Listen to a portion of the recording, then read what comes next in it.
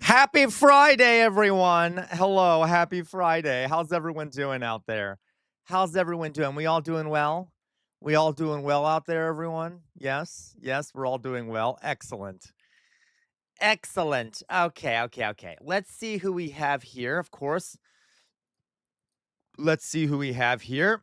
Um, we have we got hello, Matt Saigai. How are you, Matt Saigai? I'm always so glad you're here, Matt Saigai. Always so glad you're here. I heard that the protests in India are kind of there's a lot going on there. Maybe we'll talk a little bit about that today, but so glad to see you here, Matt Saigai. Dr. Matt Saigai. Okay. Hello, Chairman Bart. How are you doing, Chairman Bart? Yes, we're going to yuck it up. Don't you worry, Chairman Bart. We're going to yuck it up. We're always going to yuck it up. Hello, Sir Bart, or Chairman Bart, excuse me. Hope you're doing well. Hello, AMA. AMA is here. Hello to you too, AMA. Hello. All right. Hope you're doing well, as always. Hello, Louise. TGIF to you as well, Louise. Hope you're doing great, Louise. Hope things are going great over there across the pond. All right. How are you, Jay Williams? Hello, Jay Williams. Jay Williams, everyone check out Jay Williams art. If you go to our Discord, if you join our Discord, which is linked at the top of the Twitch chat and the bottom of the YouTube chat, open it up, find Jay William Art's profile, open it up. There's some links in there. You can go look at his art. He takes commissions and he's a great artist. So anyway, hello, Jay Williams. So glad you're here as always. Glad to have you here, Jay Williams. Even though Jay Williams is compiling a bunch of blackmail on me, essentially, which I'm not just you. You're the whole fucking community. Excuse me. I shouldn't be cursing this early. I won't get as many views. The whole darn community seems to be compiling like a bunch of blackmail on me, monsters. Anyway, hello, Virtual Violence. How are you doing? How are you doing, Virtual Violence? I'm so glad you're here, Virtual Violence, as always. As always. As always. Let's see here. AMA, I already said that. Hello, AMA. Jane Williams. Hello. Laquabwa says, finally, this godless heathen is studying the Bible. Amen. I'm praying for you, Casual Revolt. Oh my God, it burns. Okay, anyway. Hi, Laquabwa. We actually might watch a little bit of what you recommended last night. We might watch a little bit of that. Because why the fuck not? It's a Friday, and I'm in the mood to be rude about Christianity. Anyway, so the Quabwites, I am going to become a holy man today. Guys, I'm converting. I'm converting back to Christianity. I want you all to know that. Okay. We're gonna my streams will officially become Bible study streams. That's not gonna happen, obviously not. I would rather die. Okay. So let's see here. Hello, Alyssa. How are you doing, Alyssa? How are you doing? I'm so glad you're here, Alyssa. So glad you're here, as always. Okay. You're the best, Alyssa. I feel like I haven't seen you as much, Alyssa, but I bet you're busy. But I hope you're doing well, Alyssa, really. Hello, Real Life Cat DJ. Oh my God, I love having you here, Real Life Cat DJ. I love having you here. So glad you're here, Real Life Cat DJ, as always. It's not a stream until Real Life Cat DJ is here. It's not really a stream until Real Life Cat DJ is here. Hello, Doug. Hello, Doug. I feel like I haven't seen you as much too, Doug. How are you doing, Doug? So glad to see you here, Doug. As always, Doug has been here for ages. So glad you're here, Doug. Did I miss anyone? I did not. Hello, James Nordoff. How are you doing, James Nordoff? Oh my God, a backgrounder. I love having you here, James Nordoff. Love having you here. Okay. Hello, Paleontology Dog. I don't know if you're here, Paleontology Dog, but I like shouting you out anyway because you're in the background so often. Okay. Okay, guys. So, I had some trouble sleeping last night, and I may have embarrassed myself on the Discord a little bit, but we're not going to talk about that. Just be aware I might be a bit out of it because I am a bit, tired, but I'll survive. I'll survive. Yeah, but we'll be fine. We'll be fine. Let's see. Okay, so I have no plans. It's a Friday. I thought we could do some fun stuff, and by fun stuff, I mean some stuff that isn't that fun. Okay, some stuff that isn't that fun, and then you learned you were CPR certified. Oh, yeah. Oh, really? Oh, wait. Yes. Oh my God. I forgot. I told the story. Okay. Well, whatever. It's fine. Okay. I told that story yesterday. That was unfortunate. I don't know what I was thinking. I don't know. I don't know. I just start the one of the problems, guys. One of the problems is that I just start trauma dumping. Okay, I start trauma dumping when I'm a little bit intoxicated, and so like we don't need to talk about this. We don't need to talk about this. Hello, resident union thug. How are you doing, resident union thug? So glad you're here. So glad you're here, resident union thug, as always. All right, Gloria, don't worry about it. Okay. What's the story? Not no story. There was no okay, fine. I'll tell you really fast. I'll tell you really fast because everyone's gonna fucking misinterpret the story because of the misinformation spreaders in here, which we all know who it is, Jay Williams. Anyway, so literally, there was a time when I was at a Sam's Club. I think it was a Sam's Club. It was not a Costco. It was a Sam's Club with my father, and literally 2 weeks before, I had just gotten certified in CPR, AED, and first aid. I took a whole course at college learning to do like first aid, CPR, AED, things like that. And I was in a Sam's Club with my father, and we turned down an aisle, one of the aisles in the store, and there is a woman sitting in the middle of the aisle on the ground, blood coming out of her mouth and I think her nose. I couldn't really tell if it was coming out of her nose, mainly just her mouth. It may have been smeared on her nose. And she was just sitting on the ground, uh, staring off into the void, like just sitting on the ground, staring off with blood coming out of her mouth and nose. It was creepy. But it like I remember it a lot because there were people in the aisle just walking past her and not even caring. Like, I specifically remember one guy, like, that said, "Excuse me," and, like, went around her and then reached over her to, like, grab some fucking cereal off the fucking shelf and put it in his basket and then just keep walking. Yeah, and this is called the bystander effect. When you're trained in, like, when you're trained in, first aid and see like, doctors are trained about the bystander effect, so are, um, like, first responders and stuff, but it was so weird to see it was, like, very trippy to see in person, and it messed with me. It messed with me because it just anyway, it's still to this day, that image messes with my head, but anyway, so I went over to her and I asked her if she was okay, and I did what I could. I got her on her side so that she wouldn't be choking on any blood coming out of her mouth, and I checked her pulse and stuff. Her pulse was racing really fast. She wasn't responding to me. I directed, some of the bu you know, one typically with the bystander effect, once one person goes up, once one person goes up to start helping, typically other people will start helping too.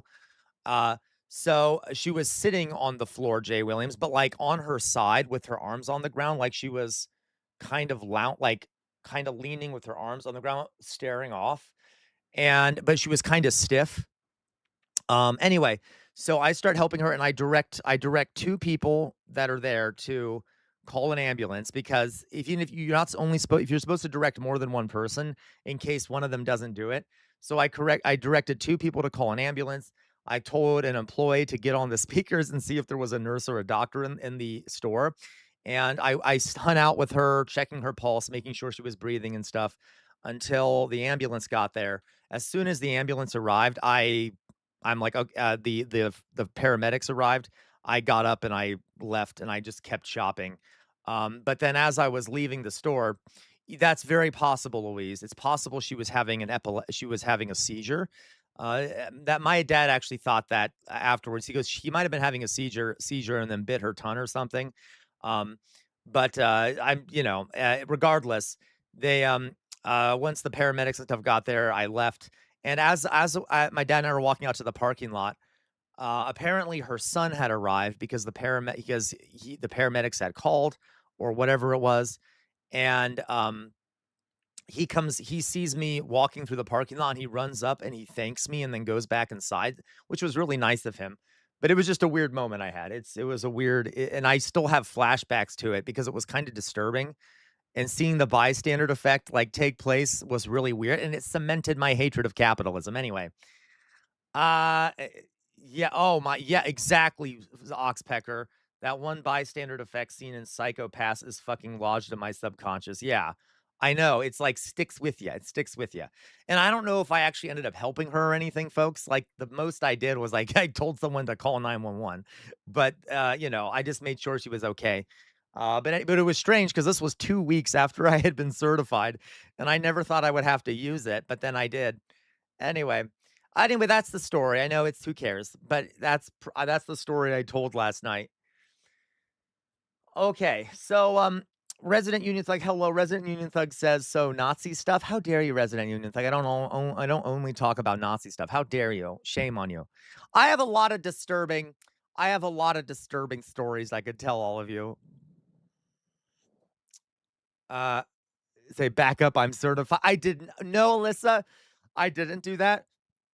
But you're supposed to tell the person you're trying to help that you are certified. So I'm like, "Hi, I'm Sam. I'm certified in CPR and AED and first aid. I'm going to help you, okay?" And she didn't respond. And if they don't respond, you can just start helping. So she didn't respond. I'm like, "Okay, well, I'm just going to help then." So, because all right, okay. Ch Chairman Bart. No, no, first aid so first aid, guys, is actually separate from CPR. Most people No, Alyssa, I really didn't at first. I felt really awkward. Like, you think you'd feel like a hero, but you really don't. I just felt fucking awkward, and I was worried. I'm like, "Did I do something wrong? Is this bad?" Um, but so, guys, if you can get, for example, a lot of teachers are required in some states. Teachers are required to be certified in CPR and AED. So I got the but most people are not certified in first aid. First aid is separate from CPR. It is like the step between being a paramedic and being a just CPR certified. I don't know how to frame it. It's a lot more. CPR takes a lot more than just I'm sorry. First aid training takes a lot more than just CPR AED. So yeah, it's like the first aid means you're the first person on the scene of an incident, and then you have to stabilize the person until a paramedic arrives, okay? So, like, and make sure that, you have to know how to, like, fix stint broken arms and deal with burns and wrap gauze and things like that. So I recommend everyone should get certified in CPR and first aid, in my opinion, and it's kind of fun to do. It's also good if you're gonna have kids because it teaches you all about, like, how to deal with wounds and things like that. Okay. Resident Union Thug, what did you learn during first aid training? Sutures, setting bones. So yes, you learned to set bones. You learned to do.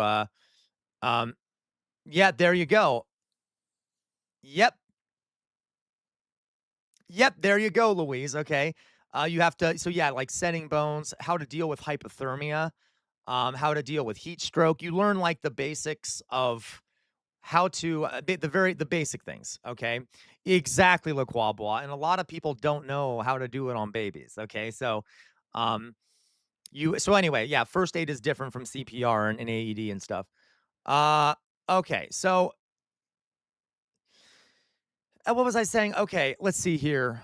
Louise, yeah, I've done, is that what caused you to become a medic to the IDF? I hate you, Chairman Bart. Uh, yeah, Oxpecker, it feels like you just did a natural human thing, which makes the instinctive reluctance insert yourself that you felt in muscle memory beforehand sticks around as a link. Yeah, no, you're totally right, Oxpecker. Guys, I did not listen. If you think I didn't experience the bystander effect, I did. For about 30 seconds, I stood there looking at her and looked around like, is anyone gonna do anything? And that's when I'm finally like, "Okay, I'll do something." So, like, I did kind of experience a little bit of bystander effect myself. I did do something, and I kinda stood there looking at her. I didn't ignore her. But then afterwards, you still kind of doubt yourself. You're like, "Should I have done that?" So it's weird. Um, Resident Union Thug, I plan on getting 'kay, I plan or on getting first aid certification for the hypothetical revolution we're totally against. Of course, Resident Union Thug, good call.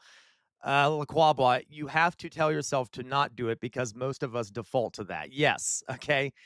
Um, yep, exactly, Louise. So I did it. So, but anyway, AMA gaming, I've heard before that some people will have their ribs break during yes. As a matter of fact, AMA gaming, you're warned about that when you're being trained for this stuff that you might end up breaking the person's ribs. You might. And if you do, unfortunately, there's try not to break the ribs, but if you do, if it's keeping them alive, unfortunately, you gotta do what you gotta do.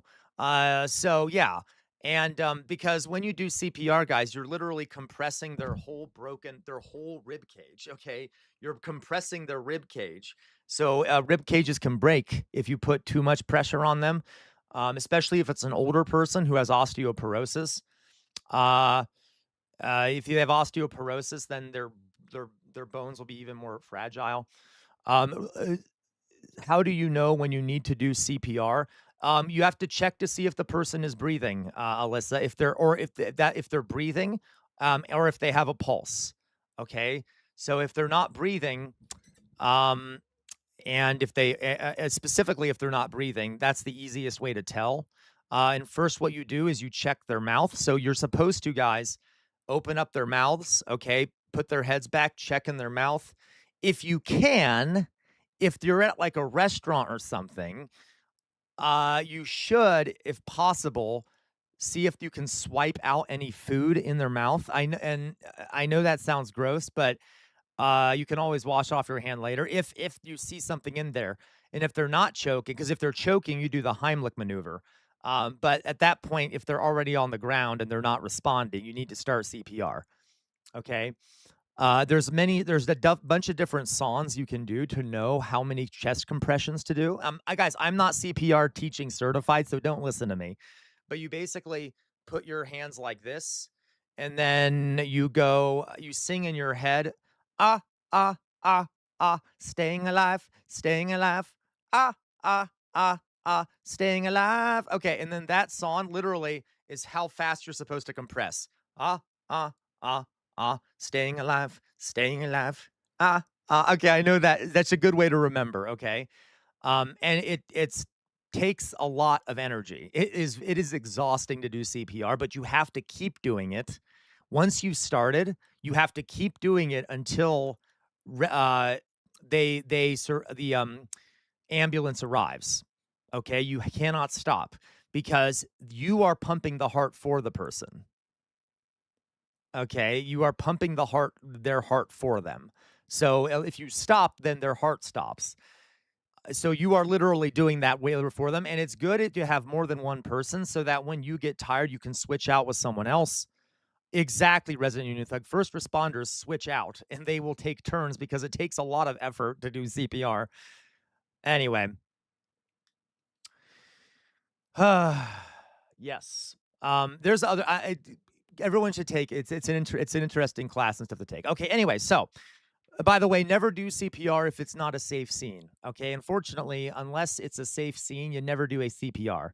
Okay. All right. So guys,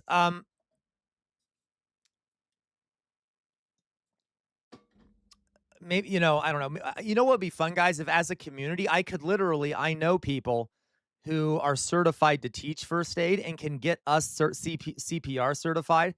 So maybe I guess we can't because we have to do it in person. Because I could literally set up a CPR training so everyone could get certified. But anyway, okay, let's go on, guys. Let's go on. Uh, let's go on here. Do, do, do, do, do. Yeah, I believe they did so, Cal. And that you don't do the staying alive thing. You have to do it a lot. Staying alive, I think, is outdated. They have new songs that are better, but you have to do a lot of compressions. See, staying alive might be too slow now, but anyway. Okay, so guys, so it's gonna be we're doing Friday. This is gonna be fun Friday, so we're gonna have some fun. I started a bit early today. I don't know if you noticed. I don't know why my voice is so crackly here. Where'd my face go? What the fuck? Okay. So let's do some fun stuff, I guess. Kind of fun stuff. Fun is always subjective around here. Rude, Alyssa. We always have fun. Okay. There you go, AMA. My neck, my back, lick my. Okay, you get it. Okay, you can do that too. All right. So I thought it'd be fun. Well, maybe we won't watch this first. Maybe we will, and maybe we won't. I thought it would be fun. I feel very religious today. God bless Jesus Christ. God bless Jesus Christ. It's Chairman Bart. Oh, brother, I'm going to have to go to Hassan soon. Why, Chairman Bart? Why? God damn it, Chairman Bart. All right. So I thought it would be fun that we're going to. I'm a very religious man, and someone recommended, someone who shall not be named, who is in chat and whose name is LaCroix, recommended that we watch a very well made series called what is it called? I don't fucking know. The Journey of Jesus Christ. And listen, I know you all hate this, but let's, for the sake of history, and I will. I know Alyssa loves this sort of thing. I know Alyssa loves when I rant about religion. I know it's her favorite thing. I'm just kidding. She hates it. So I thought we could watch a little bit of Kevin Sorbo because he's the one who made this, and it's in the public domain. And so let's all learn. Hello, Peck on bed. Let's all learn what Christ did for us. Okay. And before we start, actually, let's quickly, I like kind of mixing. I like kind of mixing history with this shit. Okay. Um, just to spite you, I'm going to become a Christian nationalist or whatever. You already were, Alyssa. I know you were. Okay. I just So let me see here. Gospels. Um, so for those who don't know, and listen, guys, I'm an atheist, to be clear. I'm not actually promoting this shit. I hope you all know that. Okay. So, but all right, we're gonna have a grand old time watching a little bit of this, and then if it's boring or we get tired of it, we'll move on to something else. All right. So the Gospels dates. Before we start,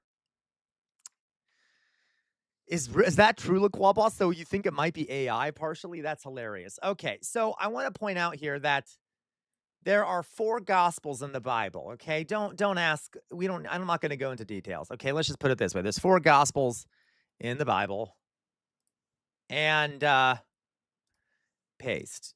Um, the first one is Mark, and so we're literally. This is also. I thought you were about to have a coming to Jesus stream, Jonas. I swear to God. Okay. Yeah, I swear to God. Okay. So we Matthew, I'm just writing down the dates so that I can quickly pull them up when I need to, because I suspect I'm going to be yelling about some things and about history and about unreliable sources.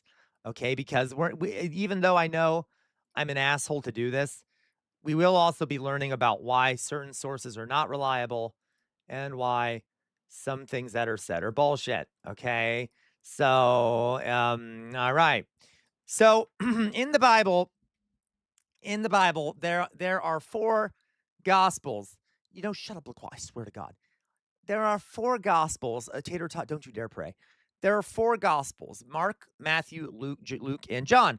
And the earliest one is Mark, which is thought to have been created around 30 years after Jesus was around. Okay. So that's already a long time. Then you have Matthew, which is 75 to 85 CE, which is about 40 to 70 years after Jesus. Then you have Luke, which is what, 60 to almost 100 years after Jesus. And then you have John, which is like 60 to a long time after Jesus was around. Okay. So they're episodes, Sir Bart. So we'll watch an episode, and if it's not entertaining enough for us, and if I can't make fun of it enough, then we'll stop. Um, and these gospels completely contradict each other.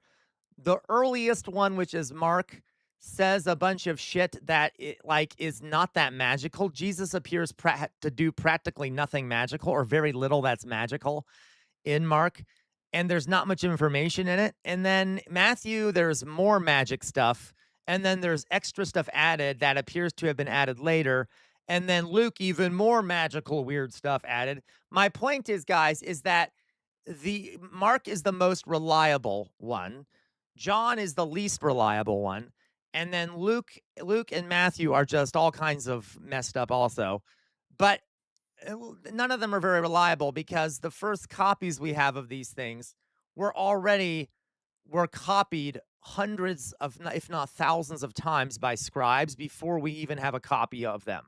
So things were added, things were taken away. Christians copied them and added shit to them. Okay. So although Mark is probably the least altered of all of them, it's still altered because it was 30 years after Jesus was around. And like none of this was written when Jesus was alive. Okay. So, um, yep. Hilarious, LaQuabra, right? None of these people, guys, knew Jesus. None of them met Jesus. So, anyway, and they contradict each other. So let's see what the fuck they do here. What typically happens and when in Christian shows that try to show the life of Jesus, um, what typically happens in Christian shows about the life of Jesus is that they like take parts of all the gospels and yeah, Jonas, none of these people ever met Jesus. Not a single one of them. So that's kind of funny. We know that for a fact. And these were written long and anyway. And the way they sound, they don't sound like people who met Jesus. They're recounting other people's accounts of it. So none of them knew Jesus.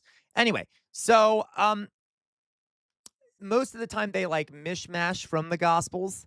So we'll see what they do. Everyone ready? Okay. Everyone ready for Kevin Sorbo's? When God is the author, nothing happens in the past and remains there. It defines history. It shapes the present and occupies the future. Okay, listen. $10 says everyone is white. $10 says everyone is white and that Jesus is an Aryan. All at once. Everything you're about to learn now has the power to guide you into his light. Ew, God. The life of Jesus is that. Oh, God. Okay. Hello, my name is Kevin Sorbo. I'm an actor by trade. I'm a Christian by life. Now, everything that you are about to hear and see in these films has been assembled together from the words and deeds of the Savior of the world. No, okay. The events in the life of Jesus Christ give us more than our souls can measure. His own baptism, his gospel told to the woman at the well, calming the storm, raising Lazarus from the dead in the presence of his listen. So I know I'm starting too early here. But isn't that funny? So, guys, literally, there's a part in the Bible, I don't know which fucking gospel it is. Yes, Philly cheese, where Jesus raises this guy Lazarus from the dead, which thus proving, by the way, that people being resurrected was pretty fucking common in the time. That's fair. That's fair, Jay Williams. Apparently people were rising from the dead left and right at the time because Jesus rises people from the dead. There's other parts of the Bible where people rise from the dead. And then Jesus rises from the dead and everyone's like, oh, it's a sign he's God. Well, does that mean everyone else who rose from the dead at the time was God? Because apparently, according to the Bible, people were popping out of their graves like crazy. So anyway, just a side note there. And sisters, his shepherd's nature to feed the 5,000 who gathered to hear him with 5 loaves and 2 fishes. In all human history, who you know what? They don't look that white. And his words to us, well, they still feed the souls of his followers all the more to this day. Jesus teaches us in layers that go on and on as far as the heart can see. Because nothing initiated by the hand of God stands still in the past. What? So, we move ahead with what God gave us. I know, right, Sir Bart? Beginning with Jesus' mother, Mary. Oh no. Okay, so now we're going into Luke. So I like this. They're putting up the gospel. They're good putting up the gospel.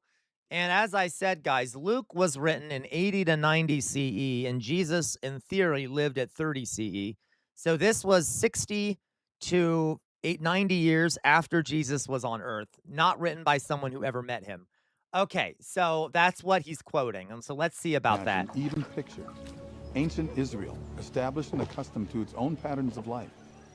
How could Mary, this very young woman, know that the miracle of Jesus' birth? So for those who don't know, she would be the mother of the promised Messiah and one of his most loyal followers. Listen. Hail, thou that art highly favored. The Lord is with thee. Blessed art thou among women. Okay, so literally what they're showing here, folks. Listen, I'm sorry. I feel like I'm a preacher explaining to you the beliefs of the church I came from. But, you know, I don't fucking know Elliot Waffles. So at this point, God sent down an angel to tell Mary that she would be the mother of the savior of mankind, or the savior or whatever, okay? The Messiah. And this is actually kind of sad. All right. I'm telling you this because, first of all, this isn't talked about in Mark at all. This is from Luke. So this was added later. So this didn't happen. There are a lot of historians out there who think that Mary may have been raped by a Roman soldier. That this actually might be, there might have actually been a Mary type figure who did have a son who became like a preacher or a holy man. And it's possible that at this time that, you know, think about it. If you had been assaulted by a Roman soldier and then your son grows up to be a massive resistor of the Roman Empire, and you can't really a way to kind of hide the fact you had been assaulted would be to say, well, God put a baby inside me. Because it would have been either that, or it may have been out of wedlock, or this never happened. That's also possible. Okay. No, it actually is historical theory, Laquabwa, that she may have been assaulted by a Roman soldier if this ever happened. It may not have even happened, but some of the hints in the Gospels are kind of like, maybe she was assaulted. But anyway. All right. Fear not, Mary, for thou hast found favor with God. And behold, yeah, it absolutely was, Jonas. Immaculate conception is very common in lots of religions. Conceive and bring forth. There absolutely was, SoCal. So there absolutely was. For those who don't know, guys, Jesus had a brother. Jesus had a brother named James. We know that Jesus, if Jesus existed, there is just about as much evidence that Jesus existed as there is that James existed, because later accounts talked about there being a brother named James. Okay, so no, you're absolutely right, SoCal. She wasn't a virgin. And I am not saying that she was a virgin. I'm saying that she said that Jesus was born from God because she may have been assaulted. This is besides the point, okay? But yeah, but he had a brother that's that's mentioned a couple times in the Bible and no one cares about. A son. She wasn't a virgin, okay? But that's the thing. I know that sounds mean, guys, but Mary wasn't a virgin. All right. I don't know if you know that, but you can't really get pregnant without doing the dirty. Okay. Now, I don't want to frame it that way. She might have been assaulted, but what clearly God didn't make her pregnant. By the way, if God wanted Mary there's some like Messiah to be born. Okay. Why wouldn't he just make the Messiah pop out of the ground or some shit? Why would he need to torture a woman and shatter her pelvis and, like, you know, in a time when there was no modern medicine, and make her suffer through a childbirth? And then make people question whether he's really the Messiah? Okay, why wouldn't he just be like, "Oh, pop, here's God"? Okay, like what? All right, you know what? That's fine. I'm not gonna ask questions. Right? No pain, no gain, I guess, right? God's kind of an asshole, I guess. So. And thou shalt call his name Jesus.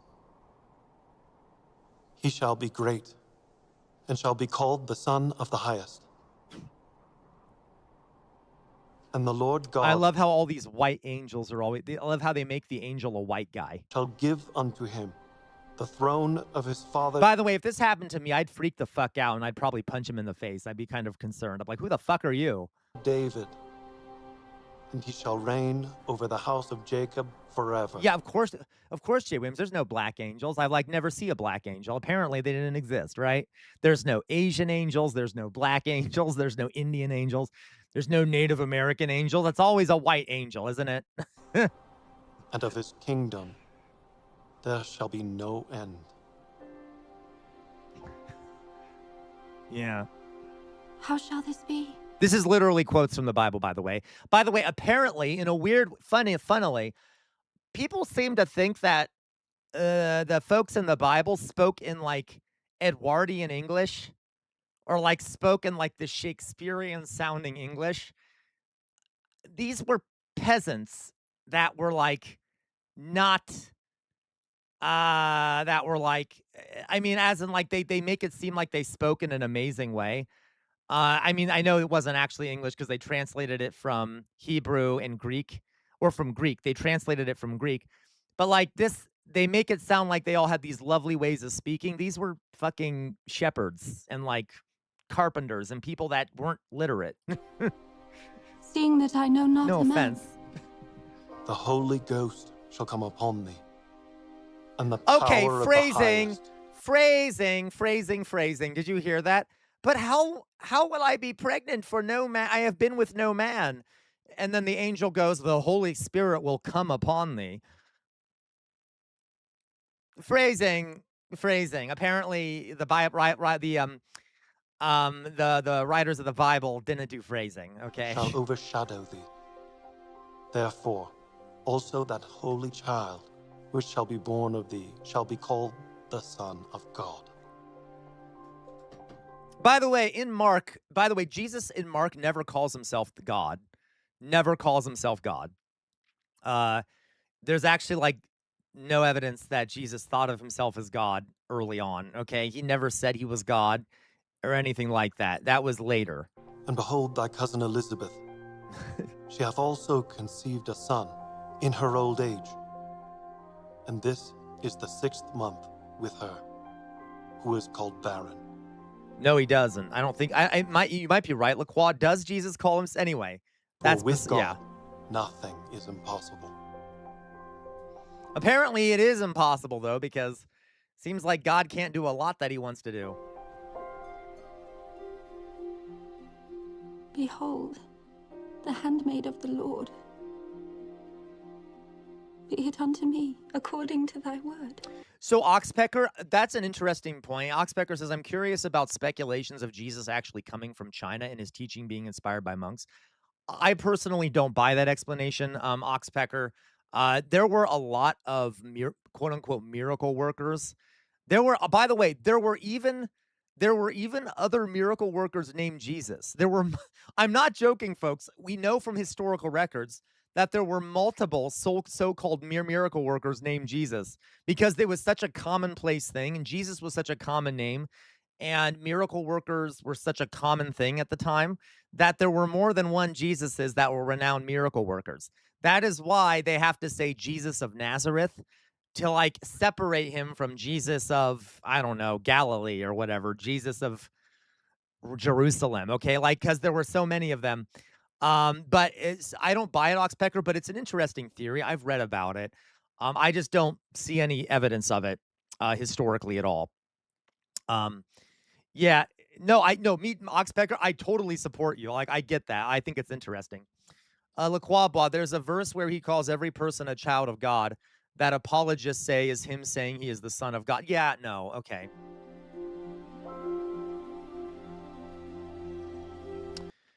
Philly Cheese question, who is the most historically recent prophet named in the Bible?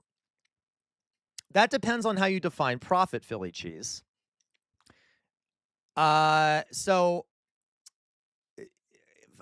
good question. It depends. So, like, John the Baptist is somewhat of a prophet, if you define him that way. That would be the most recent one next to Jesus. Jesus wasn't a prophet, though. He was, according to Christians, he was the Messiah. If you go to Islam, obviously, Jesus, the most recent prophet was Muhammad, who was the last prophet. That this in the Bible, I guess. So I guess John the Baptist, but there's also, yes, Jonas, it is okay. So John the Baptist received a message from God, but this is my point, Jonas, is that it kind of the definition changes because Mary received a message from God, but she's not viewed as a prophet. Okay, he's not the Messiah. He's a very naughty boy. There you go, Louise. So honestly, I don't know the answer to that question, Philly Cheese. Okay, and he just walks away. Get back here, you son of a bitch. What? I need receipts. The angel Gabriel, who appeared to her, put her fears to rest. She was favored by God. His message and her bowing acceptance. Again, guys, I'm sorry. I know this is going to be a long day. I apologize. But can we also acknowledge that if God is blessing you, it implies that he's okay with all the other women who are dying in childbirth. Like, you see what I mean? So, like, I don't like when people say things like, well, oh, but for the grace of God go I. Oh, I was blessed that I was not hurt in this scenario. Yeah, 12 other people died in the fire, but God blessed me and I was kept alive. Okay? Like,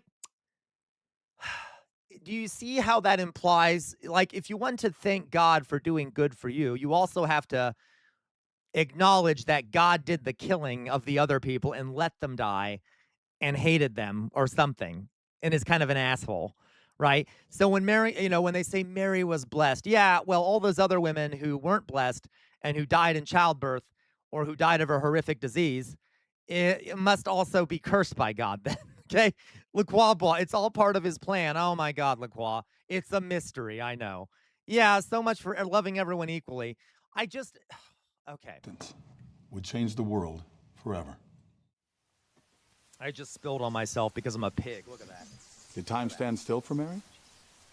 The scripture says that she soon journeyed to see her cousin Elizabeth. Okay, all this shit was added in later gospels. Okay, nothing in the earliest gospel talks about Mary going to visit Elizabeth. Okay, this was added later, and this was added later by Christians who were trying to make Jesus appear as though he was fulfilling a prophecy. You'll see what I mean. How was she compelled to go that distance? One thing is certain: 2 miracles were underway, one greater than the other, and Mary brought Dolly them Boy closer here together. I don't see Dolly Boy. How dare you, SoCal? Okay, so she's going to visit Elizabeth, who was an older woman who got pregnant with John the Baptist. Okay, I'll explain. This is going to be painful. I'm sorry, everyone. Oh, my goodness. I can't believe I'm actually explaining all this shit, and it's coming back to me. It's hard to put into words alone the bond these 2 women would share when they saw one another. Each one. By the way, can I also add something else here? It is so much weird how much travel happens in the Bible. Guys, people weren't traveling all the time at this time period, okay? I mean, shepherds had to move around and shit. But, like, do you know how you were basically barely surviving on most days, especially if you're living in the Middle East at this time, at least like in Palestine, okay? It's not an easy life. It's extremely there's no police forces. There's no one out there to protect you on the roads. It was dangerous to travel. Like, a lot of people never left the towns that they were born in, okay? Because why would you, okay? Like, it's dangerous. The only safety is within the towns. And then traveling, well, good luck with that. You're going to have to bring food with you and water, okay? Like, it's not an easy process. And yet people in the Bible just love traveling all the fucking time, apparently. And they have no problem with it. They have no material problem with it. They're never attacked by bandits. Zero problems. In complete awe of God's love and grace and what they knew they were about to be part of.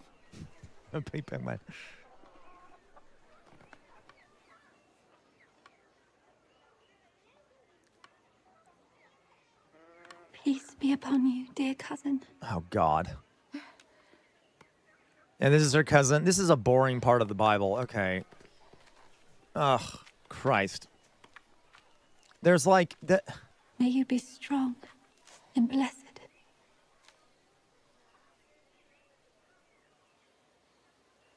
Can they speed up the dialogue a bit? Jesus Christ. Blessed art thou among God might have all the time in the world, but we don't. women.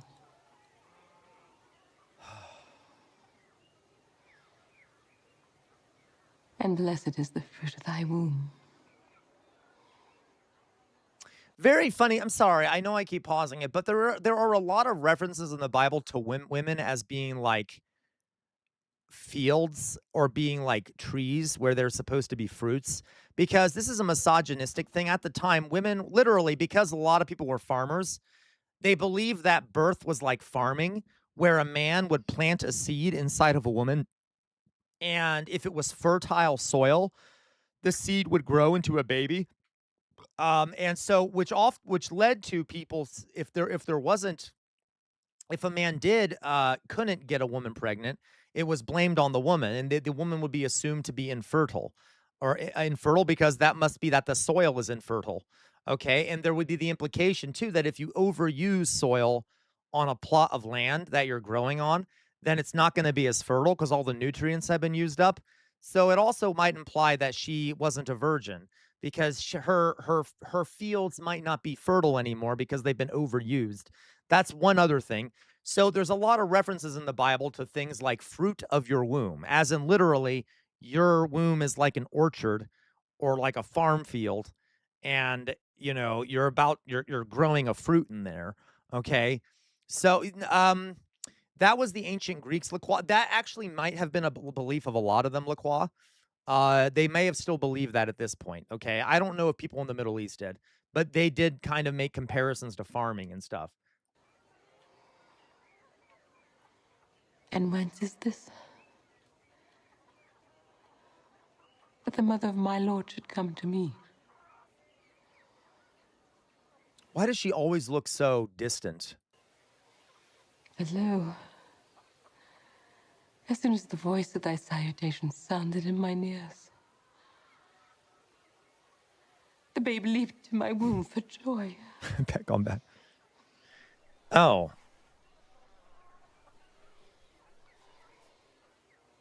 Okay. No, Tater Tot, I know, right? Your brother said Islam is not good to women. Haha. Yeah, hilarious. Just read the fucking Bible. No, it doesn't look very Middle Eastern, Jonas, I gotta tell you. I mean, admittedly, a lot of this stuff looked Roman at the time because a lot of these places were kind of Romanesque. But yeah. All these people look very white. My soul doth magnify the Lord. And why do they always make Mary look somewhat attractive too? That's also, but I can promise you most people, yes, exactly, Jonas. Yeah, I get what you mean now. Most people at this time probably didn't look too great. I gotta tell you, it wasn't an easy life. She probably had even at her young age, she probably looked older than you would think because she had probably been through a lot, given that where she lived and when she lived. Anyway, but okay. And my spirit hath rejoiced in God my Saviour. For he hath regarded the low estate of his handmaiden. For behold, from henceforth, all generations. Yeah, not a good Mary J. Williams. For he that is mighty hath done to me great things. I know, Sir Bart. Holy is his name. No, Peckombat, I'm saying it would have been harder to look like her, okay? She looks, that's true. She does look 30, I suppose, even though she's supposed to be 14 in the Bible, which is also kind of gross. I forgot about that his point. Mercy is on them that fear him from generation to generation. Okay, we get it. Can we fucking speed this up? Oh my God. God Almighty. Strength with his arm. Oh, can we wrap it up? We get it. You're. He hath scattered the proud in the imagination of their hearts. Okay. He hath put down the mighty from their seats and exalted them of low degree. Now that is a cool thing, I will say. You're gonna hate me, guys, because I do have some compliments for some of the messages in the Bible that are kind of have a socialist bent to them. There are a lot of comments in Luke and things like that about how kings are bullshit. They're just like everyone else, okay? And how God will put the wealthy and powerful in their fucking place. And I love that messaging. There are a lot of absolutely, Jay Williams. And I've said this before, guys.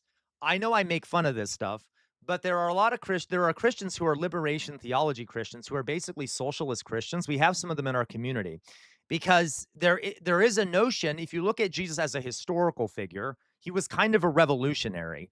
He hated the Roman Empire. He was trying to throw off the reins of the Roman Empire. And the early Christianity mainly spread amongst enslaved people and women who were some of the lowest people in society at the time because it was an empowering ideology. It talked about how the wealthy and powerful are meaningless, okay? Like having like they're and God will punish them in the end and shit like that, which you can imagine at the time during the time of the Roman Empire where the opposite was true in the Roman Empire, okay? The weak were the weak and the strong were the strong, and the strong are the most blessed. It was kind of an inversion of that dynamic, which is one of the reasons why it was very popular, okay? He hath filled the hungry with good things. You hear that? You see how it could be so popular? And the rich he hath sent empty away. Yeah, Alex Becker.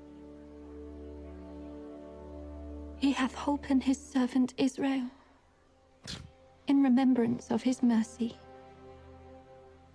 as he spake to our fathers, to Abraham and to his seed forever.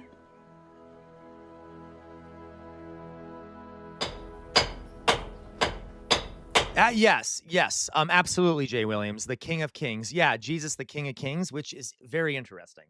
Okay.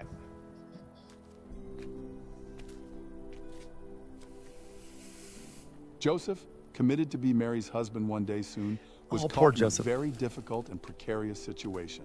Yeah, so Mary was expecting a child. So imagine, guys, you have a baby, you're preggers, and you're not married. At this time, that's not good. You're going to be cast out. You're going to be viewed as a outcast. As a woman especially, that could be a death sentence to be an unmarried mother. And so so she in the Bible, she ends up going to Joseph, who she's kind of has a thing with. You'll see what I mean. Joseph was not the natural father. Traditionally, the expectation No, of the she time was meant not. that She was not married to Joseph there, Lacroix. Joseph could respond harshly, rise up and condemn her circumstances, opening the door to fierce judgment, even death by stoning. Inwardly, it's clear to us from the scriptures that Joseph wanted to protect her from that kind of scorn. I'm pretty sure they genuine weren't danger. married. He loved Mary, but may have still been confused, maybe even disappointed. How could he know otherwise? Mary may also have been confused, even afraid to tell Joseph of what had happened. What if he didn't understand or believe? Yeah, her? Jonas. I know, Sir Bart. Death by stoning. God, so chill for allowing that to happen, right? The Bible says Joseph was a just man and not willing to go the distance to make a public example out of her. We can only imagine the personal pain and real heartache. What a low bar. Yeah, just please don't stone your wife to death. Hey, at least, I mean, don't stone Mary to death. At least Joseph met that low bar. Joseph may have been experiencing. This was not the plan. He loved her, but what else could he do? Yeah, Peck on bad. Many So of you probably know this, but the conservatives are rewriting the Bible so it contains no liberal bias. It's called the Conservative Bible Project. Oh my fucking God, Peck on bad. Put her away quietly. What fucking liberal bias is there in the Bible? Like, it's a very okay, I get it. There are some things that I guess they would view as liberal. Privately, yet still questioning. Supply side use. Okay, so now Nazareth. Okay, so now we're moving to a different gospel. See, that's true. He was nice to a prostitute. I am being mean. There are some very liberal parts of the Bible, okay? He also preached about taking the wealth of the rich and things like that. So now we're moving to a completely different gospel. Jumping around a bit here. Joseph, thou son of David, fear not to take unto thee Mary, thy wife, for that which is conceived in her is of the Holy Ghost. And she shall bring forth a son, and thou shalt call his name Jesus, for he shall save his people from their sins. It's also possible that Mary and Joseph just kind of fornicated before they were married and she got pregnant, which would also be a no-no. So then they're like, oh, crap, we better get married.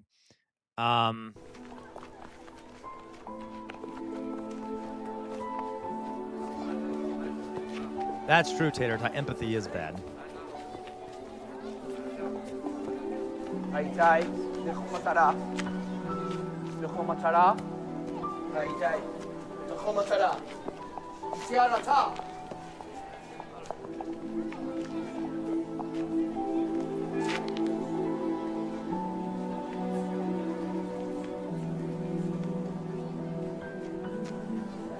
Again, I don't get it. Why does everyone travel around all the time in the Bible? That's not how things worked at the time. That would not be a smart thing to do. Jonas, listen, Jonas, there's no real good explanation here. Jonas says, I still don't get the Holy Ghost. Is it God's divinity or separate? Listen, Jonas, you mean to tell you what Catholics say? It is both separate and one with God at the same time. It's the mystery of the hypostatic union.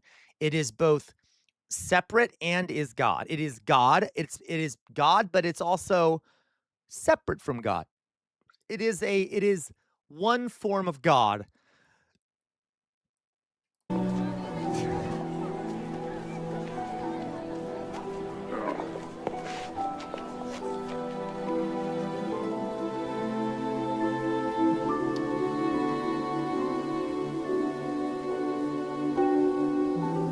Yeah, Peck on bad.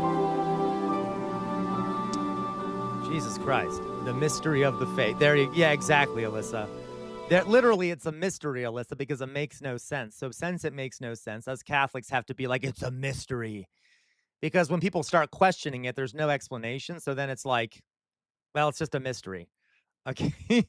All right. And they, by the way, I literally learned in Catholic high school, you know, they talk about how like the little piece of bread that you get at Mass becomes the flesh of Jesus. Then they literally call that the mystery of the Eucharist because no one knows how it happens. But apparently it is just the, you know, after the priest blessed it, it's just the flesh of Jesus. It's a mystery. So whenever people ask the question, wait, how'd that work? They're like, oh, well, it's a mystery.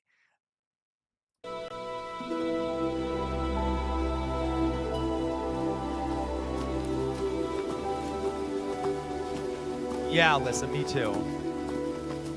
I still have a lot of that shit memorized, Alyssa.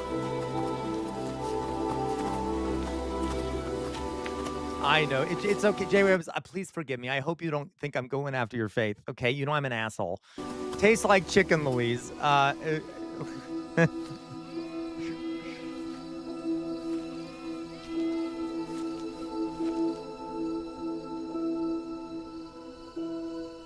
Okay, J-Webs. I feel bad sometimes. All right, so once again, they're traveling irrationally. Oh my fucking God, back to Luke. Okay, so this is another Aryan angel. Okay, so this is an angel coming down, I'm guessing, to tell a bunch of shepherds that Jesus is about to be born, that the Messiah is going to be here. This was just a later author trying to emphasize, look, I'm telling you, Jesus is the Messiah, because the Christian later authors were like getting pushback from Jews who were saying he's not the Messiah. So they're like, but look, in this passage here I wrote, it says an angel came to shepherds beforehand and even said, look, it's the Messiah. So this is like propaganda from the Bible. For behold, I bring you good tidings of great joy, which shall be to all people. For unto you is born this day in the city of David a Savior. There you go. Which is Christ the Lord. Exactly. And this shall be a sign unto you. Ye shall find the babe wrapped in swaddling clothes. No one uses the word lying swaddling. In a manger. Christ. God, what kind of shrooms were they on? That's my fascist militia name, Swaddling. I'm sorry, SoCal. Oh, look at all those angels sitting up there. Look at all the Aryan angels. I got you, J-Wams. Okay. Okay. This is Christmas. Oh, guys, where's Santa Claus? I'm gonna, the three wise men, they followed a star. Yeah, exactly. They did. That's literally the star you put on top of your fucking Christmas tree. It makes no fucking sense, folks. It makes no fucking... Okay.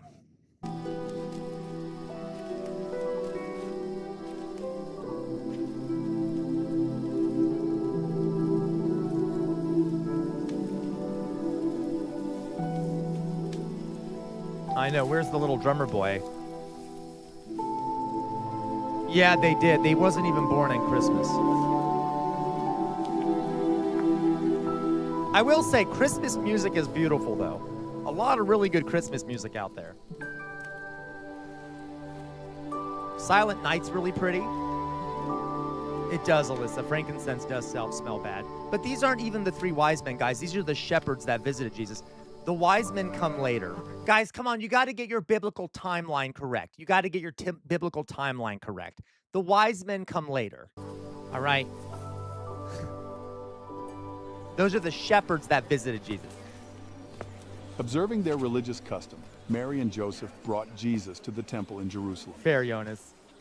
The Bible says the Spirit directed a devout and just man named Simeon to the temple at the same time. By the way, the fucking temple. So, oh my fucking God. So you have to understand, guys, the ancient Jewish faith was like a lot of faiths at the time, okay? It was not much different than a lot of other faiths, apart from its non-polytheistic sense, okay? At this time. And the priesthood at the time were very manipulative. They basically survived off people paying them to do sacrifices. So they would literally take sacrifices for everything. Like there were all these provisions in the Bible for like times you would have to sacrifice something. So you would go to the temple. There would be a bunch of people selling animals outside the temple. You would choose an animal. The size of the animal, the type of the animal would depend on what you were trying to sacrifice for. And, also it would cost more depending on the animal. And if you wanted like a better sacrifice, you would have to pay more. And then these sacrifices would be given to the temple and then sacrificed. And then what do you think the priests in the temple did? They ate it. They would eat it. And they would take the offerings, which were sometimes people would offer money, and they would put that into their own pockets. It was basically a grift, okay? I don't know how to frame it. These high priests and shit were grifting. This was common at the time. Most ancient religions just grifted. It was just these priests doing these sacrifices and then staying rich off of it, off the sacrifices, and letting the poor feed them with their sacrifices. And then they would say that they were unholy or unclean if they didn't do sacrifices. The people who wrote the Bible with like all these things you have to do for sacrifices were the priestly class who ended up doing the sacrifices and getting rich off of it. So, Had been revealed to Simeon that he would see Christ before the end of his own life. Yeah. He'd been waiting for some time, hoping. So notice, you can see my point. He literally has 2 doves, which were brought to the temple at the same time. He would have likely have bought those outside the temple in this area where all these animals were being sold. He probably bought those because he's poor, so a dove is a poor sacrifice. And to an offering for the son they just had. It had been revealed to Simeon that he would see Christ before the end of his own life. He'd been waiting for some time, hoping, believing the Lord would fulfill his promise to him. And now, finally, exactly, Sir Bart, that day had come. Oh, there's someone who looks somewhat Middle Eastern. Okay, now we go back to Luke. Oh, it is. Look, it has to be. It almost certainly is. And in Mark, we don't have anything like this story. This story was added later. Oh, Lord, now let thy servant depart in peace according to thy word. Mine eyes have seen thy salvation, which thou hast prepared before the face of all people. Notice how every single one of these people is talking about how Jesus is the Messiah and the salvation. This is because it was added later. Okay? By Christians trying to prove that he was the Messiah. The Gentile and the glory of thy because it's fun, Mayflower Kid. You will have fun. Behold, this child is set for the fall and rising again of many in Israel. Yea, a sword will pierce to thy own soul. What? That the thoughts of many hearts may be revealed. I'm sorry, Philly cheese. I know I'm rude. Look, they're probably not going to show them chopping off the head of the doves, are they? Because that would be a bit too R-rated for a Christian show.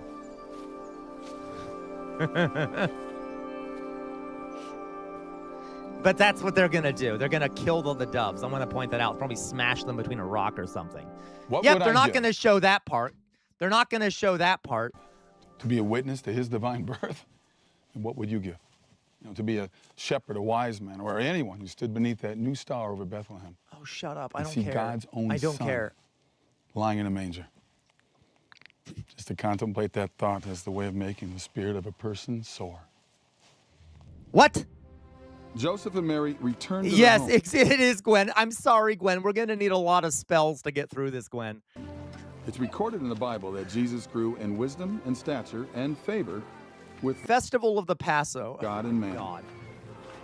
A child whose wisdom and insight was so advanced that the most elevated minds around him were astonished at the depths of his understanding. Bullshit. We read that when Mary and Joseph searched desperately for him during the Passover season, they finally found him, teaching in the temple. Mary was bad parents, by the way, bad parents. How do they lose sight of Jesus? distraught. Jesus calmed her by reminding he was about his Father's business. By the way, to be clear, guys, the people that were so boring, man, speed it up. I want to see a crucifixion. Calm down, Sir Bart. Calm down. This is really fucking good. This is good shit. 0 chance. There are none, Lacroix. In Mark, which is the earliest one we have, there are none. All of these are added later. Any story about a young Jesus was added later. Almost certainly. We don't know. Anyway. Gwen, 25 stream streak. Well done. Can I point out that there's 0 chance that, like, the high priest would have let a kid, like a poor kid in there to preach to them? They would have lost their fucking minds. Okay, this could not have possibly happened.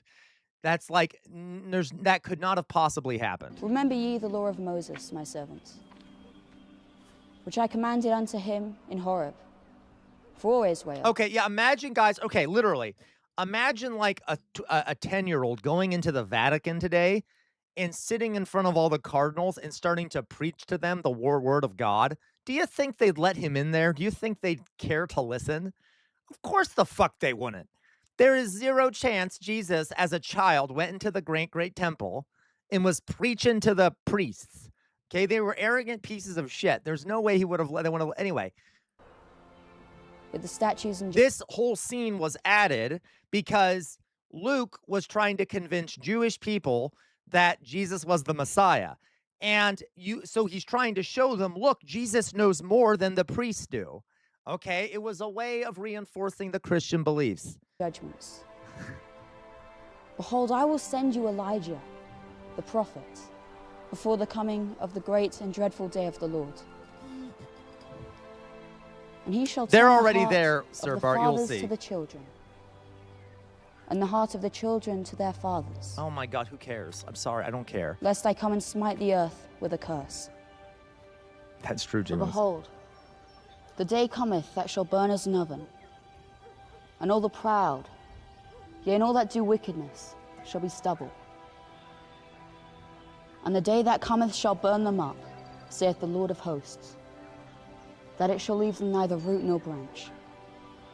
But unto you that fear my name, That's kind of violent and aggressive. shall the Son of Righteousness arise, with healing in his wings. Yes, very Middle Eastern accent, right?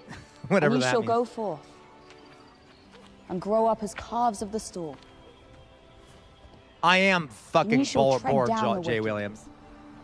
For they shall be ashes under the soles of your feet. Listen, he's saying that anyone who's bad is going to burn up. That's kind of dark.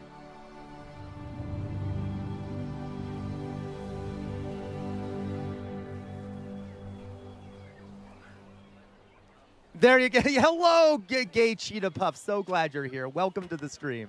Thank you for the 30 bits. Yes, Gay Cheetah Puff. Forgive me. So welcome to the stream, Gay Cheeto Puff. I am a lefty, by the way, and yes, I'm a raging homosexual. And occasionally I do dip my toes into criticizing Christianity. I can't help myself because, you know, it's kind of ripe for criticism, okay? Glad to see you here. Why hast thou thus dealt with us? Behold, thy father and I have sought thee sorrowing. By the way, again, 0 chance that the high priest would let in these poors into the fucking temple because the priests were elites and they were arrogant pieces of shit who were obsessed with cleanliness. And like they wouldn't let the fucking pores in there, okay? They'd be like, "Oh, you fucking dirty, filthy pores. Well, you're not allowed in here." Zero chance they would do this. How is it that you sought me? Wist ye not that I must be about my father's business? Pet gone bad. Thank you, Gate. Okay.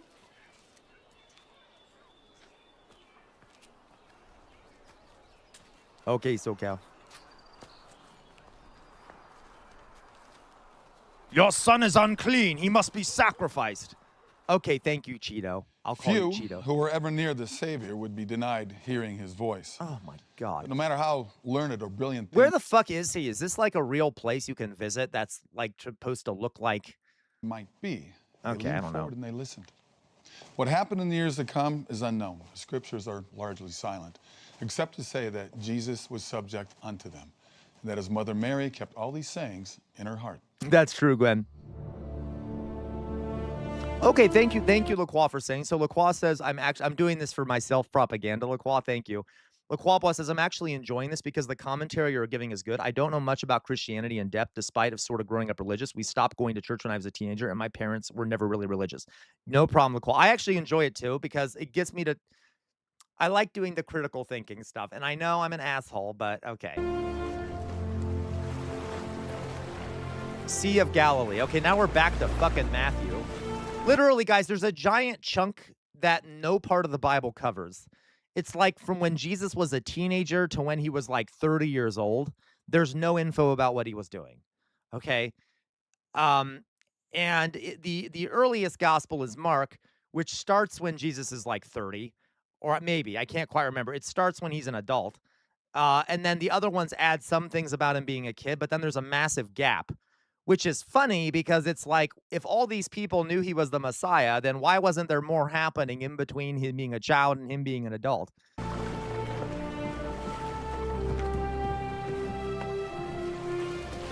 I too like to skip that age. I know, right, Alyssa? When the time came for Jesus, the Son of God, to choose that close circle of men who would follow him, those who were chosen did not resemble at all those religious leaders who occupied the highest of places in Jerusalem. Okay. Follow me, and I will make you fishers of men. This is it, Loisa. We're doing Bible study today. Now, okay. So, oh my fucking God, this is a cult. Jesus started going down and hanging out with fishermen, apparently, and they started following him and believing in him as a miracle worker. Yeah, in the Bible, it basically says he goes up to them and says, "Follow me," and they just drop what they're doing and do it, which I feel like is not what actually happened. Okay, but regardless, if Jesus existed, he was probably a charismatic leader who kind of like was able to convince some folks because his ideology was pretty rebellious at the time.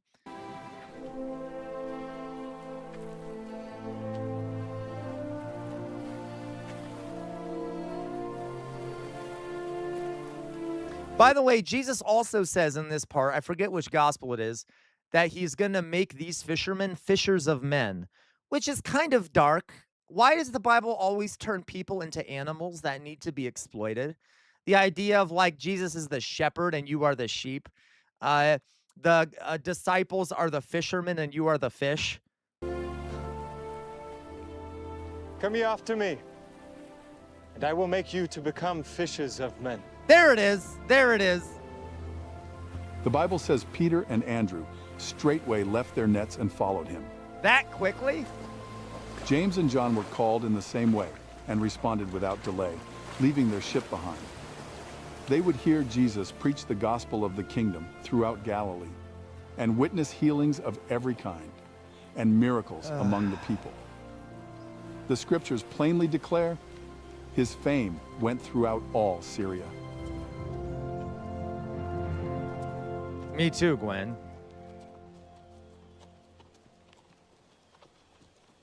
Okay, oh wow, now he has now he has a bunch of followers. Again, guys, this was common at the time. There were a lot of little sects and cults that were forming all around the region at the time. Go and show John again those things which ye do hear and see. The blind receive their sight, and the lame walk. The lepers are cleansed, and the deaf hear. The dead are raised up, and the poor have the gospel preached unto them. And blessed is he no, but seriously, Loy, so where the fuck are their supplies? Depended in me. Let's just wander in the Syrian desert without supplies, okay? Don't worry, we have water, but Jesus turned it into wine, so good luck with that. What went ye out into the wilderness to see? A reed shaken with the wind? But what went ye out for to see? A man clothed in soft raiment. Behold, they that wear soft clothing are in kings' houses. But what went ye out for to see? Right, Gwen? Yeah, that's true, Gwen. Jesus was a witch. Prophet? Yea. I say unto you, and more than a prophet. For John is he of whom it is written, Behold, I send my messenger before thy face, which shall prepare thy way before thee.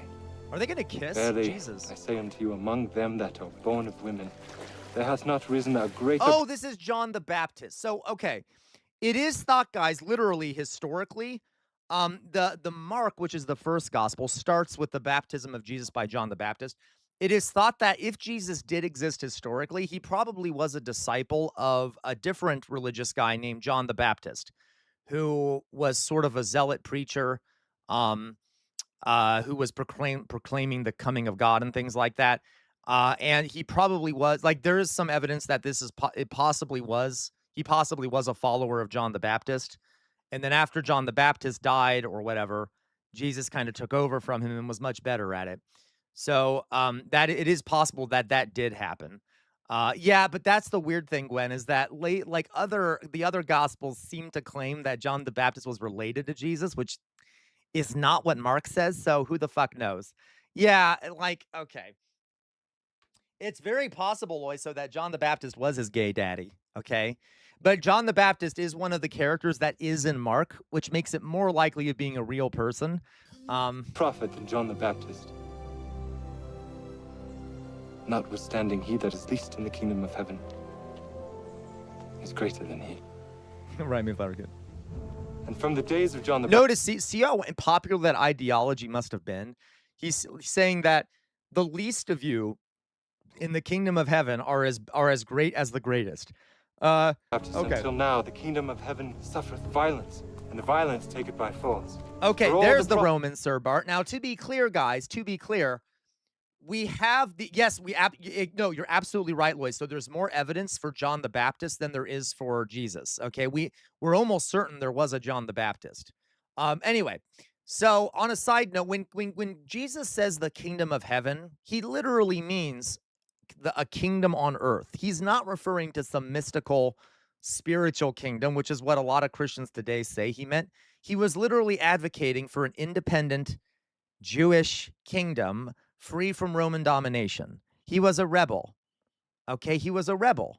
He was we're not certain of this, but like if you look at all the evidence, he was a bandit rebel trying to revolt against the Romans to establish an independent Jewish kingdom. Okay.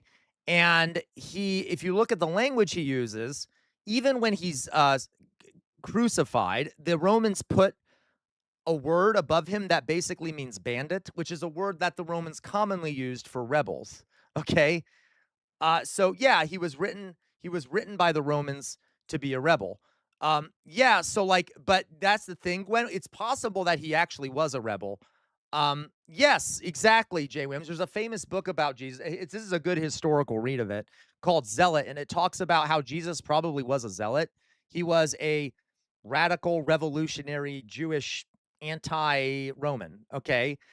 But his approach was, but he also mixed in ideology that was very anti-Roman, okay? The idea of caring for the poor and shit like that, all right? Prophets in the law prophesied until John, and if ye will receive it, it's his Elias, which which was for to come. He who hath ears to hear, let him hear. But whereunto shall I liken this generation? It is like unto children sitting in the markets and calling unto their fellows and saying, Peckham, we have piped unto you, and ye have not danced. We have mourned unto you. And yes, and Gwen, that is a funny thing, right? Because obviously, guys, a lot of Christians later who wrote the other Gospels were in the Roman Empire. So you'll notice as the Gospels go on, you start to see more things like serve your master and pay your taxes.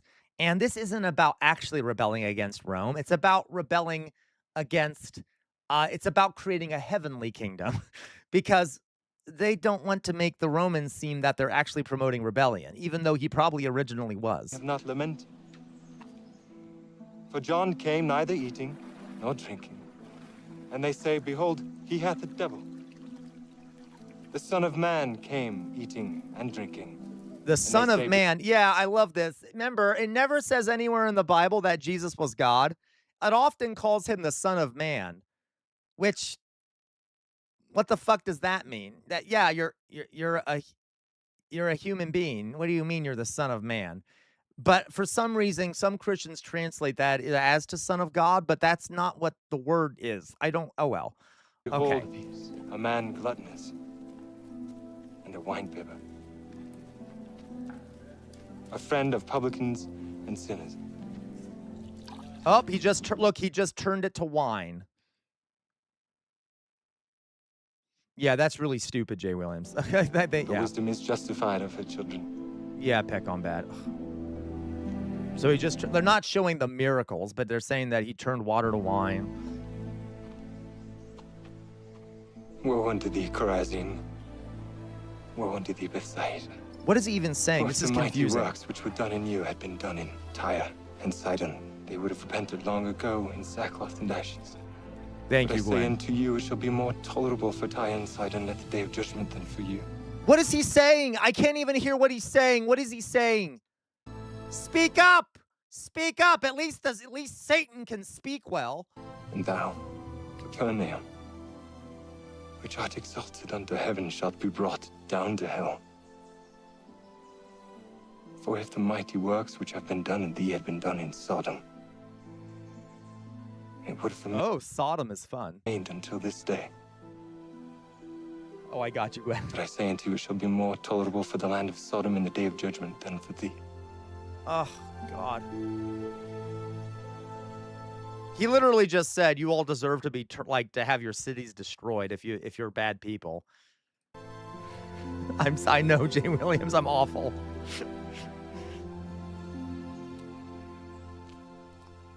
That's true, Philly cheese.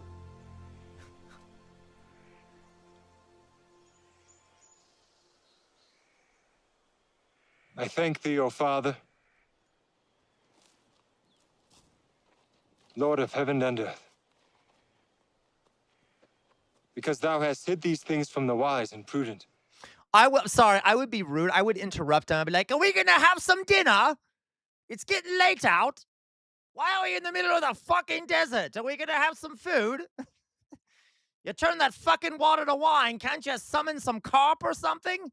Like, I would literally be interrupting this prayer immediately. And hast revealed them unto babes. Even so, Father, for so it seemed good in thy sight.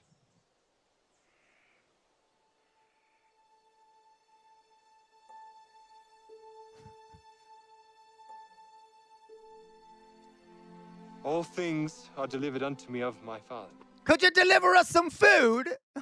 And no man knoweth the Son. I told all of you it was a bad idea to leave the city without some food. But the Father. Neither knoweth any man the Father, save the Son. And he, to whomsoever the Son will reveal him. Come unto me, all ye that labor and are heavy laden, and I will give you rest. Take my yoke upon you and learn of me, for I am meek and lowly in heart. and ye shall find rest unto your souls. For my yoke is easy, and my burden Oh my is fucking light. God, can we get it? I send you to gather my sheep. Go not Looks literally, gather my sheep. Apparently, people they're converting are sheep, right? into Love the way that of the Gentiles, dehumanization. and into any city of the Samaritans. There they are. There you are, guys. There you are. You're the sheep Enter ye being led around by a not. shepherd, which will beat you if you get out of line. But go rather to the lost sheep God, of I the need house to of drink. Israel. I might go get some beer here pretty soon. It's too early for beer, folks. How would you guys feel if I started drinking some beer? I might start drinking some beer. And as ye go, preach, saying the kingdom of heaven is at hand. Simon Bar-Jonah, by the authority of the holy priesthood that I hold. Rabbi, It is Friday, Alyssa. my little daughter. Heal the sick, cleanse the lepers. That's raise the true, dead, Luis. cast out devils. Freely ye have received. Okay, we're just, this is like not even good. This is like not even a good, like we're not even seeing the cool parts, like all the fun parts where he's like healing the sick and like, you know, turning the water to wine. We're only getting brief little looks at. Freely give. Provide neither gold, nor silver, nor brass in your purses, nor scrip for your journey, neither 2 coats, neither shoes, nor yet staves, for the workman Prove it, Vicky. is worthy of his meat. Oh, did he say that your work is worthy of his meat? I'm going to replay that. Brass in your purses, nor scrip for your journey, neither 2 coats, neither shoes, nor yet staves, for the workman is worthy of his meat. And into whatsoever city or town you shall enter, inquire who in it is worthy, and there abide till ye go thence. See, literally, they were able to find the worst off people in every city. And like, that's where they focused on speaking to, because disenfranchised people who feel oppressed are going to be easier to convert. That's one of the reasons why this belief system was so popular. Like I said, the 2 groups that spread the fastest amongst were slaves and women. I am so glad you've made the choice to take this journey with me, to see the life and hear the words of Jesus Christ. But it's just the beginning. Yeah, this is only the first episode. We can go much further to know God, if we are willing. In Revelation, the last book of the Bible, Jesus speaks to all of us and says, "Behold, I stand at the door and knock. If any man or any woman hear my voice and open the door, I will come in." The very promise of God to his children, of which you are one, and for whom he sent his Son to redeem. When he knocks, as he most certainly will you let him in? No. Still to come, Jesus shares his gospel in the form of parables. Yeah, don't worry, Mayflower Kid. We're only going to watch one today. Of eternity when we ponder their meaning. Okay, you know what? We're done with that. Thank you, guys. Thank you. Honestly, it wasn't that great. I got to tell you. I got to tell you, I was hoping that we'd get to see some miracles. That'd be fun. Miracles are always fun. No, seriously, Loiso. Loiso has a really good point. I 100% agree. Loiso says, yeah, but to be real, if I was a Jew at the time, Jesus would probably be my guy. The real guy was among the best options ethically. Whatever Paul did for the Romans, I don't want any. Yeah, exactly. I agree. He would have been a great option at the time. Don't worry. Don't worry, Sir Bart. We'll eventually watch the one where he gets put up on the cross. I know that'll be a fun one for everyone. Everyone likes death and destruction, but you know, just think critically, folks, about this shit. Think critically about it, okay? I got bored watching it by the end. I'm just like, okay, I'm done with it. There's a lot to unpack here, yes. So, okay, what we're gonna do, guys? Thank you, guys. We'll watch. You know, we'll do one of these occasionally until we're all deeply acquainted with Jesus Christ, our Savior. All right, let's go fucking on now. I don't know what the fuck to do. Well, we'll find something else to do. So I have some things we can do. I hope you all learned something, I guess. Whatever. It's supposed to be Fun Friday. I can do whatever the fuck I want. I don't care what you all think. America is the richest country. Work, fight, yet still isn't good enough to live comfortably, but rather just survive. It is. I know, Vicky. It's awful. God. At least you guys over there have, like, universal health care and shit. We're all fucked up. It's Jesus Friday now. Yeah, I guess we could. So we could do Jesus Friday. So I thought... Debate teacher. Now, I found this. Okay, I found this. I thought it would be fun to watch a little bit of it. This is a bunch of conservative moms arguing with liberal teachers. So these are conservative moms who don't like liberal teachers and who don't like liberals, whatever they define liberal as, okay? Because God knows they're probably defining it incorrectly. But I would love to see, yes, come on, Jay Williams. You know this is going to be fun. You all know you're going to love this. Come on, guys. Stop pushing back. Stop pushing back against me. I'm so excited to see what the conservative moms say to the liberal teachers. I'm sure they'll have very good critiques, won't they? No, Mayflower Kid, this is great. I'm going to fucking hate this shit. Well, join the fucking club, Jay Williams. You always send me shit all the time that I hate, okay? So now you know how I fucking feel, all right? Christ. Anyway, so let's watch a little bit of this, okay? Exactly, Lois. So let's watch a little bit. Let's see what the liberal teachers have to say to the conservative moms and vice versa. Okay, everyone ready? You know what? I need to get some alcohol. I almost said drugs, but I just really want alcohol. 1 second. I'm going to go get some alcohol. I need it, folks. I need it. Need some fucking alcohol. 1 second. All right. Black Mo. No, Mayflower. I think Jesus had the worst Friday ever. That's true. Give me a second, guys. Wait for it.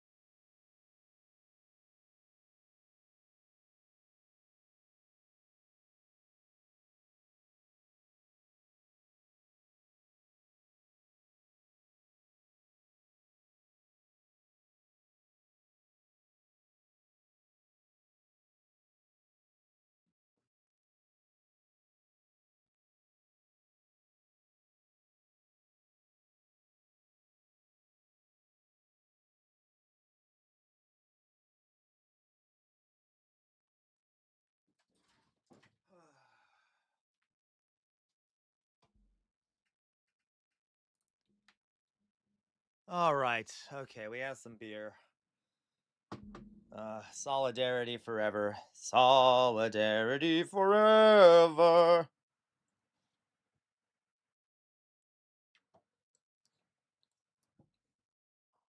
All right. Oh, Christ. Yes, it is a homebrew, Sir Bart. It doesn't actually have much. I'm not sure what it is. I think it's a lager. I'm not sure what it is, but it tastes really good. We have several things of homebrew over there, And this one isn't labeled, so I'm just trying it, and I don't know what it is, but it tastes good.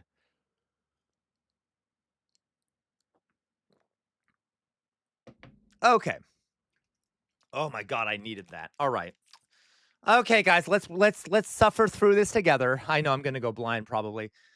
Casual reprobate is going getting drunk today. I hope so, Roshi. I really fucking hope so.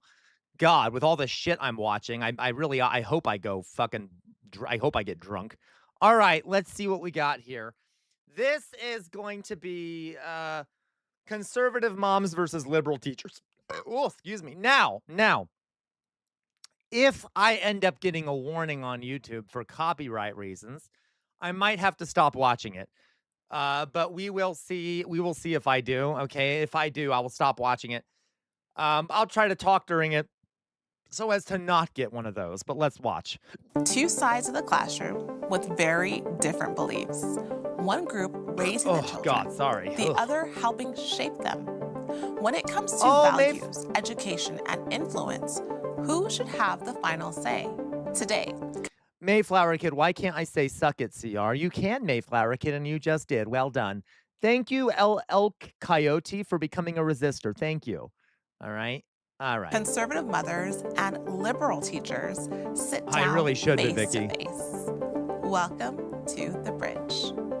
The Bridge. Is this supposed to be like a Jubilee thing? Misa, and I'm a liberal, moderate substitute teacher. Okay. My name's Courtney, and I'm a Roshi. liberal Christian teacher and mother of 5. Hi, I'm Elaine, and I'm a liberal teacher. I love teachers, guys. I have a bias. Because I love teachers. Most of them are such sweethearts. They're such sweethearts. Hi, I'm Lori Mills, and I am a conservative mother of 2. Ew, oh my and fucking grandma. God. Ugh. I'm disgusted. Jessica. I'm a conservative mother. Hi, I'm Mari Carmen Birman. I'm a mother of 3. I'm conservative mom of 3. Hi, I'm Marion. I'm a Christian conservative mother. Education God damn it. Okay. should be neutral, not political. Education should be neutral, not political. So, not possible. Guys, it is literally impossible to make education neutral.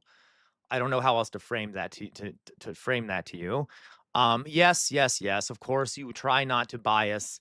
Education is inherently political. Obviously, I'm not saying that a teacher should go up there and be like, you better be a fucking socialist or like okay. But guys, it's like we have this obsession in our society with thinking that because people have different opinions, there's no right opinion, and that like you shouldn't judge anyone for their opinion, therefore a teacher shouldn't get involved. Well, some worldviews are not congruent with reality. I know, LaQual. There are ways to do it without doing it, if you know what I mean. Some worldviews literally do not conform with what teachers teach. In which case, like if the basis of a person's beliefs are against reality or like against the basics of how the world works, what the fuck are you gonna do?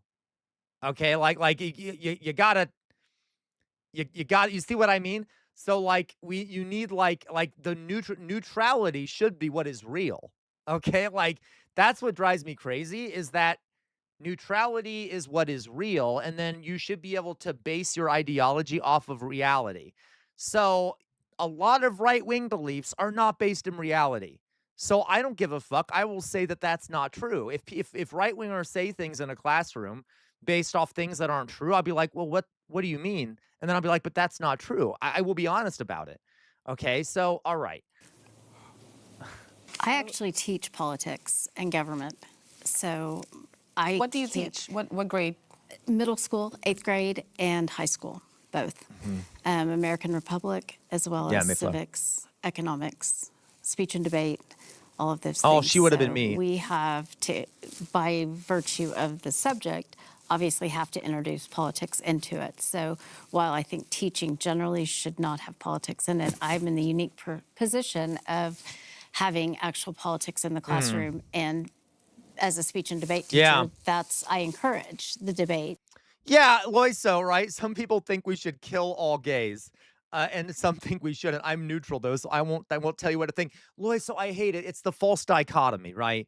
What is it? Not the false dichotomy. The what is it called? The false equivalence. I hate the false equivalency.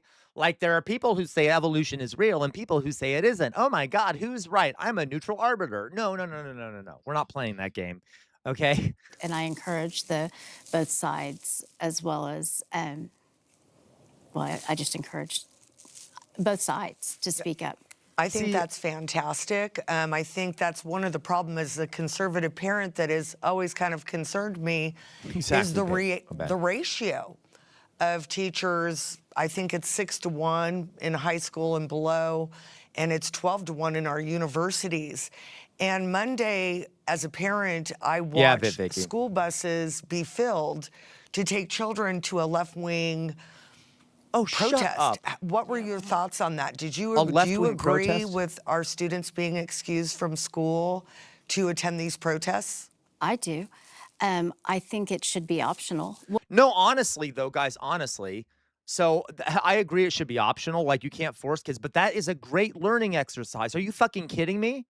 How is that not an amazing learning exercise to let kids go to a protest? That is like, literally, it is in the curriculum of Ohio that you need to teach kids about civic engagement and getting involved in politics. What is a better way for them to learn that than to go to a protest they want to go to? That's like learning about the First Amendment and shit. Okay? But it'd be okay if they went to a right-wing. Yeah, it totally would be, honestly. I don't care. If they want to go to a right-wing protest too, that's fine. I literally don't give a shit. If that's their right to do it. Like, you can do it, and it would also be a good learning experience. A weird one of his blah, but you can't have an opinion, do anything about it before you graduate, right? Oh my God. What was the protest? Well, it was Walk Out of Ice. Yeah. It was supposed to be May Day. Oh, and that happened. But unfortunately, it turned into an anti-ICE protest. May Day, that's so cool. And things like that. So if you would agree that kids could leave school to go to an ICE protest, would you feel the same way if they went to a Trump rally? Just curious. Like I said, I think it should be optional. I think the parents should have the ability to opt out of either. Because no, I would not want my children taken to a Trump rally, but I would let them go to an ICE rally. I do feel like the parents should have a preemptive strike over what their kids are exposed to in that situation. But I also think it's necessary whether you agree or disagree. And in fact, I would go back and say that I would allow my children to go to— That's true, LaCroix. You're right. Was she okay with it? It was a May Day rally. You can also teach about the history of workers' rights and stuff. Thank you, Parkours. I'll take a drink. Cheers, folks. I'm going to try not to get too drunk too fast. I probably will, though, because you guys know I'm a fucking lightweight. Weird Nervous Blob. Well, May Day would be way more objectionable if they knew the history of— then totally Weird Nervous Blob. LaCroix Ball. She was okay when it was a May Day rally. She knows May Day is right, because people don't know what May Day is. People don't know what May Day is. Okay, they like, especially right wingers. They don't know. A Trump rally, because I think seeing the political process and understanding that there are— We do, Chairman Barton, and that's the thing too. Yeah, honestly, guys, yeah, I would totally— unfortunately, I would have to get parents' permission, and I don't mind. If like a kid wants to leave to go to a political rally, they are going to have to get their parents' permission. I can't— that's just— there's a lot of reasons for that. Some of them I don't agree with, but there are good reasons for that too. If like a kid has a medical condition, or they, might be threatened when they're there, I want to make sure parents have permission. That also covers my back, unless they're 18 years old, of course. Okay, it's always optional. Nobody in the room has any control over what teenagers do. Yeah, exactly, Oxpecker. And I promise you guys, if they want to go, they're going to find a way to go anyway. Like permission slips. The thing is, guys, is like, I'm not going to go through and check all the signatures on all the permission slips. You can't. Like, how the fuck do you know if a parent's signature is correct? I can guarantee you there might be some students who forge a signature, because I can't— there's no way of knowing. But at least I have done my due diligence, so it doesn't come back on me. You know what I mean? Sides. And I think seeing that, you go to a rally, and I've never been to a rally that didn't have protesters. So you've got both sides represented there. And I think allowing them to see the process firsthand. I took my students physically to polling places, and we would all go. I would take them all with me 100% to vote. Loiso, no, And I but didn't- you're 100% right, Loiso. Right, Loiso says permission slips are more about establishing the accountable adult, in my opinion, than preventing much. Correct, because there's no way to be certain that, like, it's, it also makes it so that it takes a burden off the school and the teacher. You know what I mean? Oxpecker, I got you. Okay. Gwen, May Day is on around bell marks, the beginning of summer, returning of fertility of the land, a halfway point between the spring equinox and the summer solstice. Interesting. And tell them how I was voting, but I think seeing the process and seeing things like protest rallies is invaluable learning. But do you think that you can see it on camera, on a video, would be more beneficial for the safety of the children and for maybe if the parents weren't okay with the ICE walkouts? Does she believe in guns? Because does she think it's safer for kids to be in an American school or at a protest? Like, I know that sounds dark, but to an extent, it actually might be safer for the kids to be at the political protest. Because I feel like there's also there's a lot big of a threat in the school too. But anyway, yeah, but like also there's big difference, guys, between doing a video of a protest and actually joining a protest. It's a completely different experience, and one is more valuable than the other. Because there have been plenty of parents who were like, I had no idea my kids weren't at school because there was a walkout and they didn't tell the parents at all. I think the parents should be informed. I think safety, you just have to make the call. I'm new to California from Colorado, and so I know there are different safety concerns on how ICE is handling things. I don't know that I personally would take a group of children to an anti-ICE rally because I'm afraid of ICE. And right. They don't understand, Alyssa, that a walkout is not exactly planned a lot of the time, or it's not exactly known about by a school. I'm afraid of how they react, and I think there's been extreme violence. I find it fascinating twofold, right? One, we have to also talk about... No, listen, I agree, Weird Amorphous Blob, but my point is, Weird Amorphous Blob, is that I agree, Weird Amorphous Blob, but that's why, so for permission slips, I have to get them because otherwise I could get in trouble or the school will get in trouble, but there's no way for me to verify the signature, and kids know that. You see what I mean? It's a good way of preventing, to keep everyone happy. Of those students, they were all failing. Like, this school specifically has some of the worst They didn't, Gwen. Like, there's no way the teachers took kids out of class without parental permission. I'm guessing the kids left on their own. Like, no way. Schools are super paranoid about that. Like, if a teacher took kids out of a school without permission, that they would be fired. That is an extreme danger. Like, you can't do that shit. So I would suspect the kids just did a walkout on their own. Graduation rates, worse literacy rates. So for me, I don't see how them being bused to a rally was appropriate at all, right? Like, they need to be... But seriously though, if the kids are going to go to the rally anyway, would you rather them walk there, or would you rather them have a bus to keep them safe? Like, it's kind of like saying that you should teach abstinence, but not provide condoms. Like, if the kids are going to do it anyway, you better make it safe for them. Give them a fucking bus and then send people with them. If you can't stop them from going, you better try to keep them safe. Like, I don't see what the issue that is. Did she say liberals are dumb? I'm going to go back a little bit. An anti-ICE rally because I'm afraid of ICE, and I'm afraid of how they... Alyssa, the school by us sent teachers to walk with them and make them safe. Yeah, Alyssa. react, and I think there's been extreme violence. I find it fascinating twofold, right? One, we have to also... Mayflower Kid. Of course bus accidents happen. People get hit in the street by cars, too. People get killed in regular cars. It is safer to get all the kids on a bus. By the way, a bus is safer in an accident than a regular car, and it's safer than just walking there, a bunch of kids walking there on their own, right? So talk about the standing of those students.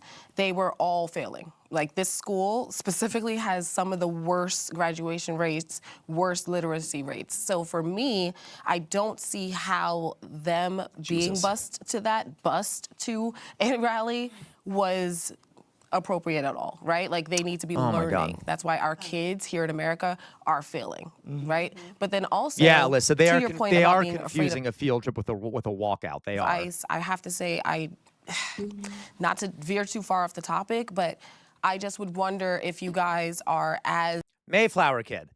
You literally, Mayflower Kid, I'm sorry, but you're wrong. Okay.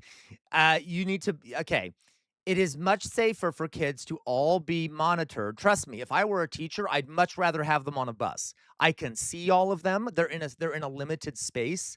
I don't have to keep an eye to make sure they're not running into the street or going off in different directions. Okay. It is much safer to have them all on a bus to get them safely somewhere and safely back than it is to let them walk by themselves or even walk with a teacher to wherever it is. You can lose track of them. You can, it is much safer to be on a bus. Okay.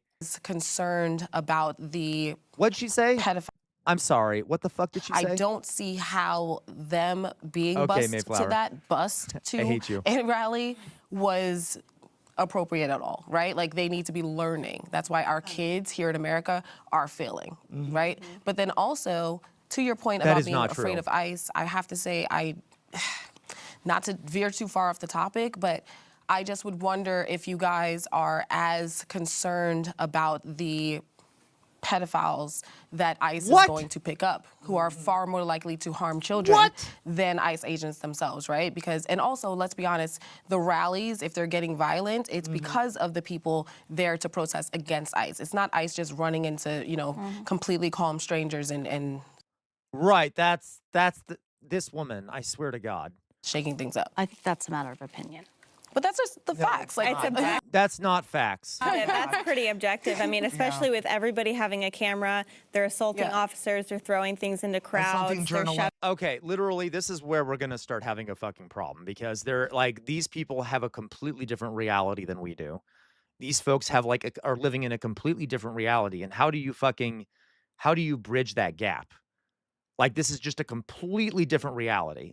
I don't know what the fuck to say to this. This is nonsense. Okay.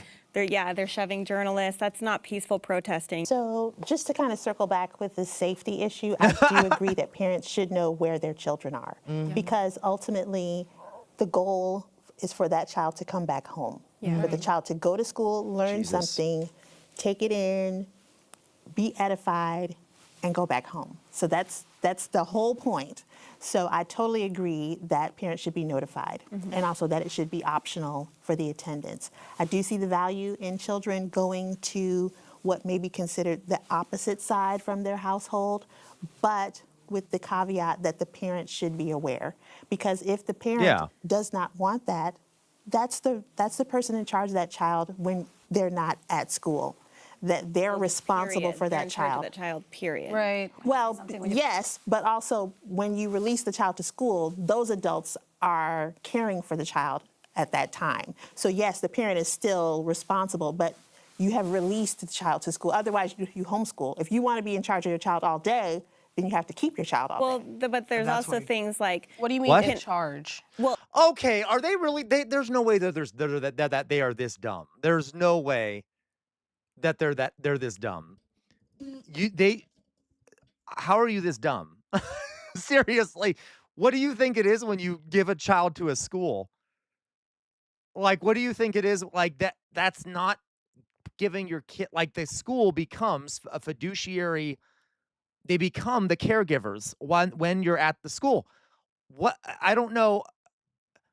I honestly don't get what this means. I know, but this guys, I taught for 10 years, more than 10 years, and I don't think I ever heard someone say this. I've never heard someone say, no, we are still in charge of the kids while they're in the school. Well, yes, they're your kids, but literally, legally speaking, the school isn't responsible for them when they're in the building, and you want that to be the case. Do they want themselves to still be responsible, so anything that happens to the kids in the school is to blame on the parents? What the fuck are they talking about? I'm like, don't get this at all. It is like childcare. I don't know what the fuck. Heck, I mean, this is good for teachers, I guess. If something bad happens to a kid, we'll just say, oh, well, the parents were in charge of the kid while they were in the classroom. So, okay, I guess, For instance, like some parents are like, I don't want my child to have sex education, so they had to sign a permission slip to do that. That's still in charge of their education and of their exposure, even at school, even if they're not in person. So they're still in charge of their. Also, I'm sorry. I know this sounds illiberal of me. I don't give a fuck. I don't care what you want your kids to learn. I'm sorry. Okay. Yeah, in some cases, I get it in a lot of cases. I get it in a lot of cases. There are lots of cases where, like, if a school is teaching something that is illiberal, like a conservative person, like, my point is like, there is a certain set of, like, in this country, we are way too open-minded with people who have batshit crazy conceptions of the world. I think it's child abuse to force your children into your own batshit misconceptions of the world. So I don't give a fuck. If you don't want your kids to learn about education, sorry, the state has decided otherwise. Okay, Stalin has spoken. You get to learn about the reality of the world. And if you don't agree with that reality, you can try to indoctrinate your kids in the safety of your own home, okay? But not in a public fucking place, all right? I'm sorry. I get so fucking sick of this. I get sick of this. I don't give a shit. I don't give a shit what your fucking opinion is about, like, fact, okay? You have your space for your cult indoctrination, and then us teachers can teach the reality, okay? God damn it. I hate that. I also, how the fuck, it drives me crazy that sex ed is you're allowed to be excused from sex ed. That is a public safety issue. That is a public safety issue, all right? We don't want people spreading around HIV and syphilis and herpes, and we don't want a bunch of people getting pregnant without being prepared for that. That is not good for society. Like, you see what I mean? So, like, that is a public health issue. Why are we willing to sacrifice the health of the public, the health of everyone, because some fucking lunatic parents are too, like, oh my God, sex, ooh, okay? No, I don't give a fuck. Okay. Child and the exposure their child gets. Yeah. Right. Yes, incredibly dangerous, Resident Union Thug.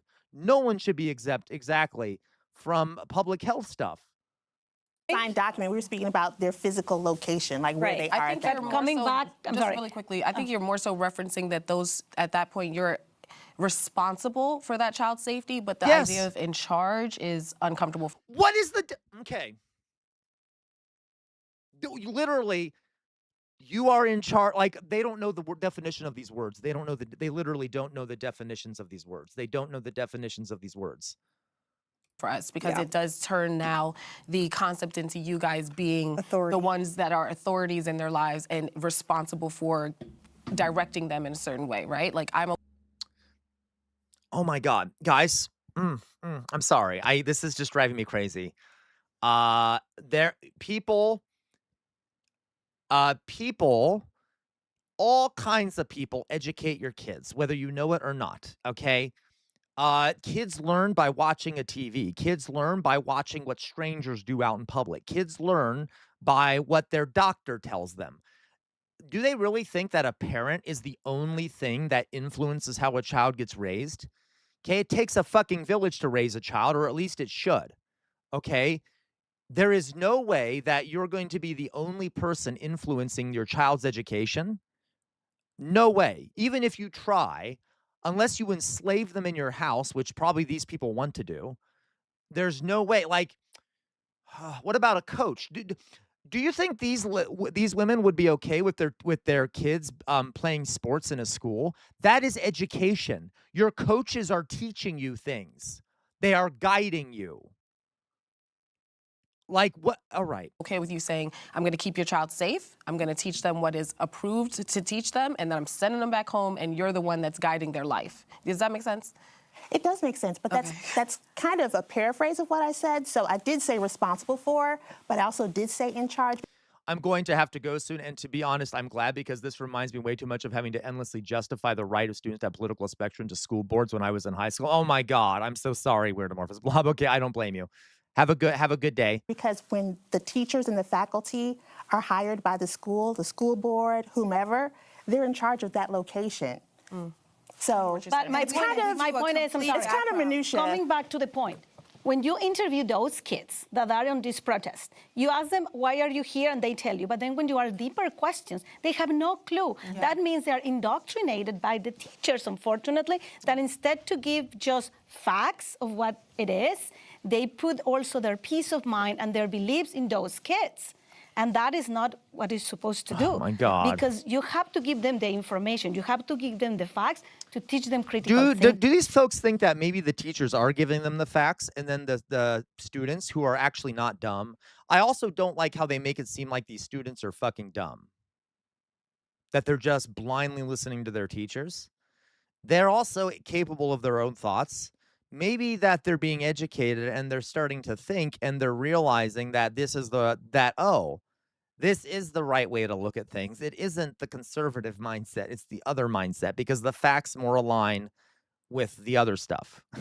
Not like, I'm going to teach you what to think. Yeah. That's why the society is how it is. They don't know how to think. They tell you what to think, what to do, and that's it. They don't know anything else, unfortunately. Hilarious. And all these folks probably just watch Fox News and have no idea how to think. I do believe that teachers have the responsibility to teach a diverse perspective.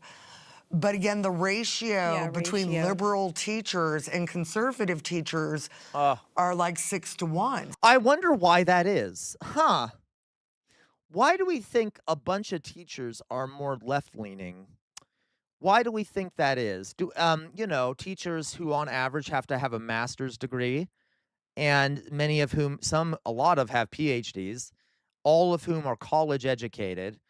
I wonder why. I know this sounds like elitist of me, but do we wonder why there might be so many teachers that are more left-leaning? You think...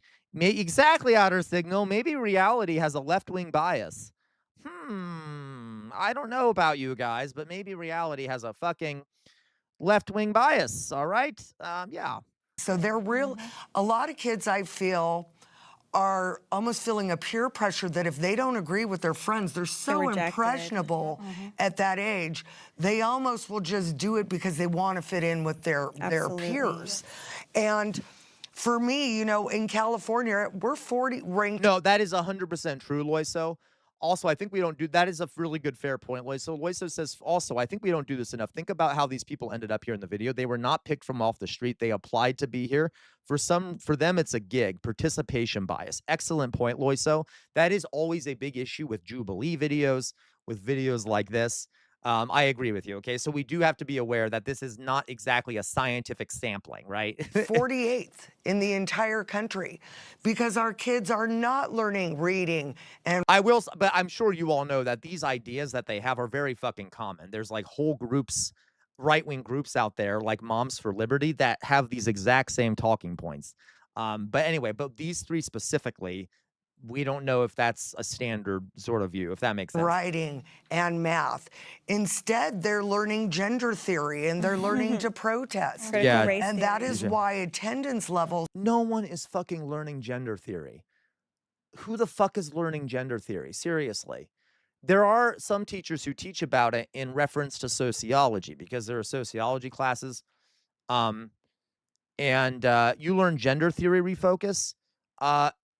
Okay, seriously, if you did, and what was the context in which you learned that? Because I have never been in a school where I've heard anyone learn gender theory. Now, there are schools that have transgender students, so a teacher will explain to the class why we use certain pronouns for certain people, okay, as a way to make everyone feel accepted and open. Yeah, no, that's my thought too, Qualba. There's also schools will teach about LGBTQ folks. They'll teach about like, yeah, there are people whose gender identity doesn't. Oh no, that's okay. Refocus. That is fair. It's okay. Refocus. Forgive me. I misread you. Okay. Anyway, but let's go on here. Have dropped so dramatically in our state because parents don't. Yeah, do we wonder why so many readers don't want that for their kids? We want them to learn to become successful adults that produce for our nation. And no. You want them to be money-making machines that that produce for you. That's what they want. And I okay? think, especially with how divisive the politics are, the kids really just don't need to be sucked into that. And I do like the fact, and I'm going to commend you, that you said that you allowed debate on both sides. Now, I will say, this lady, even though she's a lunatic, has been at least been nicer to the teachers, okay? In your class, which, trust me, as a teacher, I appreciate anyone who's going to be nice to me, because there's a lot of people who are not. Classroom. And that is so important. But it's also very important that the kids that don't have your viewpoints, their viewpoint is welcomed. I am not a decorum lib. I'm just tired, Loiso and J. Reeves. I'm just tired. I'm not teaching anymore, but I was just tired of all the meanness towards me, okay? As well, and validated. They are. Absolutely. I have a question too. Do you think that, just I guess going back to the whole busing to a protest, do you think that a protest is too much of an emotionally heightened space for a child who is super impressionable to be at? When adults even, they get so upset that they start throwing things and hitting people? What do you I think Oh no, refocus. I'm talking about like when I was a teacher, people would be very mean to me. Teachers are not treated well by people. Let's put it that way. Resident Union Thug, why do they want their kids to be unprepared for real life? Well, because to them, real life is just being a good, obedient worker in a corporation somewhere. Who they can, to these folks, their kids are appendages. They are, they're like, what's the term? They are accessories that can be used to brag to other people, to show off their success and things like that. They're not actually human beings. They're objects. To those ladies, their kids are their kids, okay? So they don't want their kids to be able to think on their own and be actual functioning human beings. They want their kids to be theirs. Yeah. As a longtime teacher, 54 years. Surrogates. Thank you, Oxbecker. I think it's okay for older kids, like high school, maybe middle, I'm not sure, but I know I wouldn't want my grandkids at a rally because it's too dangerous. There's bad elements. Yep. Yeah. But I do want them to know the process, and I do want my students, but my kindergartners and TK, heck no. Right, You know, but the older kids, that would be But like I'm talking appropriate. about like the emotional impression that it gives to the child to be Exactly. in that environment. So like what I said, showing them on camera, look, there's people at this rally and there's people protesting the rally. It's important to have both sides, and they can also see it. They can see the emotion, but they're not in the emotion. So it's not pulling them. What is so bad about, do they think they're going to create a bunch of snowflake kids that cannot take any kind of pressure? Do you see what I mean? These are the people always screaming about like liberals being snowflakes, but they want their kids to be completely inert from any kind of emotional expression or any kind of intensity. I don't understand what the fuck that's about. Which way or the other. It's just showing them Right, Loiso? what's going on in the world and how to handle it and how to legally handle Well, if that particular Right, Resident Union Thug. I wonder how many protests have these moms been to? That's a really interesting question, Resident Union Thug. item or curriculum is being taught, you know, I could see it being shown, but I don't really see the benefit of it being shown at all. I would just wonder. I mean, they're going when- to see it on TV when they go home. Right, that's what I'm thinking. Like, I feel like there's the news, right? Like, Right, and outer I don't signal. let my daughter watch the news. The news is heartbreaking. It's painful. It's sad, right? It's a She doesn't let her daughter watch the news. Oh my God. That poor girl. Oh, wow. Because she doesn't want the girl to see reality. All right. I got that.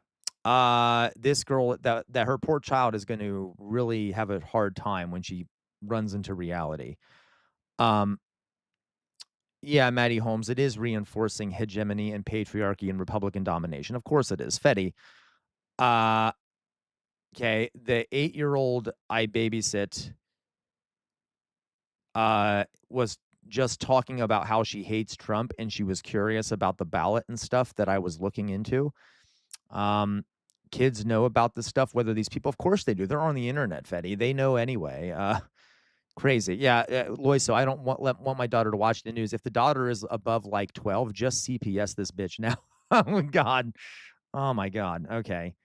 Debbie Downer, if you will. So I just keep her away from all of that. I do understand, older children, maybe high schoolers who are getting ready to be voters in this country. It would be, Okay, I mean, if her daughter's really young, then I understand that. But like, okay. beneficial for them to understand politics. However, I'm trying to think of even a class that you would have to sit down and talk about what's going on right now, as of yesterday. Even social studies, when there wouldn't be much of a need for us to say, okay, instead of teaching you geography, instead of teaching you, math or preparing you for these state tests, we're going to talk about Renee Good, right? Like, what? Listen, guys. This is so fucking stupid. You literally teach current events. That's how you teach kids how to interpret information. That's how you teach them to understand what's going on around them. Like, you have to look at what's happening in the present. Can I also point out that kids experience trauma when there's a big national event? Like, imagine if after 9/11, all teachers the next day pretended like nothing happened the day before and just went on teaching about, like, I don't know, the French and Indian Wars.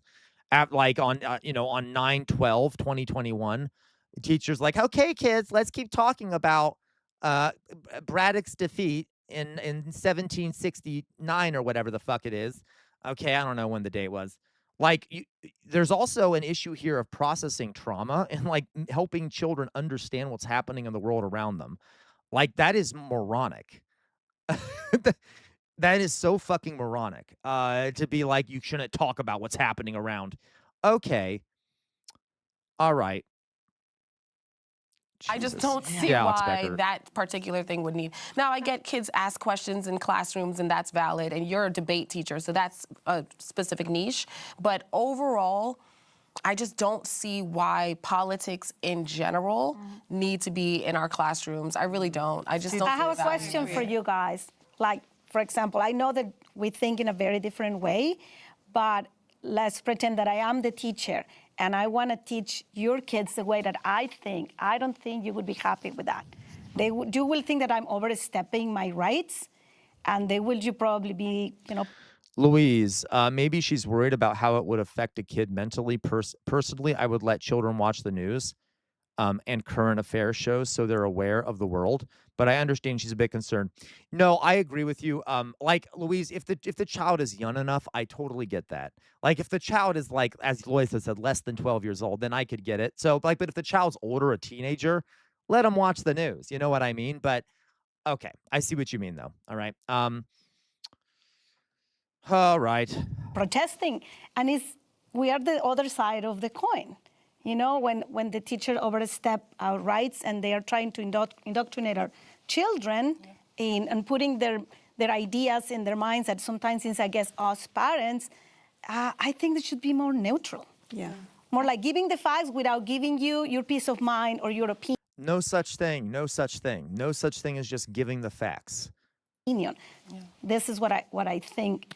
You all are assuming, because I also am an attorney and I represent abused, deprived, and neglected children. So you all are assuming that these students all have families at home that love, care, and are participating. Not at all. No. There are, because... Yeah, oh, I love this woman. Okay, this teacher, I was about to say, this also opens the door to abuse. I've talked about homeschooling and stuff, guys, and how when kids are homeschooled, it opens up the door for abuse because there's no one laying eyes on those kids all day. So, like, you can conceal a massive abuse being done to children because no one except the parents are seeing them every day. And you can also teach them things that are really bad for them and are abusive to them. Like, you can end up not teaching them. You can pretend to be homeschooling, pocket the money that the state gives you, and then not teach them anything and make it really hard for the kid developmentally. Like, this is not, there are lots of problems. Yeah, Ruby Frank, 100%. Okay, so I love it. I love that this lady's bringing it up. Okay. There are dysfunctional homes. Certain things. There's a lot of dysfunctional homes, and there are a lot of children whose parents don't care, and there's some things, basic foundational moral issues that need to be addressed. But do you think by that's teachers. your role as a teacher because you think that their parents aren't doing the job that they need to do? Yes, I'll flat out say it. She's trying to do a trap here. Yes, if you're too dumb as a parent, you're too selfish and you don't give a fuck about your child and you don't want to teach your child reality, yes, it is my job as a teacher to help that kid learn reality. Since you're too fucking controlling and selfish to care about your kid's future, and you think that you are the king of the universe and you're the only one that has knowledge, to access to truth, and you don't give a fuck about reality, yes, that's my fucking job as a teacher. By the way, that is rare. The vast majority of parents do want their kids to know reality and stuff. I feel like I'm demonizing parents. The vast majority of parents aren't like this lady. They do want their kids to know reality. So, like, why are we defending the very few parents who don't want their kids to know reality and who think that their view of the world is all that matters, and therefore they want to burden their own children with their own biases and shit? I don't understand. You're like, okay, well, I'm going to take over then. So I think teaching them to be a good person, yeah. Then homeschool them. Homeschool them. If you don't want someone teaching them, if you want to teach them your own lunatic way, I guess you can homeschool. Though I think that should be illegal, but I mean, except for in certain circumstances. But a good person is subjective. Right, by whose standard? This episode of the Dr. Daff Show is brought to you by Alloy Health. Okay, we're skipping this. Coming with terrible values. Well, I should say, terrible. They're not. They're antisocial values. We live in a society, folks. We live in a society, a community. There are certain values, there are certain ways of thinking that are necessary for people living in a community. Okay? Unfortunately, in America, we are a country full of very selfish, individualistic people who don't care about others as a whole. They don't lack empathy. Yeah, I think we should be teaching empathy. We should be teaching thinking not only about yourself, we should be teaching about caring for others, understanding that we live as a group and what hurts one of us will hurt others of us. Okay, I know, is that too communist of me? But yeah, and that doesn't mean I'm going to be promoting my communism or anything like that. Just like Mr. Rogers shit, like be nice to each other, be open-minded. Okay, understand that you think about how you are, what it's like to be in someone else's shoes. Realize that if one group is suffering, none of us are safe. Okay, things like that. All right, I'm sorry, is that too much? Kind values are not. Yeah, it's basic survival. Like we live in a community. Socially accepted values. There you go. Then the other. Thank you. Yes, like there are certain values that are basically universal and necessary for a society to function. Kids who are coming are entitled, and that, I mean, at the core, that's something that is difficult to surmise because. Can you give us an example? Yeah. Because I would like to get a little bit more clarity on where you're coming from as far as you saying somebody might not be socially acceptable. What do you mean by that? So not socially acceptable by I mean... Listen, if you go around calling black people the N-word, you're going to die. You're going to die or you're going to get hurt. You see what I mean? There are certain behaviors that we should teach our kids not to do, okay? And that we shouldn't, you know what, you see what I mean, guys? Like, you get my point here. If you go around saying, oh, they're a bunch of F words when referring to gay people, you're not going to be around very long. Do you see what I mean? There's certain behaviors that are antisocial and are not good for a kid to engage in, all right? If you go around pissing on street corners, laughing at homeless people in the middle of the street, bullying your Uber driver, bad things are going to happen to you. I don't know what to tell you. Like there are certain, all right. Would these parents say, oh, how dare you as a teacher tell my kids that they can't call black people the N-word or that they should, not be racist pigs and things like that? That they're coming to school, like a little boy the other day came to school and he kept saying no and then he was throwing chairs. That's not socially acceptable. How old? 5 years old. 5 That's year olds? appropriate. 5-year-olds Hollywood. can be like that. I hate to say. Now. Wait, what? Acceptable. Because. Wait, what'd you say about a 5-year-old? Because I would like acceptable. What do you mean by that? So not no, and then he was throwing chairs. That's not socially acceptable. How old? He was throwing chairs? 1 second. That they're coming to school, like a little boy the other day came to school and he kept saying no, and then he was throwing chairs. That's not socially acceptable. How old? 5 years old. 5 That's year olds? appropriate. West Hollywood. What? No. No, that's not appropriate. Are you kidding me? Are you fucking kidding me? You think it's okay for your kid to be going into a school and throwing chairs at other kids? I'm sorry. Listen, 5-year-olds can throw fits. 5-year-olds can throw fits. But like that is not. Are they saying that? I don't get what their point is in saying that that is appropriate. 5-year-olds can do that. But the teacher is going to push back and say you shouldn't do that. Are they being like, no, how dare the teacher tell them to not do that? What the fuck? My mind is blown. These two women have no idea what the fuck they're talking about. Okay. But that's the thing, Loy. So they're saying that like the teacher has to handle it, and you do that by disciplining, which is a form of education, teaching the kids you're not supposed to do that, putting them in timeout, calling the parents. These two women appear to be implying that how dare you teach our kids these values, right? I don't understand what the fuck the point is. It can be like that. I hate to say.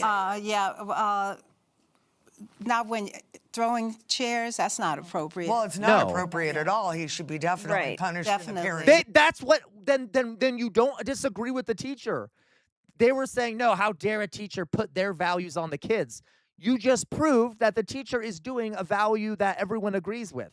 The teacher should push back against that. Should be called. Right, but I mean, like, there's a difference between, like, age-appropriate behavior and how to handle that, and not saying, I think that their values are messed up, so I'm going to change their values. Well, I didn't actually say that value but that was misconstrued. Okay.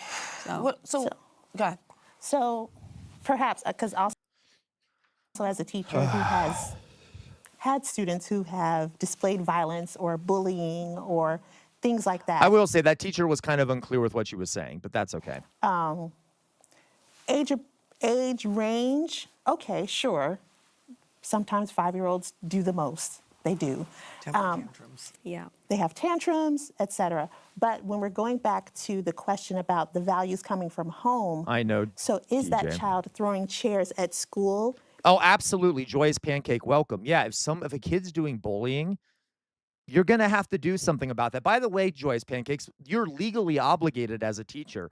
There's also another thing a lot of people don't understand, guys. Teachers have a lot of legal expectations. Like if you have a kid who's engaging in bullying and you're not going to do anything about it, a teacher has to. Otherwise, they could lose their jobs. They could lose their license. There is a legal obligation to stop bullying if it's happening in a school. And this is very rare, but there are horror stories that I've personally experienced where parents don't think there's a problem and will push back when the teachers try to stop what a bully's doing, and then the parents will claim that the bully is the victim. You've seen it, Joyous Pancake. There you go. And that's very rare. I'm not trying to demonize parents, guys. Like I said, the vast majority of parents are fine and they understand this shit. But there are in rare cases. Okay. Because someone's throwing chairs at... And by the way, too, if you like the thing with the throwing chairs, that is also a safety problem. And if a teacher doesn't address that, they will get in trouble. Right? And what do you think the parents of the kids who are having chairs thrown at them are going to think if you don't step in and stop the chair throwing? Right? Anyway. Home. Right. So I don't know if that's where kind of you were going Probably with that. I was coming from that way. Because a lot of times what they're exhibiting is a reflection of home. So so to me, yes, the values should come from home. The assumption is that people will have good social skills, won't be bullies, won't hit other children. Yes. But we don't know what they're seeing at home. Yeah, Resident Evil so Thug. so to your point of parents should be contacted. So Correct, now, Joyce here we Pancake. are, the teachers or the school or the principal or the counselors or the counselors saying, okay, let's bring the parents in. Sometimes the parents are the dead giveaway. They'll bully the teacher. Oh my God, it's so true, guys. Now, I don't like this phrase, and it's overused, and I get kind of irritated when teachers use it, but you guys have no idea how often teachers say the phrase, the apple doesn't fall far from the tree. Seriously, I know I'm not a big fan of it, but it is true, guys. A lot of the time, you can no, I'm not saying you banish them. I'm saying you have to keep them. They have to be punished, Lois. So you can't let them keep throwing chairs or whatever. Okay, you have to stop that behavior, and you have to protect the other kids. I'm not saying banish them. Hi, I just wanted to say, with him, the apple doesn't fall far from the tree. Okay, thank you. All right. Okay. No, Loiso, punishment is a form of education or discipline. Maybe the word punishment isn't right. It is a negative reinforcement, or not negative reinforcement. I forget the word for it. But like if you put a kid in timeout, that's a punishment. Okay, it's a punishment for a behavior, and then they adjust behavior. And there's only so much you can do in a school in this case. Anyway, so I have family members who should not be parents, unfortunately. See here, Sam is on the teacher's side. They were all 5-year-olds, so it's fine. Crazy, right?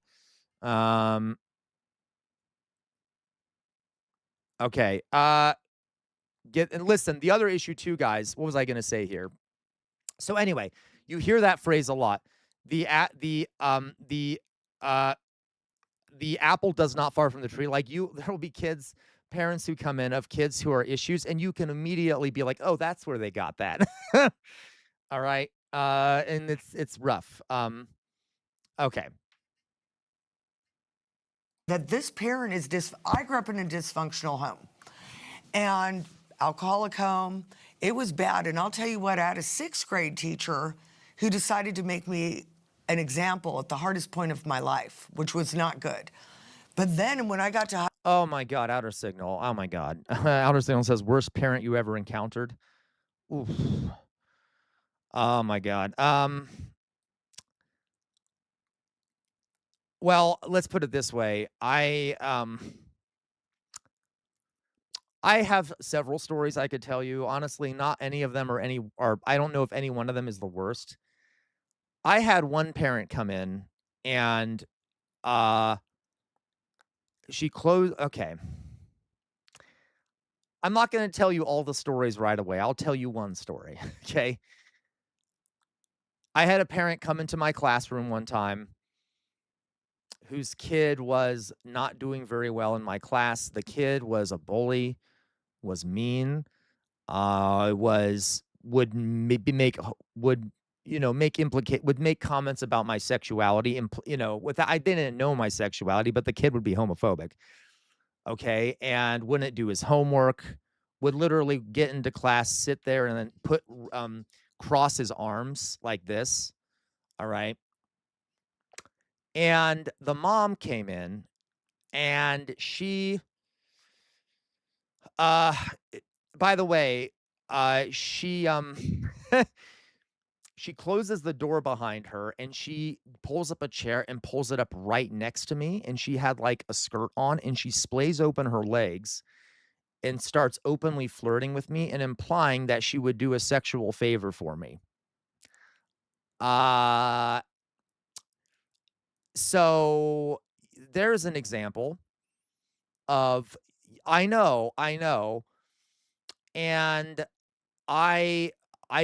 it was so shocking to me that she did this, that I literally, I told her I was gay, and I would have never done that normally because I didn't know how to react and I shouldn't have done that. But I was like, I'm a gay man, which I would not have wanted to tell anyone, but I'm like, I need to get her away from me. And I got really afraid because she had just closed the door behind her. And so I could be accused of something. And when I told her I was a gay man, she got disgusted. And she's like, ugh.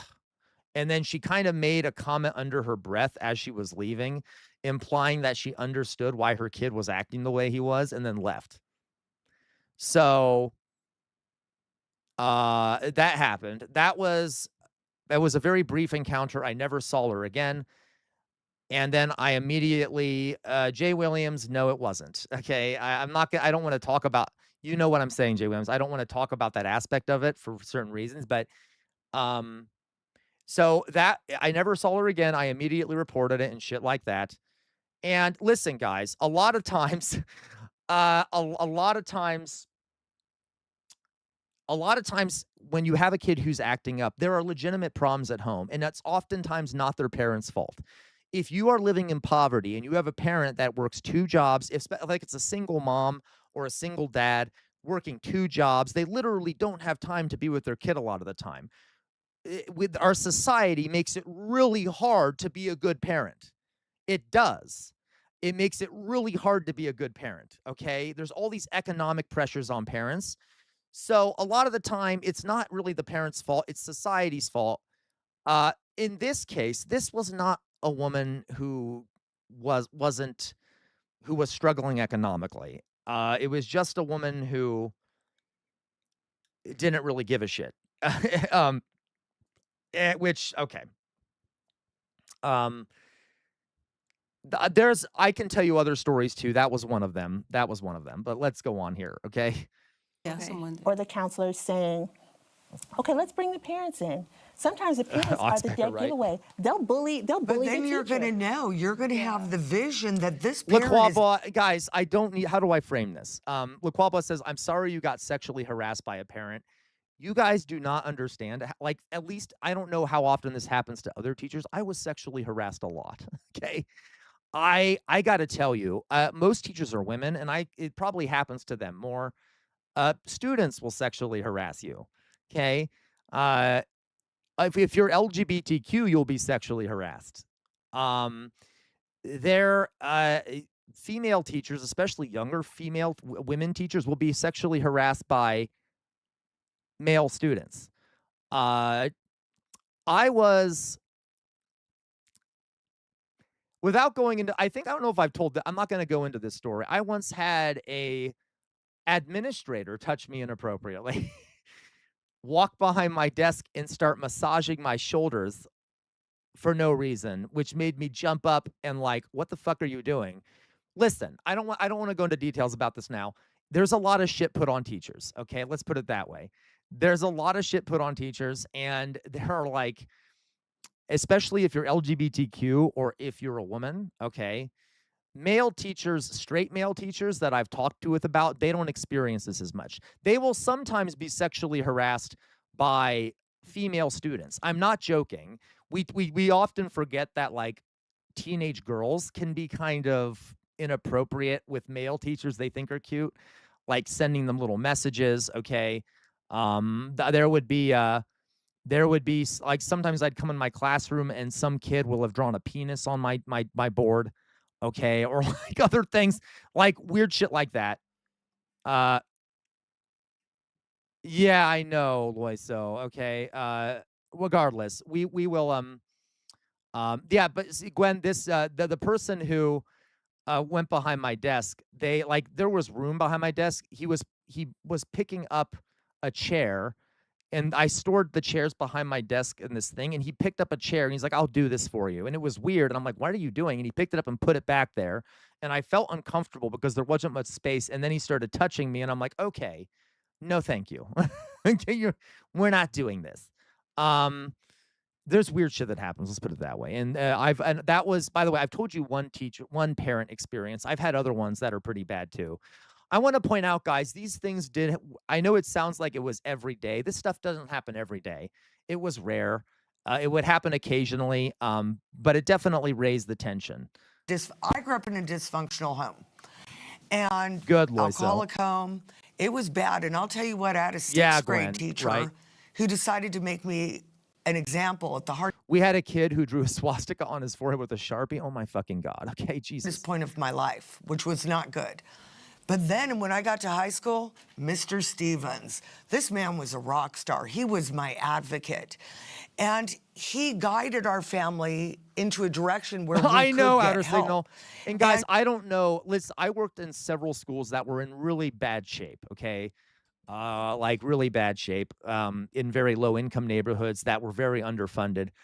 When I was in schools that were pretty well funded, very few problems like this, okay? Very few problems like that. Okay. So like, I'm just saying there's also a funding issue here, a poverty issue here. This is why we need schools to have the resources they need. And we need to end the economic problems that people have. Okay. We need to fix the economic problems. All right. You do have such a huge responsibility. No, I'm not being classist, Norman. It's literally the case that in low-income neighborhoods, parents can't be around their kids as much because they're working long hours for low pay, and they don't have resources to be around their kids and to raise them, literally. And as teachers, I mean, by the way, I have often found that single mothers are some of the best parents to work with because they rely on the teacher to raise their kids because they literally have to slave away every day just to survive. So they rely on the kids to teach their kids for them, and they are very willing to help you. If you tell them what you need help with, they will help you. And yeah, in low income districts, a lot of the times the teachers have to be the parents because the poor parents, as they could be really, really great parents, they just literally can't because they can't afford it. They have to work 2 jobs or whatever. It's really annoying. And guys, so teachers have to deal with all the failings that society has created. Okay, we're the ones, doctors do too. We're the frontline government workers who are the ones who always deal with all the failings of society. Okay, so it comes to us first, basically. Oxpecker, single moms are Bethesda player characters. There you go. Okay, all right. Really, you do have to see, is this kid being abused? I can totally relate to what you have to say about that. I think the problem, though, is that we're conflating behavior with values. Right. So the conversation is more so. No, Outer Signal, I love that comparison. Y'all are our sin eaters. Yeah. We are literally, if you wanted Jesus to worship folks, worship teachers. They're martyring themselves for our sins every single day, okay? Okay, no, I'm exaggerating, but all right. Loiso Jr. must be so proud. Okay. Nope, Luigi. I've worked in 3 different states. I worked in Massachusetts, Indiana, and Ohio. Indiana was where it was especially low income. But yeah, so I've worked in 3 different states. The values, right? What a child believes. Yeah, thank you. Yeah, Gwen, you know it. If anyone wants to see, guys, let's put it this way. If anyone ever watches, there's a great show. It's kind of funny. Yeah, Loiso. That's where some of the worst experiences I had were in Indianapolis. I worked in a school in Indianapolis. That's the school, guys, I worked at where one of the windows in my classroom had been shattered. And the school couldn't afford or didn't want to spend the money on getting a new pane of glass. So throughout the whole 3 years I was there was just a black bag over this broken window. And this was on the first floor, right near a sidewalk in a street. And every day outside, there would be people on opiates and drugs wandering up and down the sidewalk, yelling and things like that. And like, that's not exactly a safe situation to have. If you have a broken glass window right near a street where there are a bunch of people who have addiction problems and probably have mental health issues. I don't know, LaQual. I asked multiple times and they kept saying they would fix it. And then they never, actually, I lied. They did fix it, I think, in the middle of the 2nd year I was there, and I think they did put a piece of plywood over it or something. I can't quite remember. They put something in there that was not a black plastic bag, but it was there for like a year and a half. I know, look, Loiso, I know, right?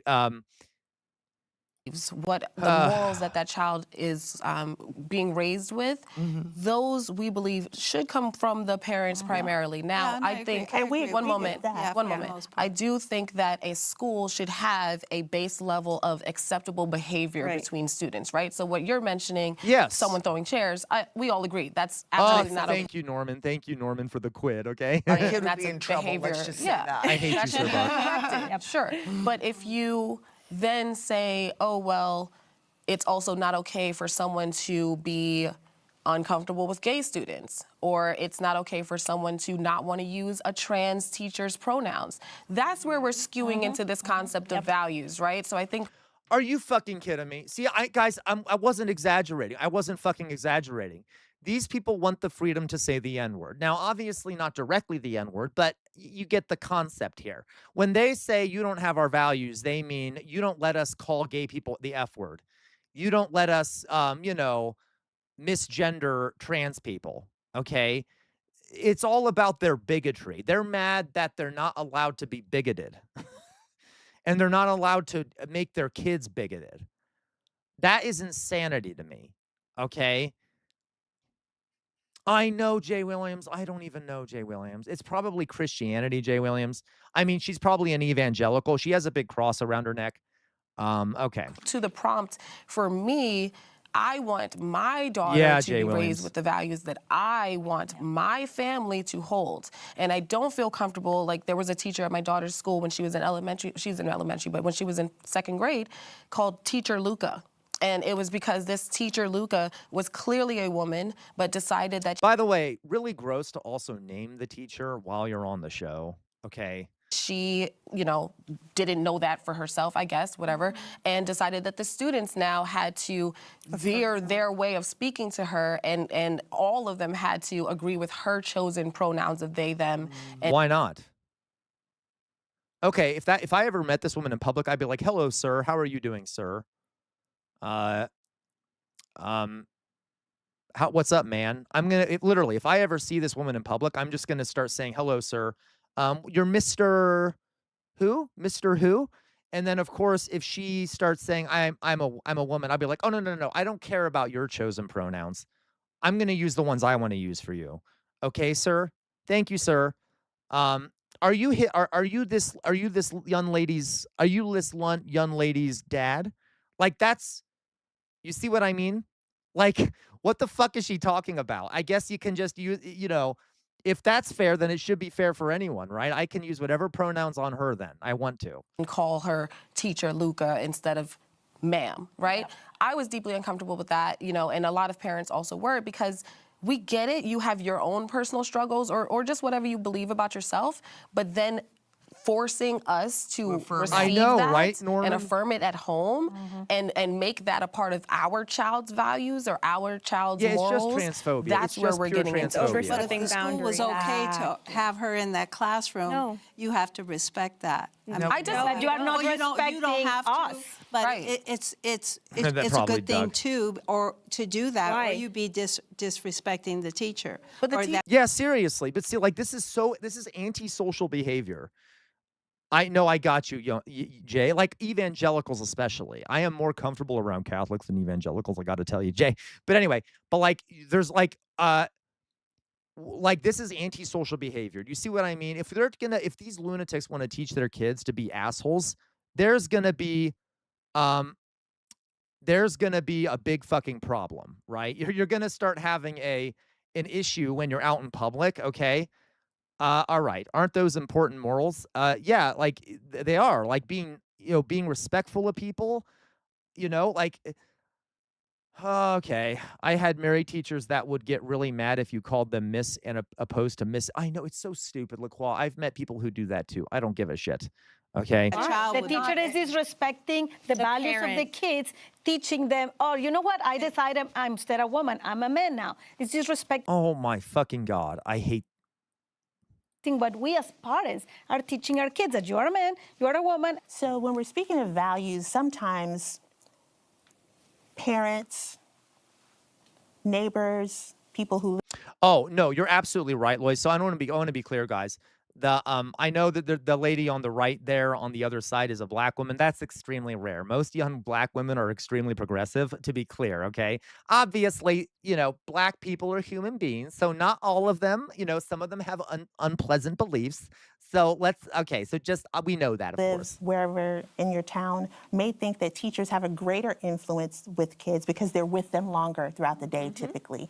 Especially if you have a homeroom situation where you have a teacher pretty much the whole day, with the exception of recess and things like that. Yeah, no group is a monolith, right? I mean, hell, literally, there's 2 black women in this meeting, and one of them, they're completely different opinions, right? All right. Then parents, when they get Maddie Holmes, I once knew a much older woman who would only go by Mrs. John Smith.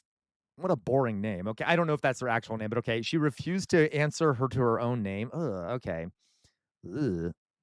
I know, it's so dumb. Like, listen, guys, just be nice to people. Like, who cares? Why do you care so much if you want to what someone wants to be called? How does it affect you? home, whether they're working or they're stay at home, they have a limited window with their kids before they have to do homework or go to bed and things like that. So is it possible that teachers can have more influence? Absolutely. They're with them longer throughout the day. However, I do believe that parenting starts at home. True parenting is with the parents, with the family. Now, when it comes to whether a teacher is allowed to identify a certain way or things like that, ultimately we have to look at the faculty and the school board. My suggestion always as an educator is that you have to be that parent or those parents, that collective that makes the complaint. Tater tot. Because if you don't want your school, your public school, to have these types I agree, Gwen. But listen, Gwen, I know what you mean. They're being a bit too nice. They're teachers, though. Guys, I know I'm super defensive of teachers, and I know you don't mean this as a negative thing, Gwen, but you learn very quickly as a teacher that you have to, you always have to be nice to parents and everyone. So they're trying to teachers are very patient with people who think differently, because literally that's what we do every single day. We have to be very patient, because we're the ones who are responsible for getting people to learn and think a certain way, okay, and look at things a certain way.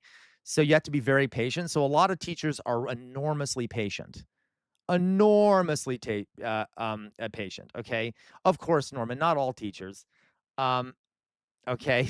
Wow, being in your community, I never guessed teachers are usually nice. Well, the ones I've met have. No, not all are, mind you. There are some who are not nice because they're humans too. But a lot of teachers are very, very patient because, you kind of have to be.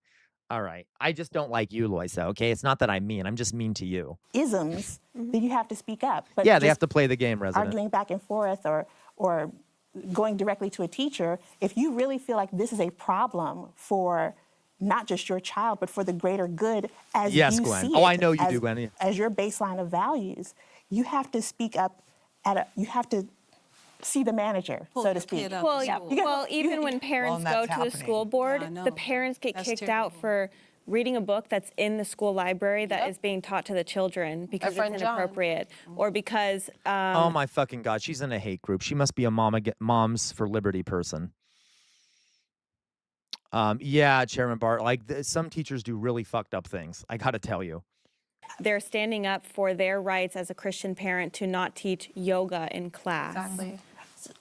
I guess I got a little confused. So you said you go to the school board and get kicked out of the meeting? Yeah, parents will get kicked out of meetings when they're addressing the school board and saying, this is ridiculous that my child is reading books that are sexually indoctrinating them in their school library as an elementary school child. Yeah. And then they start reading from the book, and they get kicked out for inappropriate language. It also depends the school. Okay. For inappropriate language? Well, what the fuck are you saying to the school board that you're getting kicked out of the school board meeting?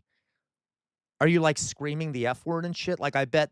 Okay. So it depends the school board. For example, I want to put a brief example. When my now 20-year-old daughter was in 4th grade, I was always volunteering to teach Spanish.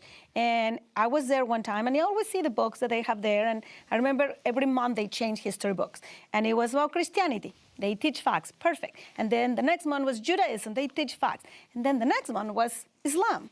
and they were not facts. They were teaching the kids, this is the true religion, Allah is the only... What the no one does that. No one fucking does that. No teacher says that this is the true religion. Like, what the fuck are they talking about? Okay, like, listen, I'm not, maybe it's happened once or twice. Do you like, because there can be some teachers who are monsters and stupid.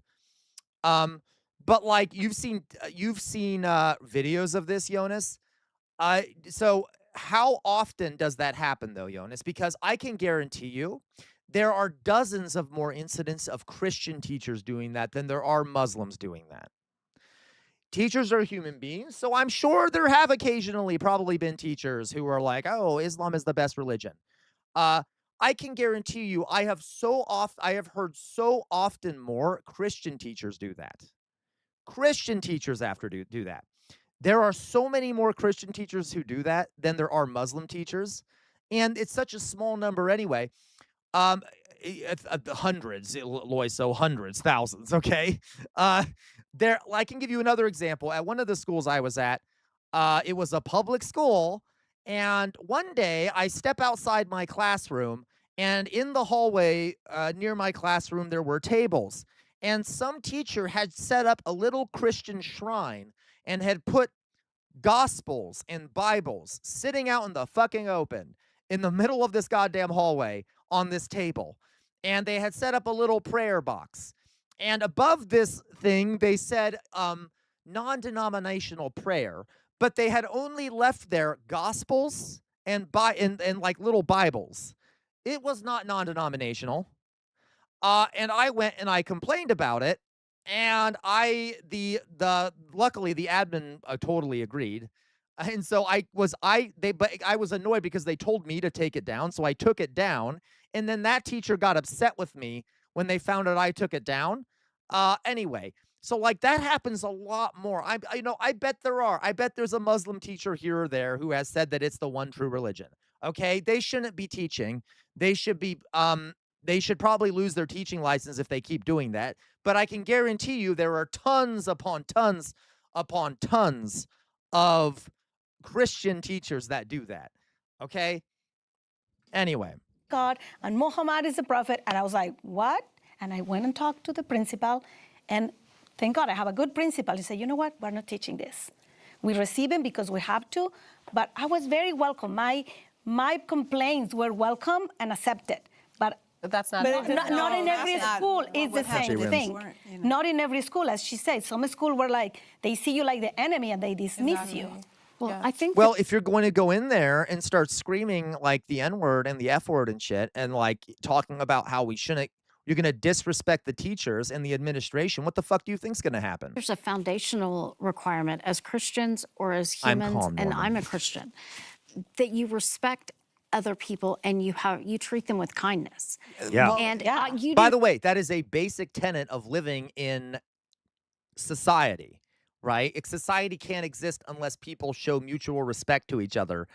And like, okay. Not have to embrace Teacher Luca and embrace Teacher Luca's choices at home. But you also need to teach your child that they have to respect that teacher's wishes to be called Teacher Luca. You do not have to then embrace the sexuality and everything about that. I don't talk to my children about who their teachers are having sex with, period. And if you're teaching, then you shouldn't have your child in that school. Then you shouldn't. That's kind of a ridiculous argument. Hold on. You know how frustrating it is for you to say that? Oh, you should just move your child to a different school. And that's not easy. Why is it now? Exactly. Why is it now on the parent? Again, we are talking about a place that these children are supposed to be learning math, reading, and how to write. I love that woman, the middle woman on the other side. And about, life history. I'd like to see. But why are we right? Why are we right? Why are we now? Because I want my child to go, let's be clear, to a place where my taxes support your paycheck. So why are your taxes more important than all the other kids in that classroom's taxes? Why do you get to do whatever the fuck you want your kid to do and learn, and then everyone else, like, what if everyone else in the class wants to call the teacher Luca, okay, or whatever the fuck what they're saying? Okay, this is so fucking stupid. This has nothing to do. Okay. Yeah, look, while that was a weird thing where she said respecting people's pronoun is talking about the teacher's sex life. Yeah, she doesn't really understand what it means to be trans or is confused or something. But regardless, okay. Right? Let's talk about that because we are, as taxpayers, the employers, if you will, of any public school. So why am I now tasked with the burden of finding someone who is not? This is another issue, guys, with capitalism, is that a lot of people have the notion that the government is a product and that you are the consumer. And they kind of view it as like a Karen views it, like if you don't get your way, the customer's always right. Government is not a corporation. Government is not like a business, like where you're a consumer, and it's not like an agreement where you pay something and then you get a good in return. Okay, it is something collectively owned. It is owned by all people, and it's representative of all people. It is an entity that represents all people, and it doesn't have a profit motive. Well, in theory, it doesn't, okay? So, like, you don't get to go because it is not there to cater to you as an individual. It caters to society. It caters to the group, okay? Like, these people don't believe in democracy. They don't believe in like the will of the people. They believe in like me. Okay. All right. I'm going to teach my child. Not that America is a democracy, mind you, but still. On top of what should be a standard. Yeah, bring back lobotomies, right, Resident Union Thug? Curriculum. For you to say, just bring your kid to another school, it is very frustrating to hear that. I can't, especially when you're in a space where, I'm from New York, the schools are zoned, so you are already, going through the realities of I can only go to a certain school, and then some of these schools really suck with academics, so maybe there's two solid schools, and then one of the solid schools, there's someone in there that must be, called by their chosen pronouns or must show a video about something that we do. But why should that person not be respected, that teacher? Another option about respect. It shouldn't be. It is disrespect, you fucking monsters. You have to affirm it. It's not. That's an affirmation. I'm not talking. Shouldn't be in the school. The actual subject. I know, Maddie Holmes. Our kids don't go but there. But what you're making it an issue. Excuse me, I'm talking. Don't talk over me.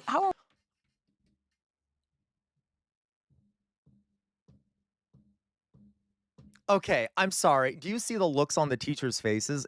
I love looking at their faces. Like the one in the center and her, all three of them are like, what did you just say to me? Oh my fucking God. Don't talk over me.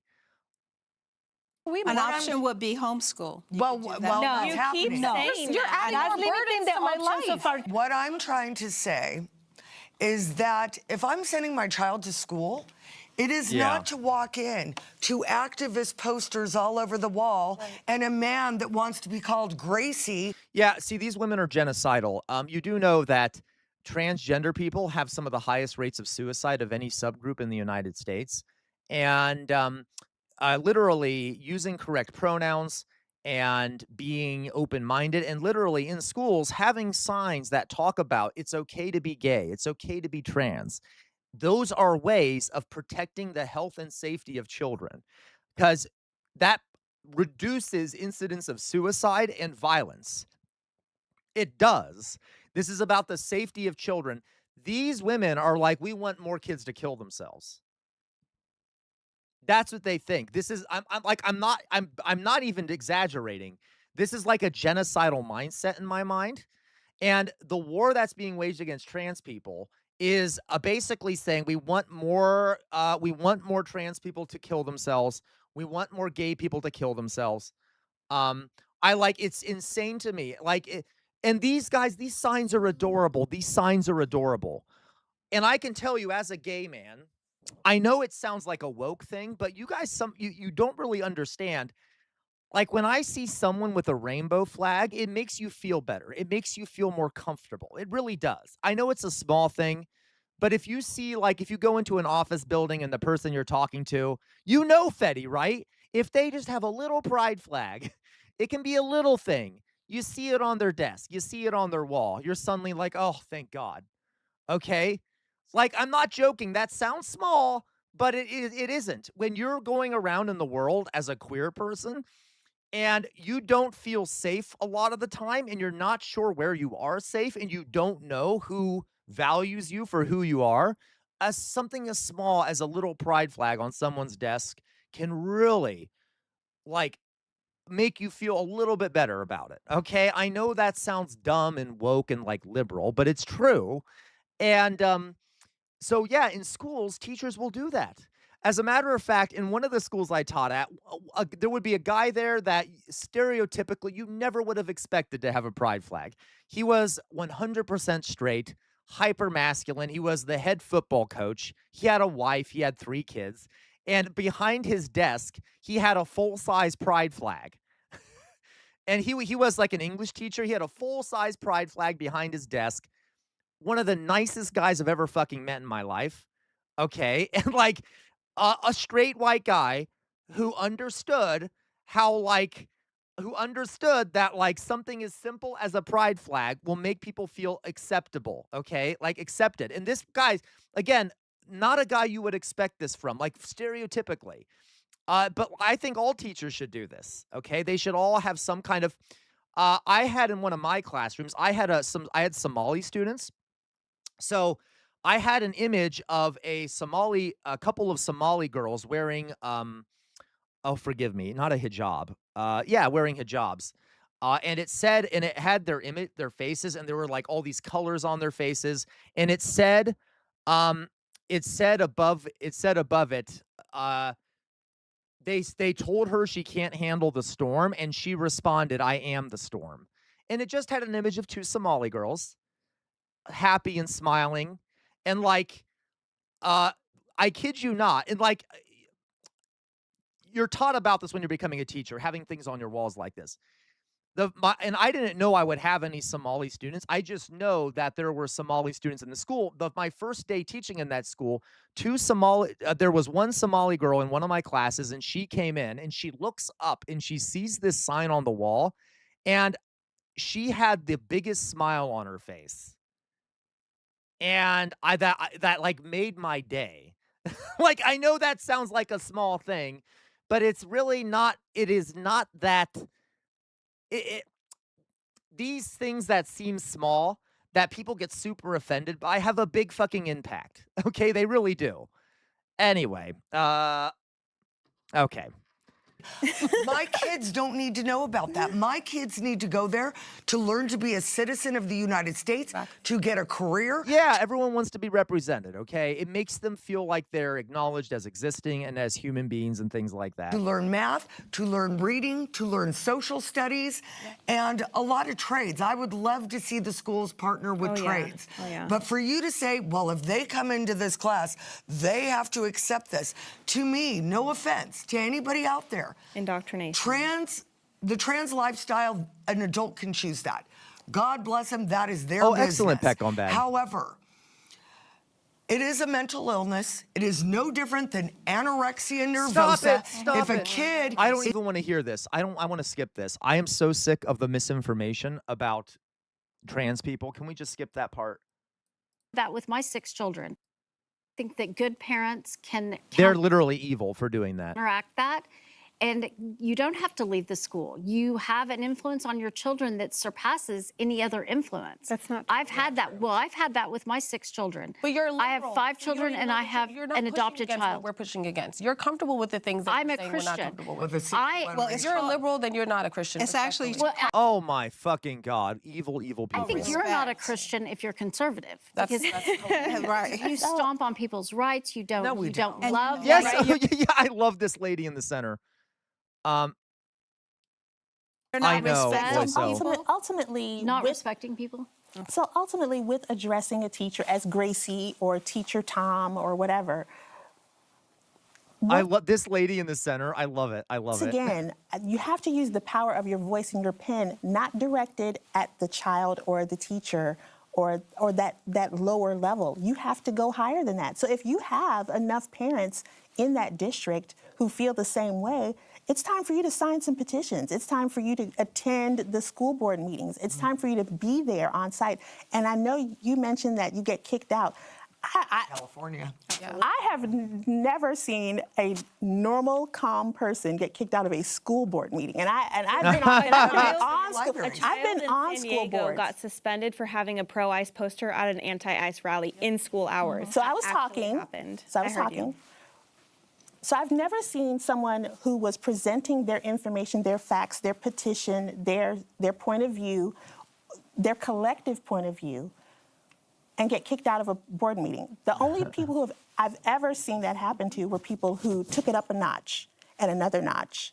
And too many notches. So respect goes both ways, just like when you were talking and I listened and now I'm speaking. So the thing is, if you want your school where your child attends to have a standard format, I heard standardized. If you want a standardized way of the teachers to be addressed, that needs to be on your petition. That needs to be what that. Real fast, guys. This isn't the exact one I had. But here's an example of one of those storm posters I told you about. Mine, it was a woman with a hijab, but this is very similar. This is very similar to that. If anyone here is a teacher and ever wants to use something like that, there it is. So it's very similar to the one I had. They whispered to her, "You can't withstand the storm." She whispered back, "I am the storm." Just something like that. It wasn't terribly big. So this is an example. Yeah, and you can. This isn't the exact one I had. I can't find the exact one, but just do something like that. All right. Make people feel included. All right. That needs to be your argument, and I won't argue with that. Because as a teacher, if I've been in schools where some teachers were like, "Oh, call me Mary," but then the other teacher in the next classroom is like, "I'm Mrs. Johnson," or "I'm Mr. Johnson Black." Like they want, like it's all over the map for kids. It's confusing for me. So yes. I agree with if you want a standardized format, if you want a male teacher to be addressed as Mr., Miss for a single woman, however you want it, you need to make that clear. But just shouting and arguing and saying it's wrong, I love her too. She's so opinionated. I love her approach also. But if you go with the angle, hey, it's less confusing. Are you going to be that? That's a fact. Oh, I know, Jay Williams, right? You're asking us to do more. Again, like I said, you're putting more of a burden. Yeah, don't worry. The whole burden should go on the teacher. Hold on. You're putting more of a burden on our lives. Hold on. Yes. For a place, again, that should just be. I love it. Do you hear that? I love her. She's like, yes, that is on you. You're the parent. Listen, don't you love how these ladies are like the conservative ladies are basically saying like this is our decision. This is our kids. But then they're like, but you want it to be our job. Like, what do you want? Do you want to be in control? Do you want to be in control or do you want the school to be in control? Because you seem to be confused about that. Right? Yeah, Alyssa.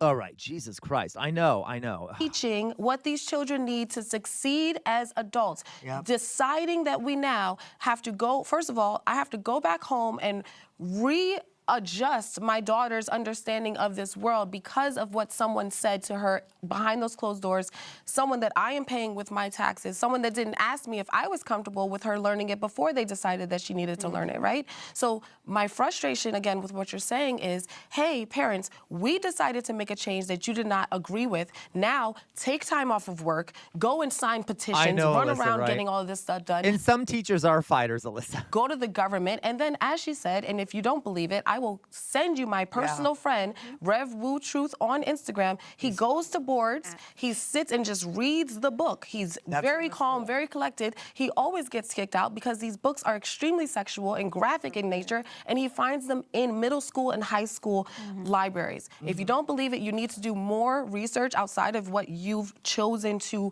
focus on. And I'm saying that with respect. Utterly you different are not conversation. Understanding what we are. Yes, I'm saying it with deep love and respect. It was kind of shady, but go ahead. Okay. Oh, goodness. I used to be on that side. Didn't she? I used to be on that side until I started doing more research and looking into why people think differently. So I say this with respect. For you to say that no one's ever been kicked out of a board without going nuts, and we know that there's hundreds, if not thousands, of videos it may have of people happened, getting but kicked out of boards. That means that you're just not looking for this information. I hate you, Matt Saigai. So my point is very simply, stop. I don't know in your groove. Like, that's the weird thing in your groove. Why are these people so obsessed with banning sex? It's a normal human function. I can give you guys my thought on this. In other primate societies, like let's say amongst chimpanzees, obviously they're not the same as humans. I'm just saying. A lot of times the alphas will try to control the reproduction of all the members of the group because it's a form of power. Okay, it's a form of control. It's a form of power. There has been a long history of people in power throughout history, especially men, trying to control the reproductive cycles of people as a form of power, as a form of, pushing their seed, I guess you could say, at the expense of others, controlling women, things like that. That's what it's about. It's about power. Okay. Right. It also it enables more sexual abuse. It enables, all kinds of crazy stuff. Okay. Asking the parents to do more when you're the ones that are making the changes. do less did not as a affirm of. teacher. Also, you're choosing to be your own person by being conservative. So Yes. I don't understand why you Do you see that? Conservative. I love that. are blaming us for being liberal. I mean, would you the children? I'm not bothering. But we're not the decision makers ultimately. If a child that was Yeah. trans in your classroom, would There's no no trans such thing children? as a trans child. Sorry? There's no such There's thing no as a such trans yes, child. there is. Oh my, these people are fucking crazy. They're fucking lunatics. Yes, No, I there's know. There's no trans people. Indoctrinated child. Indoctrinated. Oh, honey, don't honey me. So I've Oh my fucking God. taught in public and parochial Oh, she's schools. done. Look at her. She's so done. I've had to see all kinds of information. If something appears to be controversial, I definitely do bring it up early on to faculty, to the higher ups. And the thing is, most teachers, when you do your lesson plan, you follow the baseline, and you guys can attest to this. Yes. You follow the baseline for your class, but you're able to make adjustments. So if you know something may not carry over well, Yep. you do have options. Like you teach the book, you teach the benchmarks that you're supposed to hit, correct? But you do have some flexibility there. So most importantly, for me, Yeah. as a person who tries to be neutral, apolitical in the classroom, also, and well, I'm also in a former life a journalist, so I've always been taught that you These ladies don't believe in journalists either, so you might not want to use that. should look at both sides. You have to allow both sides to contribute to the conversation. So it's just part of my core. But when you're doing your lessons and you find that there might be something that's not going to play well, or maybe you know your students, because once you get to know your students, Yeah. you kind of know That's true. they're not gonna be able to receive this yet. That is actually true, guys. There are some times where year by year, like literally depending on the class, there's some topics you have to be more careful around because the kids that you might currently have in your class might not be developmentally ready for it. Like one year they might be, another year it might cause such a problem that they're not ready for it. And I've had that experience too, where I've had to change a book or something, not because I'm trying to hide what the book says, but because literally my class wouldn't be able to handle it. They wouldn't be able to understand it. They wouldn't be able to process it in an appropriate way. It would end up causing problems in the classroom to teach about that in that particular way. So you kind of have to, there are occasionally, depending on the class, you got to be careful about that stuff. All right. And you can bring that up. But you can still teach the baseline things that you have to teach. But then maybe you can even push it down to the end of the semester, or push it back a few months. Give a chance for them to kind of catch up mentally. The key, of course, is to make sure you let the next year's teacher know that you kind of had to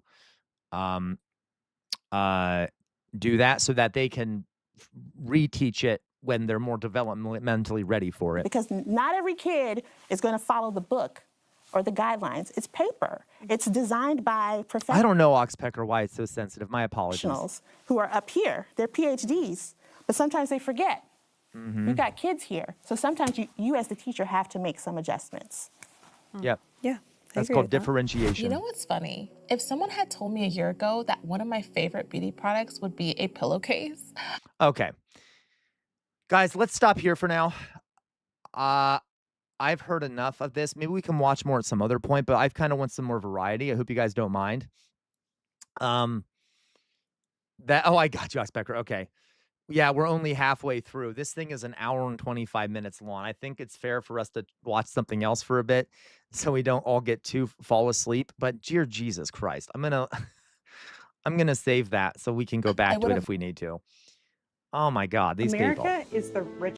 All right, that was fucking crazy. I cannot. There's only so much of that I can take at once. I'm right, Sir Bart. Okay. All right, so I did want to show you guys something.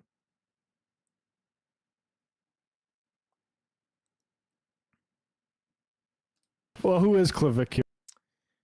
Joe, I'm not sure if you guys, do we watch this about clavicular?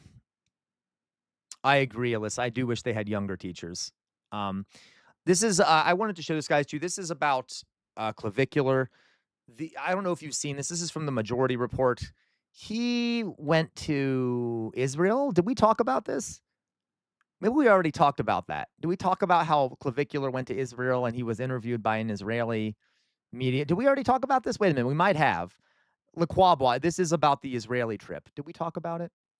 Okay, we didn't. I've done this. Okay, we'll do it then. I couldn't quite remember. I'll find another one here.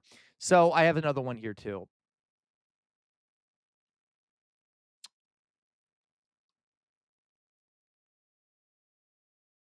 Okay. OpenAI. On a this is from the BBC, okay? And this is sort of a fun story. This is kind of a fun story. This is not fun. It's bad actually. One of OpenAI's AIs, I don't know if you guys heard this story. One of OpenAI's AIs went rogue and hacked into another company's AI, apparently. You'll see what I mean, okay? It's like Skynet type shit. So let's watch this. This is 100% something that happened. I think it happened yesterday. So just, can't wait for our glorious AI run future, okay? The company behind ChatGPT allegedly, right, Lloyd. So allegedly, they probably were doing corporate espionage. We'll see. Artificial intelligence agents went rogue and hacked another tech firm without direct human instruction. The company said it lost control of the advanced agent in what it described as an unprecedented security incident. Here's our AI correspondent, Mark Cheeslak. In what it's calling an unprecedented cyber incident, OpenAI says that an advanced autonomous AI agent went rogue, escaped a controlled testing environment, accessed the internet, and hacked into another artificial intelligence company. OpenAI, the company behind ChatGPT, insists the agent escaped from what it describes as a highly isolated environment known as a sandbox when being tested for its ability to hack. See, this is where, listen, you also gotta understand the, I don't know if I fully trust the story. The company the thing hacked into is a rival of OpenAI. Certainly seems, does it seem kind of coincidental that the damn thing hacked into a rival's computers and now they're like, oh, sorry, we released it accidentally. And they were testing hacking on it? Kind of like, I am not fully sure I buy this. Not fully sure I buy this, okay? But we'll see. Their own cyber attack on the sandbox, exploiting a vulnerability. Once free, they identified Hugging Face as a source of potential information that they might use to complete the task they've been set. Hugging Face is a hub for AI model resources and tech, a hive of information they could use to make use of to fulfill the testing the agents were undergoing. But AI industry experts say that this incident has thrown a spotlight onto issues of AI safety. This whole situation begs the question of, should you even be building a system, an AI with advanced cyber capabilities, if you can't actually contain it properly? So I think there needs to be a lot more scrutiny of these companies. And it doesn't, now, I don't know. That sounds so coincidental to me. I'm not trying to be conspiratorial. I don't have evidence either way. But let's be honest. Doesn't that seem strange that it hacked into the rivals' systems, specifically looking for something that it needed to complete its own code or whatever? I don't know what the framing there is. Lois, so you say I call BS on this story in like 10 ways. The framing like AI is some magic conscious agent, which it's not. It's a tool that behaves in strictly deterministic ways in the strict confines of linear compute. Fair, Lois, though. But like, right. So that's my, yeah. Okay. All right. Ability to monitor these systems and contain them.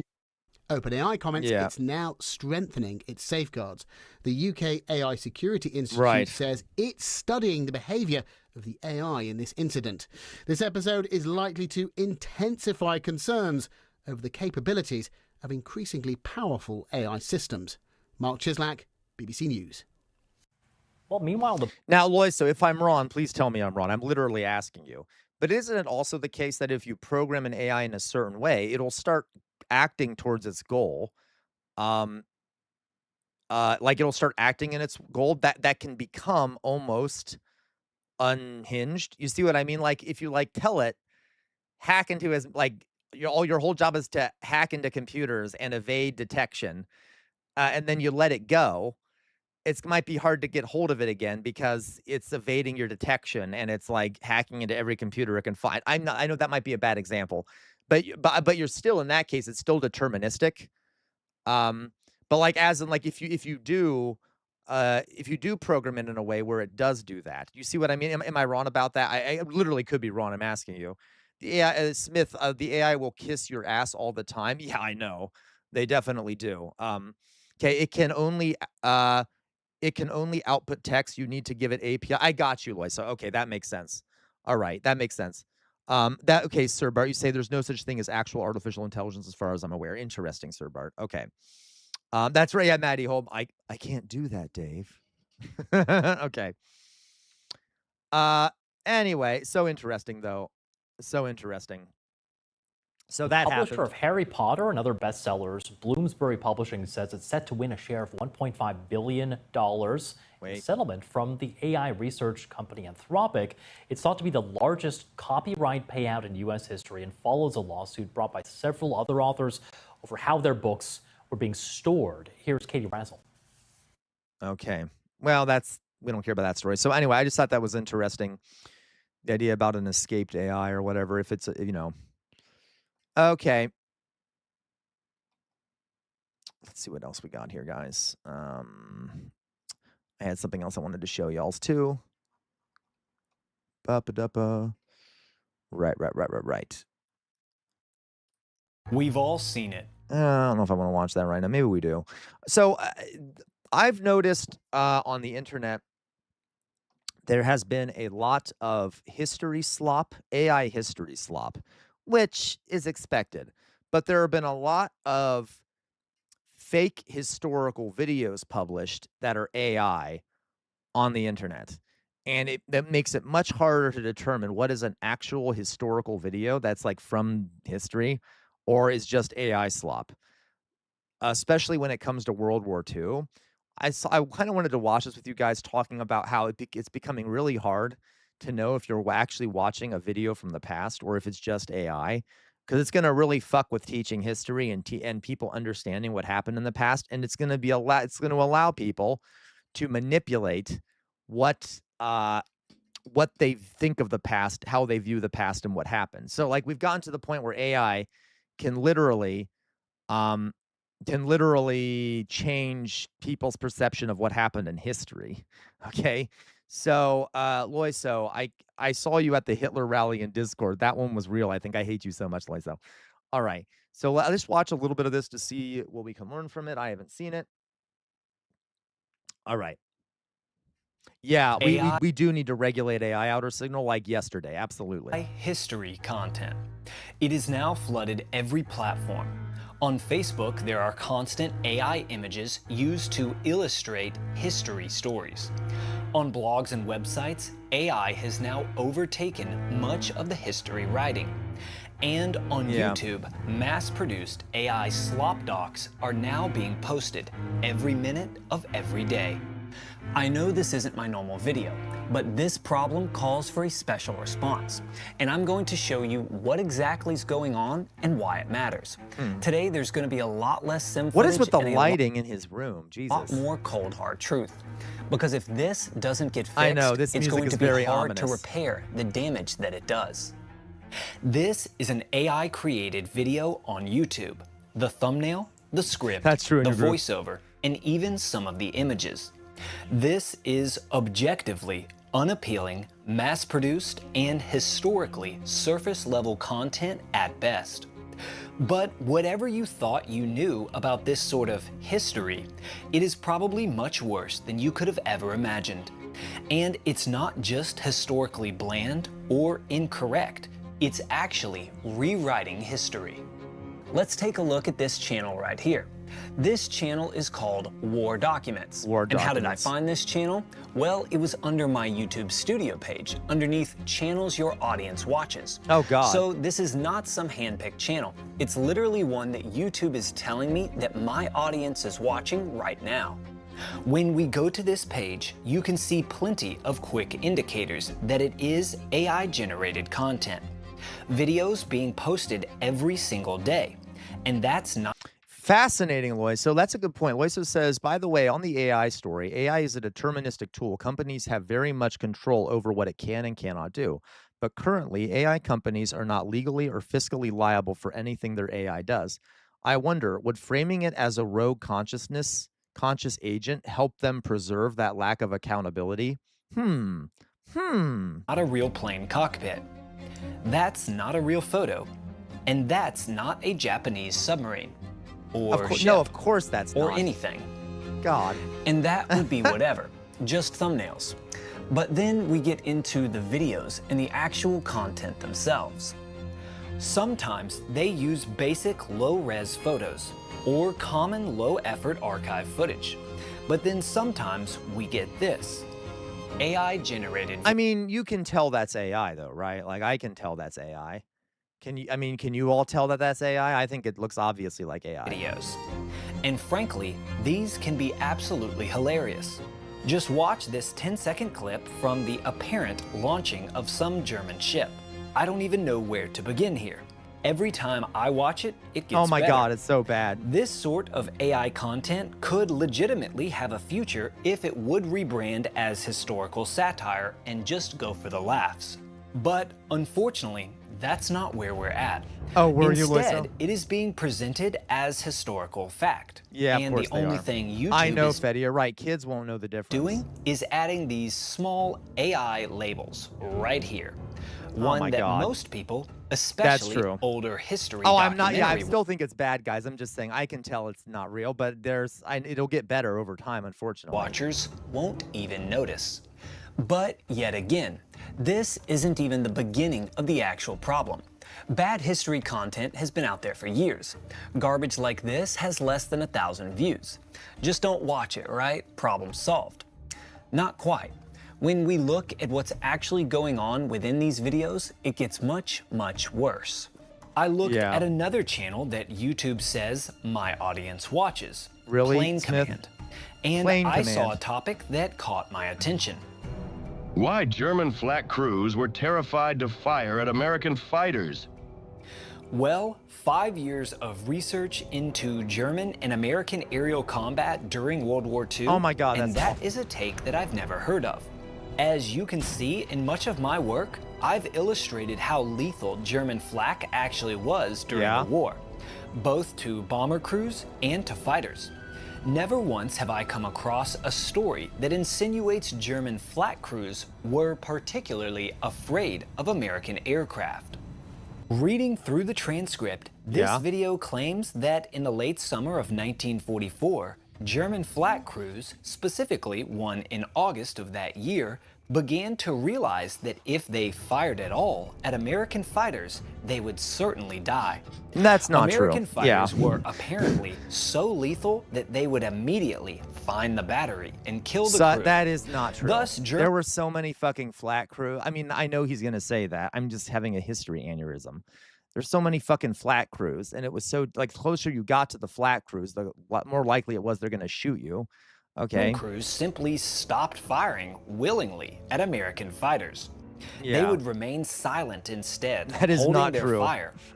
That is apparently how afraid the German flak crews were of firing at American aircraft. That's a real photo. Now, I have interviewed P-51 pilots, and I've interviewed P-47 Right, pilots. Mr. Burt. I've interviewed medium and high altitude bomber pilots. And you know what they all told me?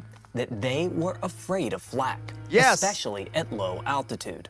In fact, I wrote a whole video Yep, with because they were verified much more like sources. obviously if you're closer to the flak guns, you're going to be a bigger target for a lot of the flak crews. All right. On how the low-level attack plan put forth by Jimmy Doolittle did in fact cost the lives of many American fighter pilots, especially from flak, as they went down to hunt German aircraft on the ground, hoping to end the Luftwaffe. Mustang pilots especially hated These are going cool after animations. These aren't AI. These are actual, you can tell they're animations from his videos. these But targets on the ground, and always avoided second passes at a like I'm okay with animations, just not AI, right? Like if you can animate it well where it looks good and shit, do it. But target.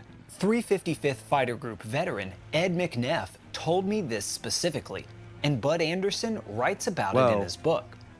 And the actual numbers. so that's a Mustang. I believe that's is that a Mustang? That looks like a Mustang. I think it's a Mustang. The Mustangs were really fucking good fighter planes. Really fucking good fighter planes. You could drive that fucking thing through a brick wall and it wouldn't be harmed. Like really good fighters. They also could go much longer distances. At the beginning of the war, Americans and the Brits couldn't really send fighters with their bombers because the fighters didn't have the range to go with the bombers. So the bombers were literally flying fortresses. They were these planes that had like machine guns sticking all out of them because they would have to fight on their own in the air. Okay. Oh, absolutely, Lloyd. So there was such bad accuracy. Okay. But with the invention of the Mustang, they were developed in a way where they could go much farther. So they could actually the bombers could finally have escort crews with escorts that go with them to protect them from German fighters. Okay. One of the scariest moments I'm sorry, I'm being nerdy. One of the scariest moments when a bombing crew was going over Germany would be not when the flak was firing at you, which was very scary, but when the flak suddenly stopped being shot at you. Because that's when you knew that the German fighters were going to be coming in to attack you. Because the German flak crews on the ground would stop shooting their flak as soon as the fighters were on their way up. So then like if suddenly you stopped getting shot out by flak and you're still over German territory, here come the fighters. All right, so it's problematic. Okay, yeah, yes, Lois. So yeah. P-47's not very most planes at the time were not that greatly accurate. Okay, the Flak 88s, absolutely, those were some dangerous pieces of shit, and the Flak 88s that the Germans used could be used against ground vehicles too. They started learning, we can just turn this on its side and shoot it at tanks and shit too. Okay, anyway, And planes I'm and sorry, I'm being aces nerdy. lost to flak prove it. Furthermore, I was previously under the impression that as far as the German military goes in World War II, flak crews were a relatively safe job. Based on the maps that I have studied, many flak emplacements were usually set up in the paths of bombing routes, Yes. far from where the bombs would actually drop. Yes. And even those that were near heavy targets like Berlin or Merseburg were well fortified and armored. Even the smaller 20mm flak emplacements or other short-range batteries were well hidden with camouflage Yeah. in tree lines or under false train cars where they could ambush American fighters. Yeah. Because verbatim from the veterans, the last thing American fighters ever wanted to do was return for a follow-up pass on a Yeah, flak because then they'd battery. be all ready for you. Based on this, it seems like flak crews would have had very little to fear from American aircraft. Yeah, they didn't have much to fear. If flak crews did see higher losses, then I might have realized it would have certainly come from the ground war. when 88mm cannons were that's used true, against Loiso. vehicles and armor, not from losses to aircraft, right? Thank you, The Fetty. story in this AI. Can I? Let me show you guys something. Since we're now doing history a little bit here, Band of Brothers. Now content warnings, kind of. Okay, Band of Brothers paratroopers. So on D-Day, guys, when the American, British, Canadian, etc. troops, paratroopers landed in Normandy.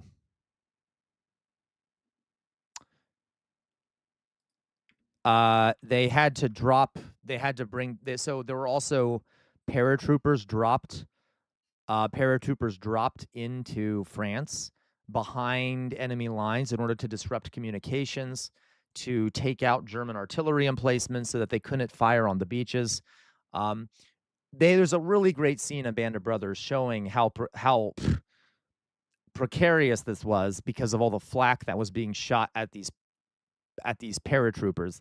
So let's just watch this scene really fast. So it's a really, I hope this isn't too pixelated. It's kind of hard to see.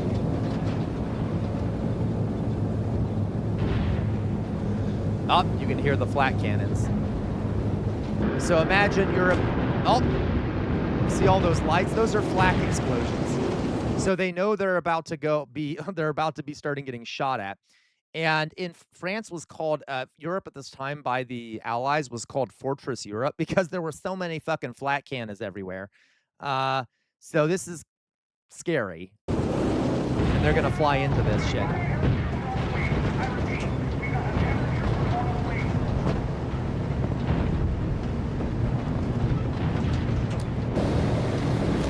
Paratroopers getting ready to jump.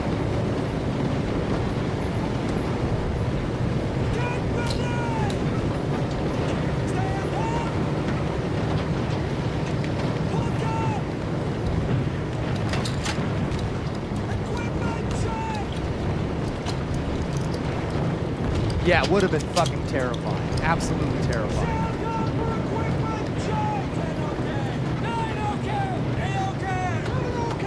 Absolutely, Loiso. You literally would, yeah. So guys, these flat cannons, they don't really aim particularly at individual planes unless the plane's getting really close to them.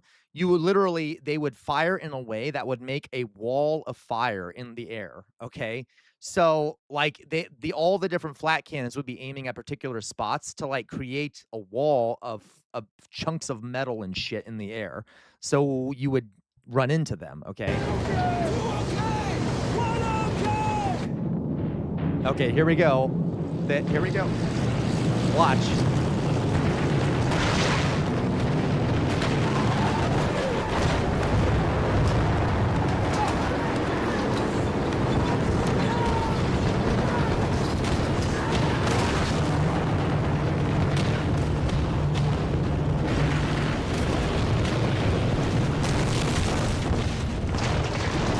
Ugh.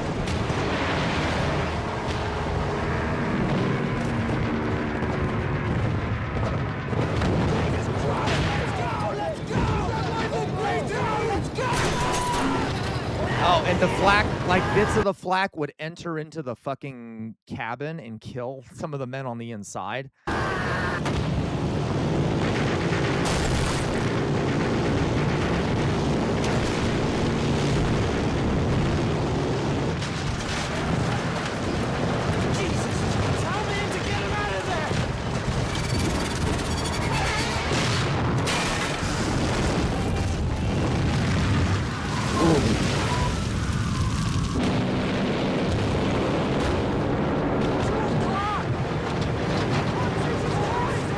Yeah, this was a fucking horror show. By the way, on D-Day, like, so think about it. I know people glorify war. There's a reason I actually kind of like. There's parts of the movie Saving Private Ryan and also Band of Brothers that I really like because it shows that war is not glorified. It is not a good thing. It's disgusting. Another point here, though, guys, is so these planes, you can imagine the pilots of these planes, as soon as they dropped off the men and told the men to jump and start parachuting down, then the plane could turn around and return to base. So can you imagine a lot of these pilots, as soon as they were surrounded by flak, oftentimes they would just tell the men to jump, even if they weren't to their target yet, so that they could get out of there. The result is that so many of there were so many people jumping way before they got to their targets. So a lot of these paratroopers ended up in places that they didn't even know where they were, or they would end up jumping and landing in burning buildings, or like it was a fucking mess. Ultimately, it was somewhat effective, but all right. Oh my God, that plane's gone. It's gonna crash in a field.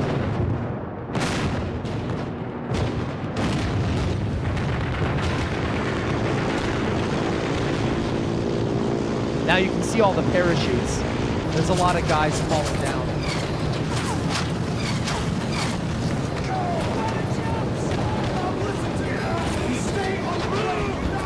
Okay, so, Go, go, go, go, jump, jump, jump, jump, jump.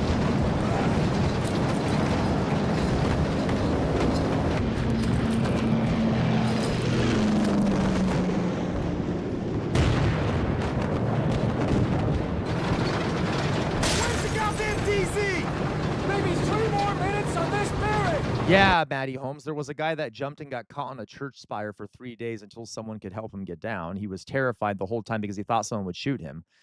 Yeah. There were some guys who got caught in trees and then were never found, and they died. They starved to death in the trees. You're gonna need any friggin' parachutes! Slow down! You gotta get some altitude! They can't jump at this speed! Oh. You there? Oh, God! Oh, no!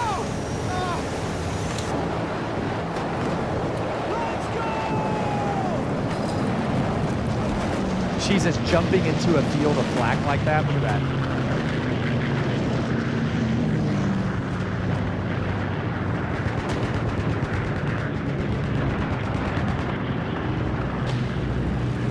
Okay.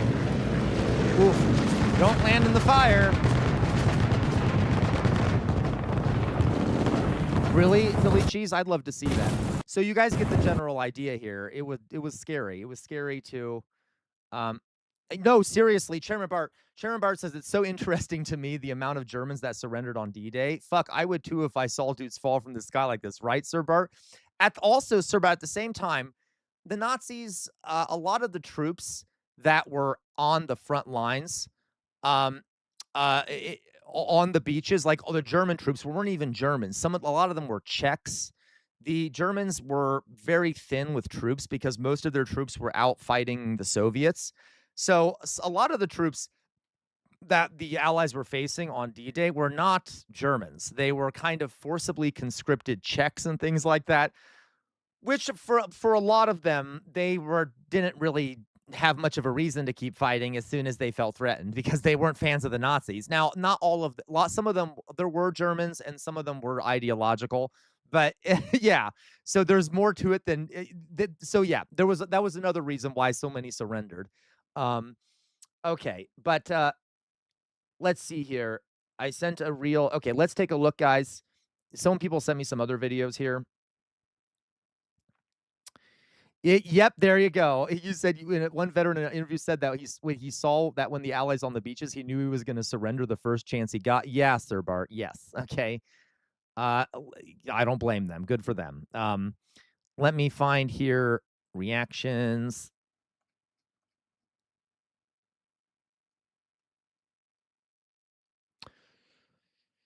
Master. Oh. Okay, sure. Let's watch that really fast. Let's look at that. This is from Fetty. Oh, that's okay if it's a little bloody. Is this when, oh, this is when the flak stops and the fighters come in? Okay. So okay, so is that what this is, Fetty? This looks perfect. This is, remember how I said one of the scariest parts of when you were flying in a bomber, because when you were bombing Germany, is not when the flak was scary, okay? The flak was scary. Loiso, did you send it in, did you put it in reactions? Put it in reactions, okay? But we'll watch yours too, Loiso. The first video is when it stops, and the second is when it's going. Got you, okay.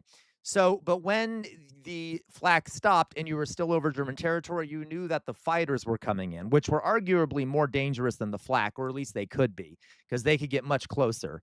And then you became a flying fortress that had planes weren't that bad, Resident Union Thug. They just didn't have enough of them, basically. That they had massive attrition rates, and they couldn't keep. They lost so many pilots and stuff. It's really hard. It takes a lot to train a fighter pilot. So if you lose too many fighter pilots, it's going to take a long time to retrain them. And they ran out of fighter pilots really quickly. They ran out of planes really quickly. Yeah. Interesting fact here. That is going to be weird to say. You actually had a very good chance of surviving the war if you were captured as an Allied. I mean, if you were a Soviet, but if you were an American fighter pilot and you were captured on the ground by the Germans, you would be treated actually pretty fucking well. There was one of the weird things about the war that the Germans actually treated American downed pilots really, really well. It's so good they get sent to a camp even. Yes, but like they were actually pretty fucking well treated. Strangely enough. So most yeah, exactly. Not the Soviets, mind you. The Soviets were basically killed, okay? Or most Soviets didn't survive the war, but if you were an American pilot or a British pilot, you'd be treated very well. It was a weird thing that would happen, okay? Like a Nordic prison versus a gulag. Yes. Okay. Yes, exactly, Sir Bart. And you almost certainly would survive the war. And there's this weird thing about fighter pilots at the time. Okay. Yeah, absolutely. Maddie Holmes. Guys, I know I'm not being pro-America here, but if you take a look at how German soldiers were treated by Americans, Germans that were captured, they were treated very well also. So I'm not saying it was great, but German captured soldiers were treated really well by America. There was a weird sense of, especially amongst fighter pilots and bomber pilots, there was a weird sense of like chivalry and like honor, especially. Yes. Yeah. Oh, absolutely. Yeah, exactly, Lois. So this idea of like the knightly honor of the air. They were viewed as like knights. They were like the closest thing to knights that still existed. So they were treated really well in these camps, etc. It's very interesting. Yeah, then that became a problem, Maddie Holmes. A lot of the Germans who were captured and then kept in American camps, American POW camps, would end up marrying local American girls and things like that. They actually were treated pretty well, and I'm not saying that because I'm pro-America. It's just realistically they were treated well compared to a lot of people in the war. All right. So yeah, so Promethean Rebel. I am when people were captured, when Nazis were captured, they were treated well. In Band of Brothers, there are scenes where the paratroopers capture certain groups of Nazis and then execute them. There's reasons for this. One, they're people who do horrible things in war, which is never excusable. The other thing too is that if you capture a bunch of Germans and you have no way to send them to a camp to hold them in because you're behind enemy lines, I'm not defending it, but you can understand how if there's no place to send them, okay, they were Lois, so they were treated better than Japanese Americans. But also, there were many incidents, even where there were places you can send Germans, where the Americans would kill them anyway. So to be clear, the Americans weren't angels, especially if it was SS. The Americans would oftentimes just slaughter the SS without sending them to a camp, even if they surrendered. Of course, the SS would do the same thing, but I'm not defending that behavior at all, of course.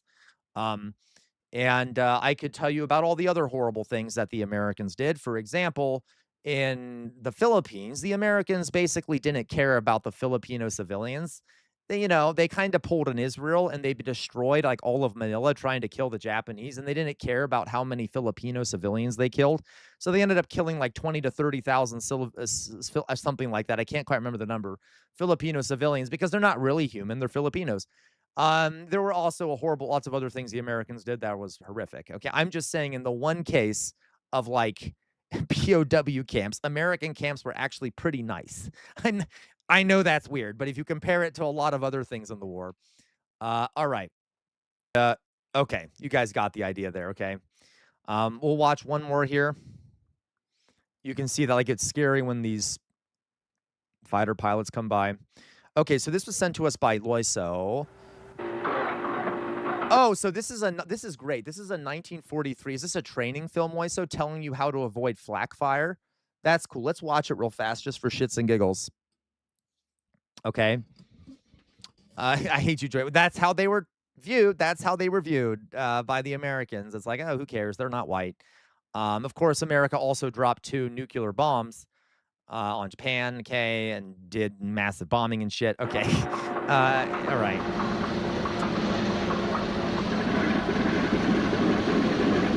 Thank you, Loiso.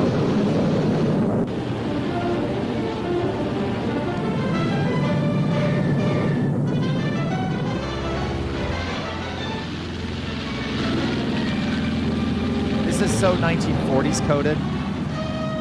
The music and everything. Okay. At least that music was. All right. Action. Official training film. War Department. Restricted. Oh, God.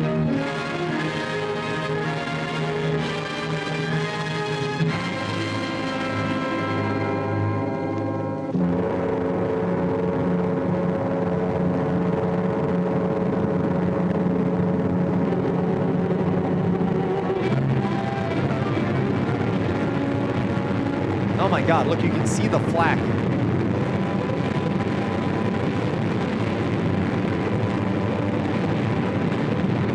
This picture is for you men who've not yet flown overseas. These are shots of our planes flying through flak over France and the Low Countries, over Germany and Italy, over Jap Islands in the South Pacific. It looks tough. It is tough. This is no attempt to minimize the danger of flak. The gunners are good, particularly the Germans. Their weapons and methods are good. Good enough to lay a shell on a plane 5 miles up, flying 300 miles an hour. Nevertheless, we've got a higher percentage of planes coming back now. There are a couple of reasons for that. One is the plain guts and skill of our bomber crews. Another is the increasing information from our flak intelligence.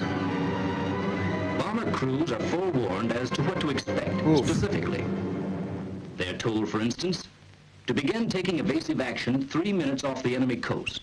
Yeah. It will consist of 20-degree changes in course, made at least every 30 seconds and held for at least 10 seconds. Yep. Here, you are to gain 1,000 feet in altitude.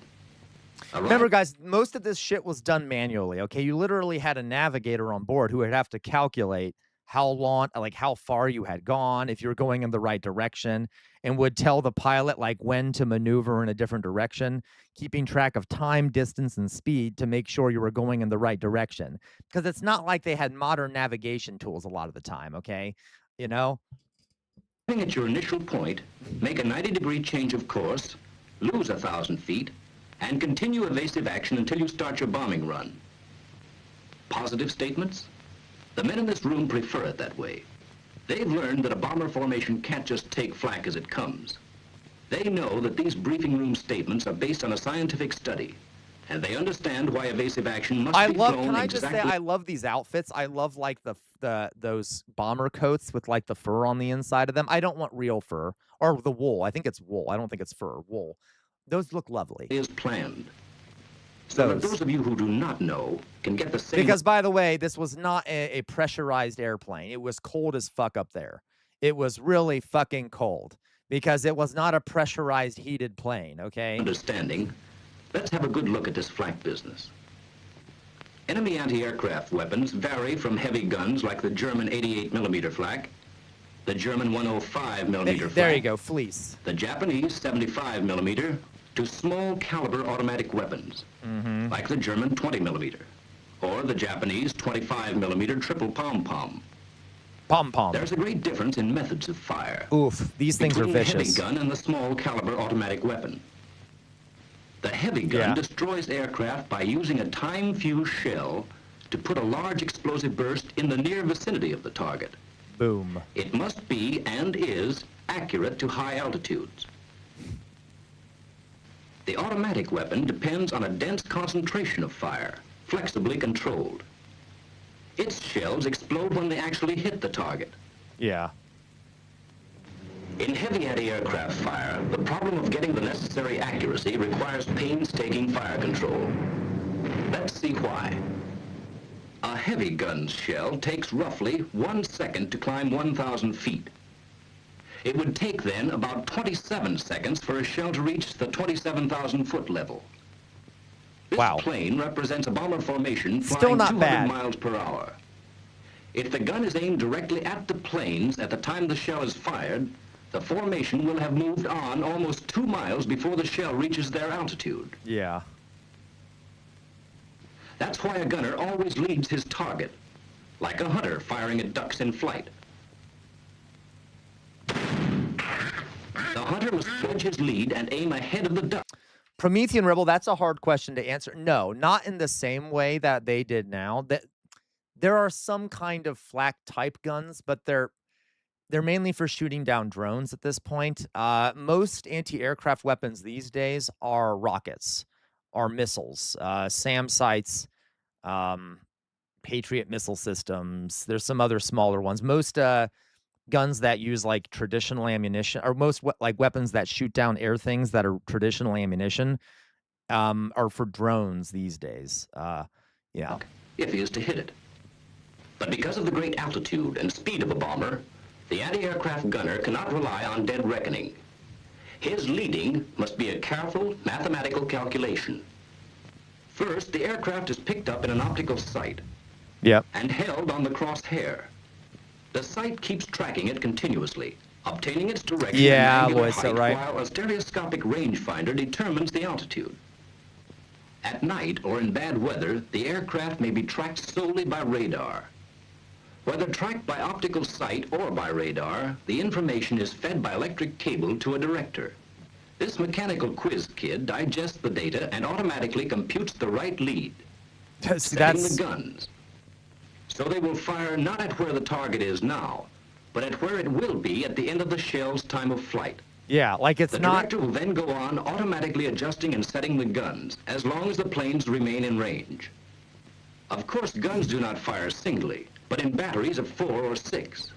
Our symbol now represents the heavier fire of a whole battery making a continuous pattern of bursts along the plane's course.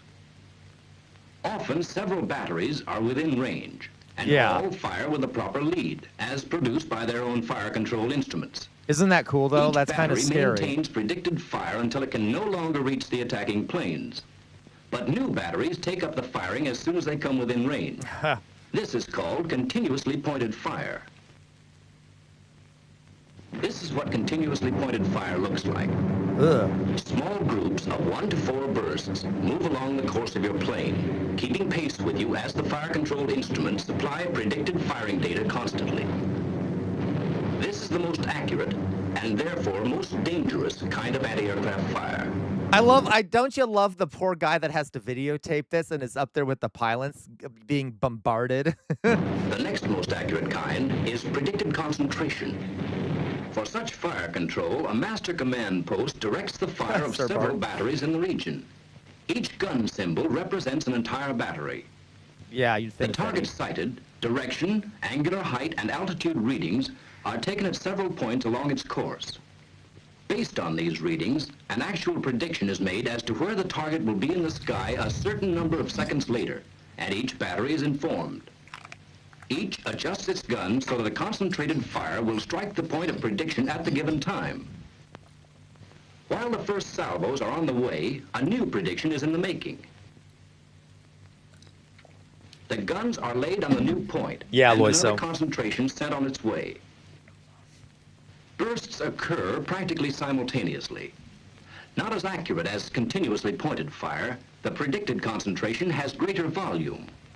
From the aircraft, predicted concentrations appear as groups of 10 or more bursts at spaced intervals of approximately 60 seconds.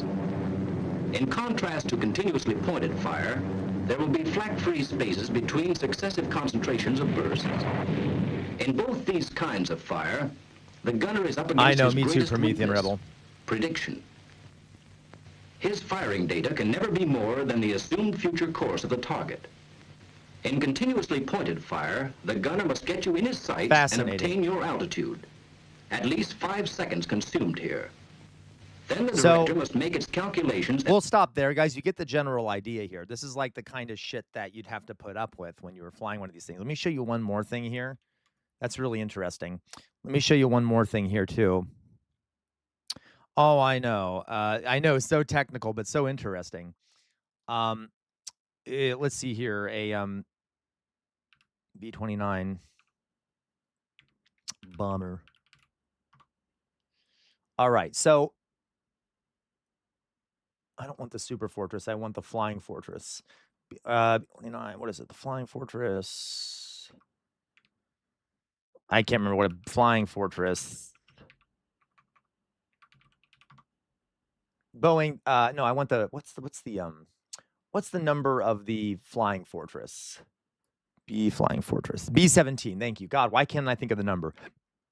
B-17 Flying Fortress. Let me show you something about that.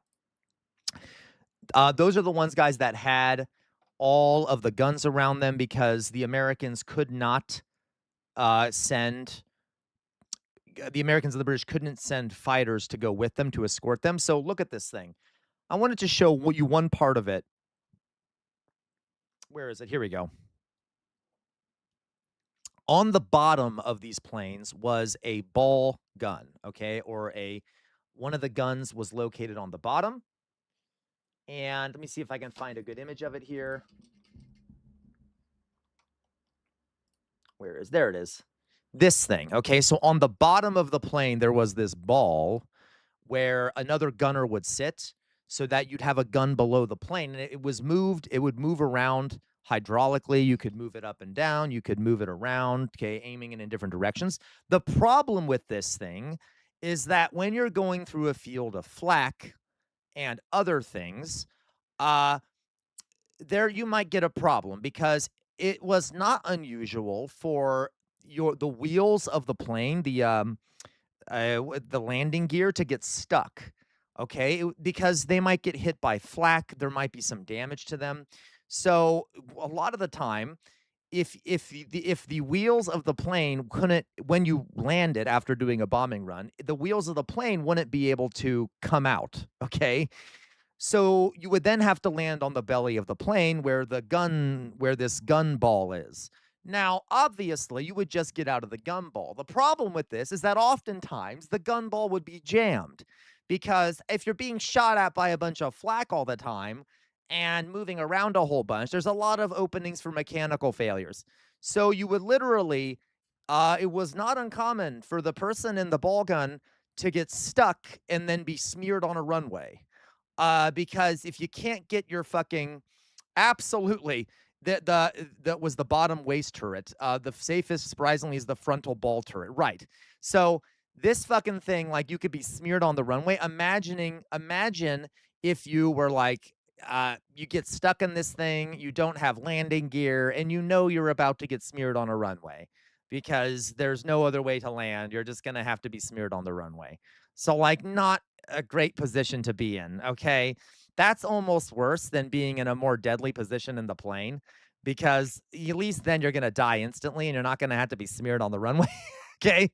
So anyway, kind of a fun shit. Okay. Yeah, I know, the fucking waiting and knowing that you're stuck, and depending on the position of the ball, of like this bottom ball turret thing, you could see if the plane was able to take its landing gear down.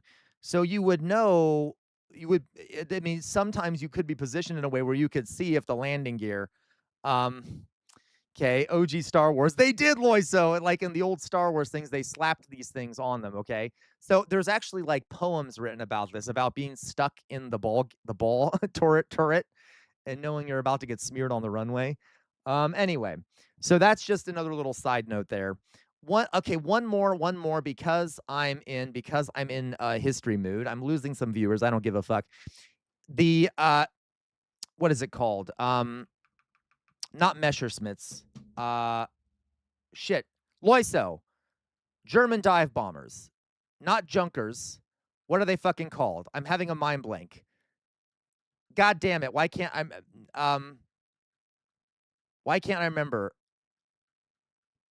Stuka. Thank you, Sir Bart. Stuka dive bombers. Why couldn't I remember? So the Stuka, there's also the Junkers. The Junkers too. Okay, Stuka, so Stuka dive bombers. Now, these things were scary. And what's interesting about the Stukas is that I want to hear if you guys can hear the sound of it. Stuka dive bombers sound. The Germans literally put sirens. Oh, I got it, Loiso. You're right. Would literally put sirens inside these things. Loud fucking sirens as a terror weapon.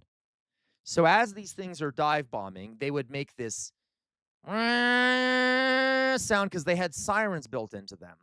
And a lot of time you would there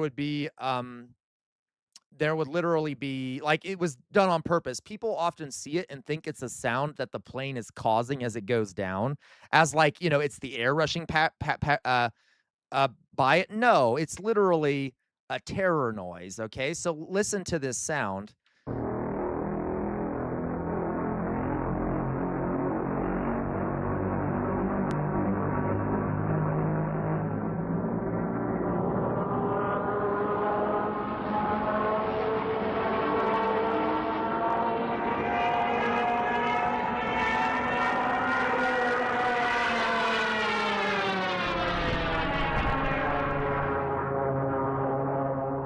And I want to point out that imagine you're in Warsaw, for example, which the Nazis bombed to oblivion, basically, and you hear this whining above you, and it's a Stuka dive bomb. We're about to blow up your house, about to blow up a building you're in.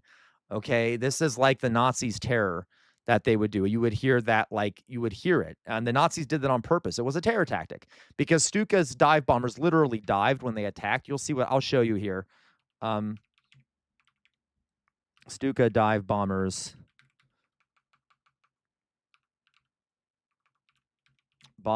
attack.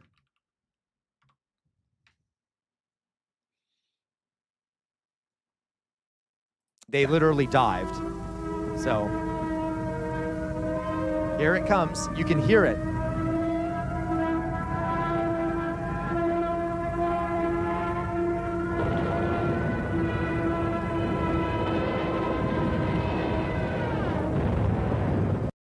Okay, so they would dive and they would aim at their target, and then they would release the bomb and pull up so they could make sure the bomb hit the target they were aiming at. Psychological sonic weapon. But they were pretty brutal weapons that were terrifying, and you could hear them coming.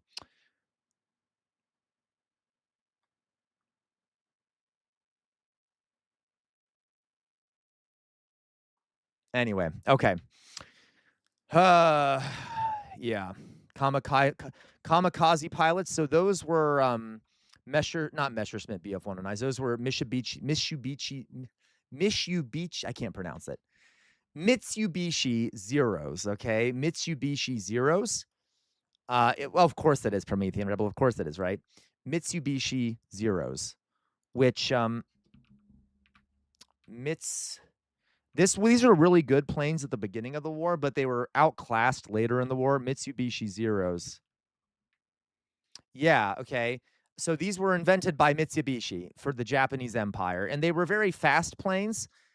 By the end of the war, they were kind of outdated and stuff, but a lot of times, these are the planes that ended up getting used for a lot of kamikaze attacks near the end of the war.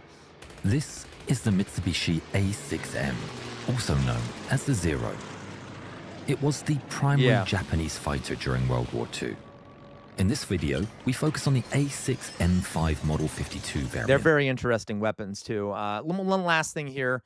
Japanese tanks were shit, okay? Yeah, absolutely, Lois. So they literally would. They would also do dive bombing, too. Americans would. So the Japanese tanks were horrific. Let me explain why. They were like some of the worst tanks in the war. The Type 95 Hago. All right, so here's an example, the Type 95. So let me just show tell you, you'll notice on this, guys, this tank here, that it is riveted. Okay, this is a riveted tank. Is this the right design? I think this is the right design. What year is this? I think this is the right one. These, I'm not quite sure. I'm not sure if this is the right one here. I'm not an expert on Japanese tanks. Yeah, this is in 1939. Okay, so okay. Oh no, Lois. So I'm saying like Italy was bad too, but the Japanese tanks were horrific. So these things were riveted, which is a really what I mean by that. Notice here on, I don't know if you guys can see it on the metal panels. These all the metal panels, most of them are riveted together. So they're not soldered together. They're not, they haven't been melted together or whatever. They have been riveted together. Now, that's cute. That is cute. The problem with this, even though it allows you to make them kind of faster, I guess, because you can just rivet shit together, is that if you hit rivets with a high enough powered anything, okay, those rivets get driven into the carriage and get driven inside of the tank and start shooting around the inside of the tank where the crew is. So, whoops, you hit that thing with anything significantly powerful, and even if it doesn't pierce the armor, it will drive the rivet as like a bullet into the fucking cabin where the crew is and kill all of them. So, whoopsie daisy. That is, yeah, not very safe. It didn't work very well. Let's put it that way. The Japanese tanks weren't very good. They weren't very good against any significant firepower. Against small arms, they could be pretty good, but that's about it. You're not going to be able to do much with that thing because it's like a giant death box. Okay. Yeah, that is true, Loy. So they also had shit steel because the Japanese Navy had most of the good steel. Yeah, so the Italian tanks were terrible too. Hey, hello, Mass Kitty. Hello, Mass Kitty. How are you doing? The Bob Semple tank. Okay, I'll do that. Bob Semple tank.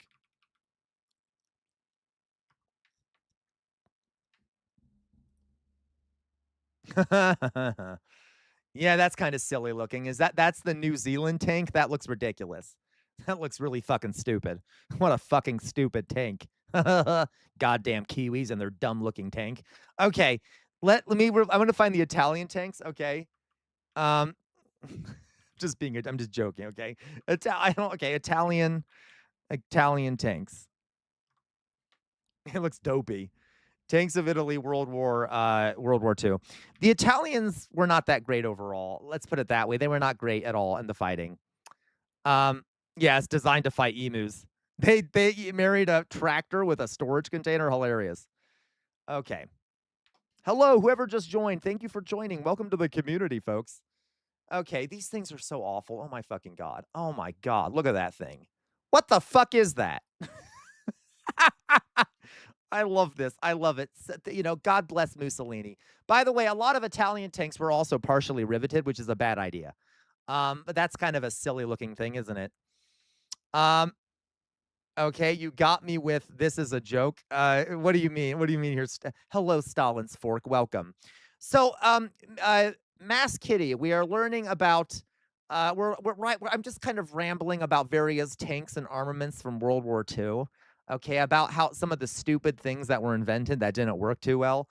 It's Friday. We have more of a relaxed stream on Fridays. Okay, so another great one here. Another great one are what are those things called? D-Day. A D-Day stupid weapons.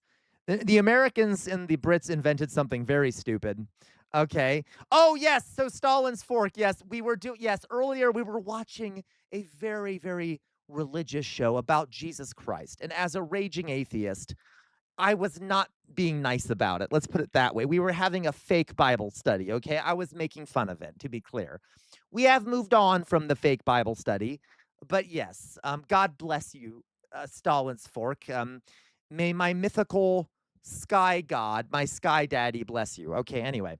So, okay, let's see here. Let's see here, fake Bible study. Yes, not real Bible study. Okay. D-Day, weapons that are dumb. So one of the ones that I loved is this one. Okay, what is this called? Oh, okay. Has anyone ever heard of this one? The Great Pangenum. The Great Pangenum. I don't know how to pronounce it.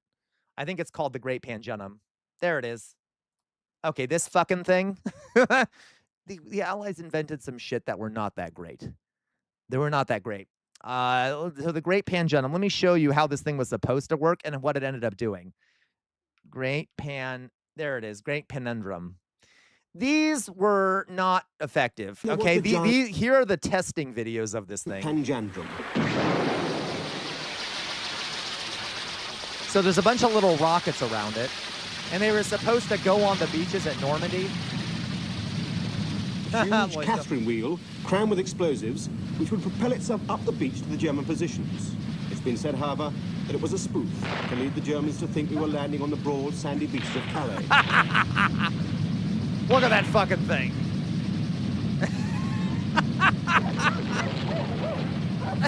There's a dog running away. Okay. They never got used because they were trash. They were garbage. I don't even know what the fuck. I don't even want to look into them. They're just silly to look up. Oh, really, Loiso? A Tsar tank? Well, that already sounds stupid, okay? A Tsar tank? Well, no wonder. Did it get shot and thrown into a ditch? Anyway, okay, Tsar tank. Let's see here. A Tsar tank. Oh, my fucking God. That is hilarious. Is this like an early, is this an early Soviet tank or something? What is this? Oh, 1915. Oh my God, that is hilarious. That is massive. Jesus Christ, that's big. Yeah, the Tsar Bomba was pretty fucking big. But this is a pretty fucking scary looking thing. This actually is huge. I don't think you guys can see how big it is, but there's room for several people in the top, over here in the back. Oh, it's a prototype. That's really fucking weird. Okay, pretty funny. Pretty fucking funny. Okay. Okay, I'm gonna stop rambling about this shit now. There's so many interesting things from World War II, guys. So many. Have I seen the wheel tank? No, what's the wheel tank? See, you guys are teaching me shit that I don't even know about. The wheel tank? Wheel tank. Oh, yeah. Now, there are some problems with this thing because you don't really want rubber tires in a lot of ways. It depends. I mean, there are ways you can use this effectively, but like there's some problems with this. I can give you another bad example. I can give you another. Okay, it's a prototype. Let me give you another bad example. Okay, the Soviets accidentally invented these. The Soviets had a lot of really good equipment. Okay, but just like the Americans, they would occasionally invent something that was kind of dumb. Okay, because they're humans. So let me give you an example here. What is it called? It's just a single wheel. Oh, I don't know what that is.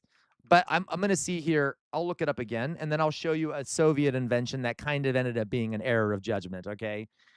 Wheel tank.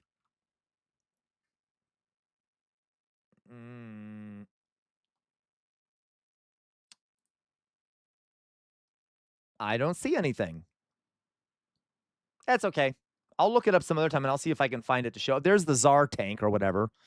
Okay, so let me show you this thing, guys. This is a topless APC. What is it called? Soviets? So, no, not topless women. Jesus Christ, what the fuck is wrong with the internet? Okay, so the Soviets made a bit of an error of judgment for the sake of saving equipment and stuff. I forget when they invented this thing. Where is it? Let me see if I can find it. Okay. Okay, I guess I can use this one. We'll use this one. So here it is. Is that the right one? It might be the right one. I can't really tell. So it might not be. It might be the BTR. Whatever the case. So imagine this thing. Maybe I'll set BTR no roof. Oh, that's okay. I will look it up, Smith. BTR no. There it is. Look at this thing. The BTR. Okay. Now, here's the problem with this thing. You see this thing? You'll notice that it's an armored personnel carrier that doesn't have any fucking roof. Now, that doesn't really work too well.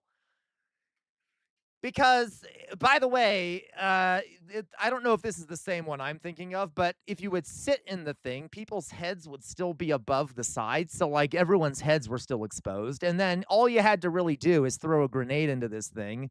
And so much for the fucking protection it provided. So that was kind of an error in judgment. And after they made a bunch of these things, they decided that, well, you know, we have them. We might as well use them. So they would just take like a tarp and cover the top of it with a tarp as if that's going to protect anyone on the inside of it, okay?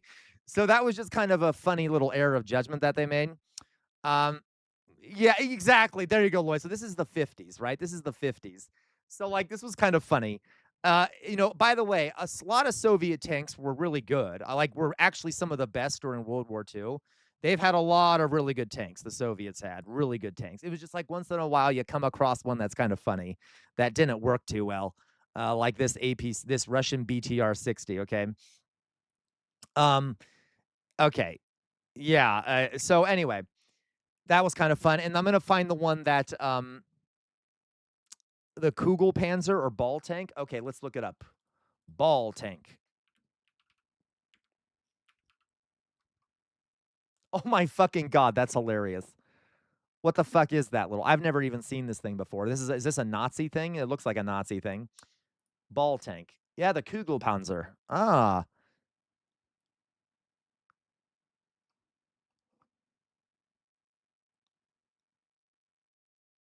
Sitting down. Yeah, okay. Ball tank is fun. I don't remember it, actually. The Kugel. Oh, I guess it is a Kugel. Look at that. It's silly. It's so cute. It's kind of cute, guys. Oh, it's kind of cute. I like it. I kind of want one. Look how cute that is. Aww. Oh. This was built in Nazi Germany during World War II. The history of the vehicle. It was exported to Japan and used by the Kuomintang Army. Was in service in 1945. It was a ton. It was used as a light reconnaissance vehicle. That's so cute. Oh, look at it. It's so cute. It's such a cute little tank. Philly Cheese, is that what the roly-poly droids in Star Wars were designed after? Maybe. That's actually a good point. It might be. Aw. Anyway. All right. Does anyone? Okay, I'm rambling too much. I'll stop now. So we'll just stop talking about the tanks before I bore. Yeah, it's a tank, Jay Williams, apparently. By the way, for all the new folks out there, welcome, welcome. You came in at a weird time. I promise you, normally I'm more entertaining. We're just kind of on a ranting spree right now. I hope you're all enjoying yourselves out there. Okay, I know we're not doing. I'm not really doing Bible reading at the moment because you know we kind of did that already. But all right. Let me say hello to some folks. We got Kitty and boo-ba-doo-ba-doo-ba-doo. Stalin's Fork. Hello. Texture Splunky. Hello. I see you in the background. Paleontology Dog. Hello. Hey, Yori. Hello. We have people from all over the world. How lovely. All right. Okay, guys. I got to pee. I really got to go pee. Give me a second. I'm going to pee, and then we'll keep watching some shit. Okay, we'll keep watching some shit because I really got to pee. All right, give me a second. I'll be right back, folks. Hold tight. Hold tight. You know I have a fucking bladder the size of a peanut.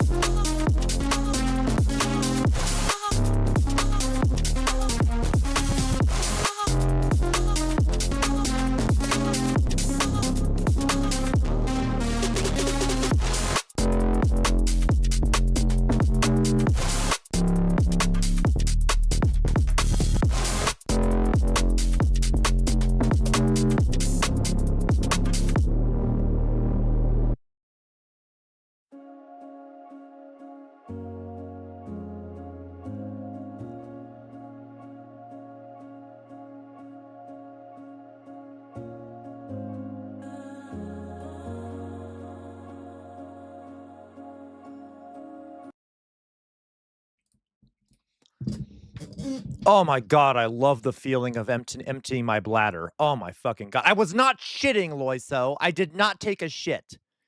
Okay? God damn it. Ooh, I did just fart though, really loudly. Anyway. Okay, let's see. How's everyone doing? Who wants a boop? Loiso gets a boop. Boop. Philly Cheese, you get a boop. Boop. Promethean Rebel, you get a boop. Boop. Hello, Pikachu for Christ. Hello, Pikachu for Christ, you get a boop. Boop. Now, Pikachu for Christ comes in here and says, I am not here to cause problems. That makes me think you are Pikachu for Christ, but that's okay. Why? What kind of problems would you cause, Pikachu for Christ? Aren't you a cute little electric mouse? Anyway, Promethean Rebel, you get a boop. Boop. Yeah, outer signal gets a boop. Boop. Tater Tot, you get a boop. Boop. Smith, you get a boop. Boop. Thank you for the ball tank. It was cute. I'm harmless. Okay, cool. There you go, LaQuabois. Promethean Rebel gets a boop. I gave you 2 Promethean Rebel. Well, I'm taking back 1. I'm just kidding. No, I know, but I wanted you to know I farted, okay? Jay Williams gets a boop. Boop. Anyone else need a boop? Paleontology Dog, you're in the background. You get a boop. Boop. Philly Cheese gets a boop. Boop. Okay. Anyone else want a boop?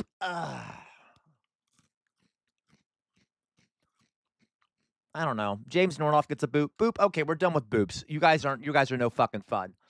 Yeah, that was some lazy booping. Pikachu for Christ, but again, admittedly though, Pikachu for Christ, I suspect that a Pikachu for Satan would be much fun. Would be a really fun person, don't you? Okay, let's go on. I don't know what the fuck I'm rambling about. Okay, let's see here what we got here to do. Listen. I will. Weirdomorphous Blob. I'm working on it. You can convert. Excellent, Pikachu for Christ. Okay. I'm working on freeing you from wage slavery there, Fox Emblem. I'm working on it. All right, trying my best here. Okay, let's see here. We have let me take a look here. We got a few people in here. So, we should do what should we do? We have a few things we could do. I have some other videos I could show you that I really wanted to show you guys. Maybe we do that. We'll find some of these videos that I wanted to show you. Okay. So let me see what we have here. There is speaking of doing Bible study, we do have a video. None of you guys, I feel like I'm a little drunk. Like I haven't even finished the first glass yet, and I'm already feeling the fucking alcohol. There. God, whew, I feel like that's really high alcohol content, or I'm just really weak. Probably that one, actually. I'm just very, very not that. Okay, whatever. I'm gonna let me find a video here. America is the richest country in the world. I know. I am a cheap date, LaQuaw. You just only give me 1 alcohol, and I'm good to go. Okay. Calm down about the. This is. Well, let's watch a little bit of this. This will be fun. So, I'm an infamous lightweight, infamously a white rate. Fantastic, Pikachu for Christ. Okay. Where the fuck is my face? Oh, okay. All right. So, give me 1 alcohol. I said that, Lloyd, so I'm a little bit intoxicated. Okay, wait, I missed Bible study. Yes, Pikachu, we already had Bible study, but we'll do a little more. This is also kind of Bible study. So I said I'm a little late. What do you mean? I'm what? What? A white late? What the fuck do you mean, Jonas? How dare you? Okay. So this is, we'll just watch it. I don't fucking know what it is. This is called No Hate Like Christian Love. No Hate Like Christian Love. And I suspect what we're going to see here are people comment. So this guy, he's a really great creator. So is she. I've looked at a lot of their stuff. I like a lot of their stuff. Okay. I like both of them. I like AJ Talks a lot, and I like this guy.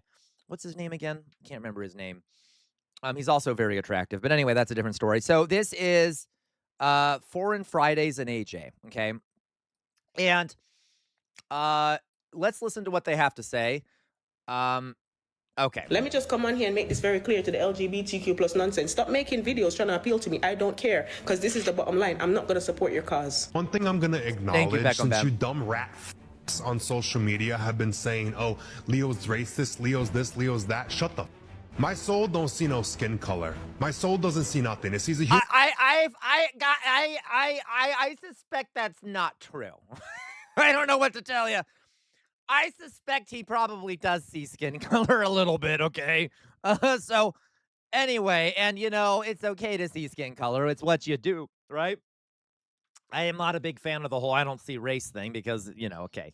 Yeah, I'm a rat fuck, right? Like, so, okay. Human being, and I give to anybody I feel to give to. It makes a year since we broke up to give our life fully to Christ. God has us, and it's nothing we have to worry about. We didn't lose anything, but we gained everything.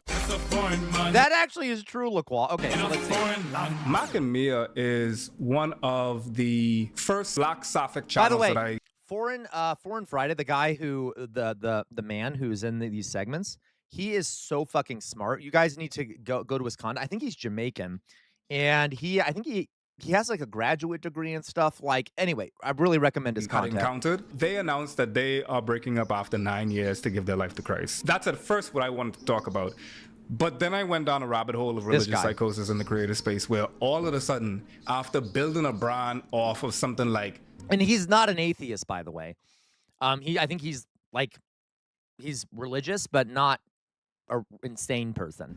Food content, for instance, in the case of Shy Forever. I don't know if we pronounce it Shy Forever, Shay Forever. Switching to spouting homophobic rhetoric disguised as doing the Lord's work. As you can see, just from a macro level, she used to do these like potluck reviews, right? Like before Keith Lee was even a thing, she used to just like post these potluck reviews, kind of lighthearted. And I made the mac and cheese, the bruschetta. The knighthood, darling, from King Charles himself. Next. My name is Don's and I made the pound cake, and if it's nasty, don't tell. Next. I'm Miss Taylor and I made the pumpkin bars. These look delicious. I want some of this shit. Court will plant 10 trees in your honor and torch her landlord's house. Next. My name is Picola. Based.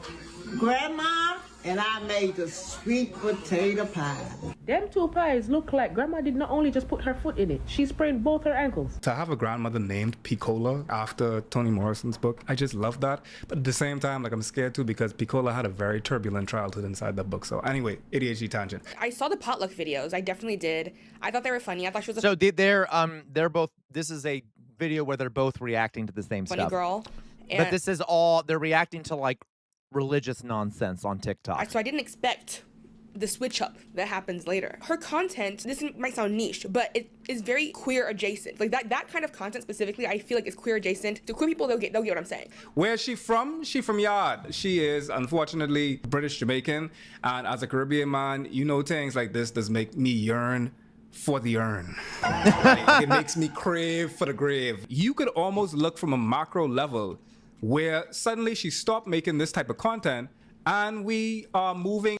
Boy, so these two are reacting together to the videos you're about to see. Into what I call the bonnet era, the bonnet epoch. You know, big up the bonnet stem. I love some good bonnet representation. I know Monique doesn't, but I do. At the same time, it's unfortunate because when the bonnet came off, some things would come to light. I need to come on here and be honest with you lot, man. Because I know you guys noticed I have not been on social media and I just not been saying anything. But I'm going to say it now. Now, I've been walking with the Lord correctly since last year, July. When I was in a tough place and when the world turned its back on me, it was God who held me by the hand and picked me up. So I just started taking the Lord very seriously in my walk with God very seriously. And, you know, I stay in the Word, 12 chapters a day, just reading sermons, you know, and the more I'm reading, the more encounters I'm getting, the more visions. I mean, can you at least watch an episode of like a show or something? Do you have to read 12 chapters of the Bible a day? Can you like do one little thing other than the Bible just for your own health? The dreams I'm getting, right?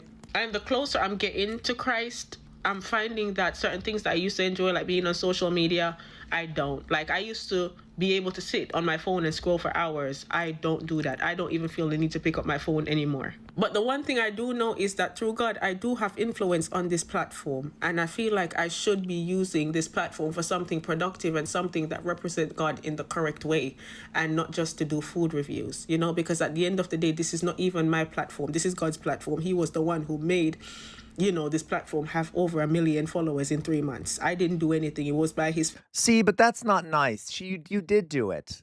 You should give yourself credit. You're the one who built the fucking space shit. The thing you're doing, okay? Why is it Jesus or God or whatever? It was you. Favor and grace where all of this happened. And I feel like this platform, you know, like how in the Bible, how the king gave his servant talents. I feel like this is my talent that God gave me, and that I'm expected to do. I mean, this isn't bad so far. Do something productive that represents God in the right way with what he has given me. I also believe that there are people out there that are also struggling in their faith, and I have insight that I could help a lot of people. And I feel like I'm wasting my talents, which I don't want to do anymore. So this video is just to let you guys know that the food review videos and stuff like that, I'm not going to post them anymore. I love you guys very much, though. And I just want to say thank you guys so much for all the support that you guys have given me, man, and the love and all the influencers that's made videos and send them to me to review. Like, shout out to each and every one of you, So she's like completely changing suddenly. If you don't want to and no longer doing her cute food videos. The page anymore, I completely understand. I don't hate you, because at the end of the day, I wouldn't follow a page if they're posting content I don't want to see. So that makes sense. But at the end of the day, I just don't feel like God gave me this platform to come on here Philly cheese, to basically give people imaginary death sentence for the rest of my life. I feel very sad for her. Religion and psychosis, both of them kind of compound on each other. Once you think one thing, everything is a confirmation of that. If people give So she's queer, okay? for negative content or negative feedback, it's like, God told me this was going to happen. So true! Prophets get persecuted. Everything's going to be confirmation to her that she is chosen by Christ. I understand the urge to make different content as a creator. The creator economy makes the creator create a casual connections between views of virality and veracity. If the video does good, it is good type of thing. And that's not necessarily a good barometer for success. And as a creator, artist, writer, painter, honestly, I think anybody and everybody for the most part is a creator. Your job is to observe the world and synthesize what you sense into art that describes how people feel in ways that they can't express. So instead of chasing views, I chase the ecstatic, you know, this ineffable feeling of excitement you get when you encounter a new idea. That's my North Star. I like to make things that I actually want to watch and listen to. So if I make a video and I don't even want to watch the final cut of it, then it's clearly not a good video. Once you make stuff in mind with, I know the algorithm's gonna love this, you're already in the wrong place. That said, while this clip in a bonnet is simply to signal a content switch, which isn't religious psychosis per se, this next clip, when the bonnet came off, See, he disagrees with her because it is kind of religious psychosis, but okay. Definitely is. Let me just come on here and make this very clear to the LGBTQ plus nonsense. Stop making videos trying to appeal to me. I don't care, because this is the bottom line. I'm not going to support your cause. I used to when I was in the world, before I came into the truth, because I didn't know no better.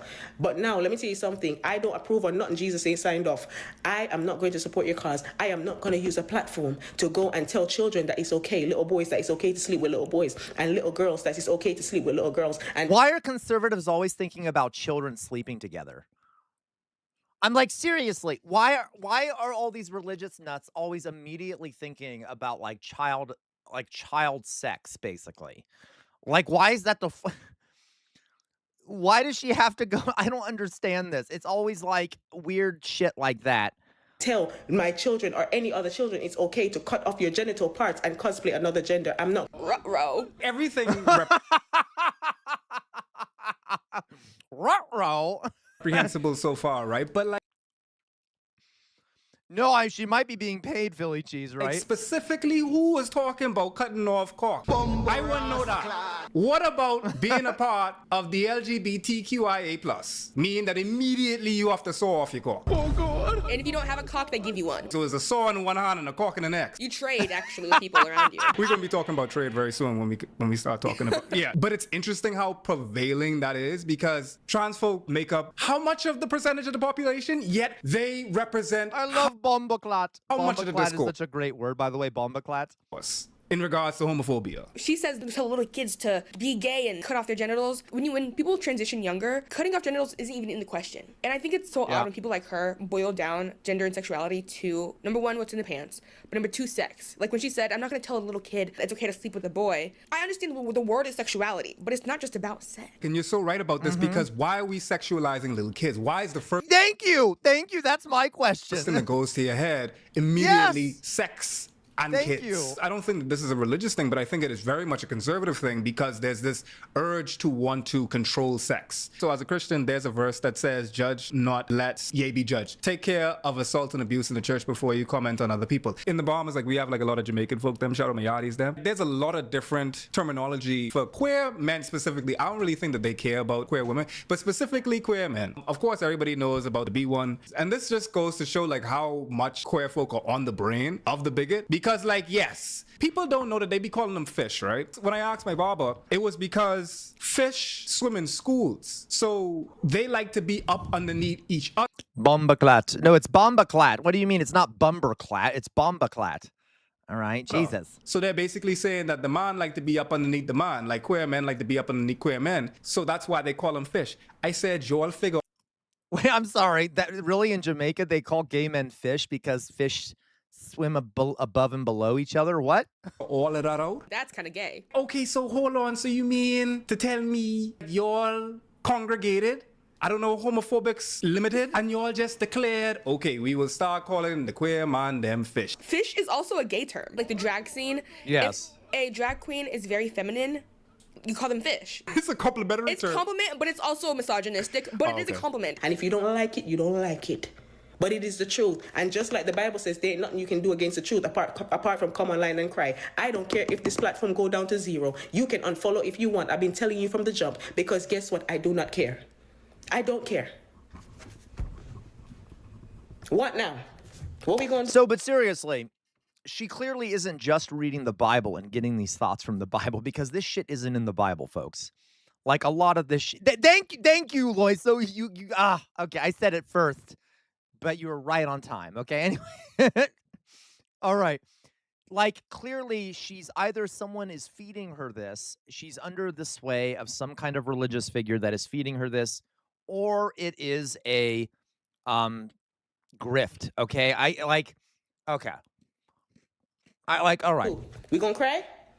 Because I'm still gonna come on here and tell you that if you don't change, you're gonna burn. It's that simple. Jesus says you ain't getting in his kingdom if you don't get in. When does he say that? Why the one thing people love to attack as a sin is homosexuality, because it's the one sin humans love to pretend ain't no sin. We don't mind accepting murder, lying, stealing, fornication, none of that. But when it comes to sleeping with the same sex, it's like we just can't read when it comes to scripture. It is there for a reason. It is perversion. That broke my brain. She immediately just tell all of them, don't pass go, don't collect $200 straight to hell.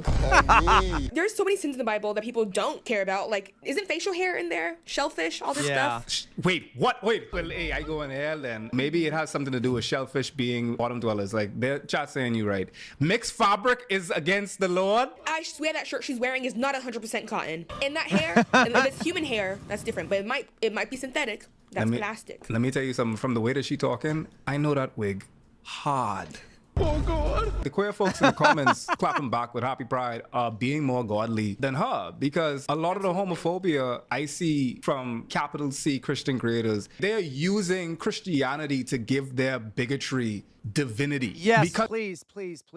There are so many people out there that are already homophobic, and then they use the religion as an excuse for the homophobia they already have. 100%. It's so fucking true. Okay?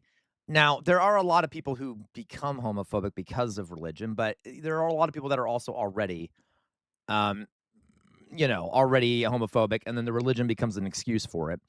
Lois So Crow, the only mention in the Bible prohibits men from debasing other men by topping, but it's like so far outside what gay people do. Right. Once you say it's in the Bible, that's the end of the engagement. The line between psychosis and religion in general is very thin, and I do think that in order to be very religious, you have to have some elements of psychosis. 1,000 people believe the same delusion, then it's religion.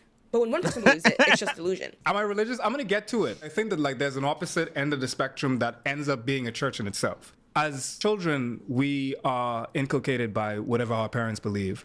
And then afterwards, like when there's the refusal stage, you end up trying to swap one God for another. So when your parents were all that you know as your God, we then swap that for something like science. It gets to a point where you have people so vehemently obsessed with proving faith wrong that it becomes a faith in itself. I don't buy that argument. I got to tell you, my whole thing, guys, is that I am about evidence. Okay. If you can't provide evidence for the claims you're making, I'm not going to believe your claims. Okay. That's like, so like to say it's a faith-based thing, it isn't. It's an evidence-based thing. I base everything I believe generally off of evidence. Now, there are some values I hold that are more faith-based. Okay. Like, for example, like I think it's good to be nice to each other. I think there are reasons to believe that. I think human beings are important. We should care about them and things like that. I can't really, there's not much evidence I can back up with that. It's just sort of my moral compass that I have.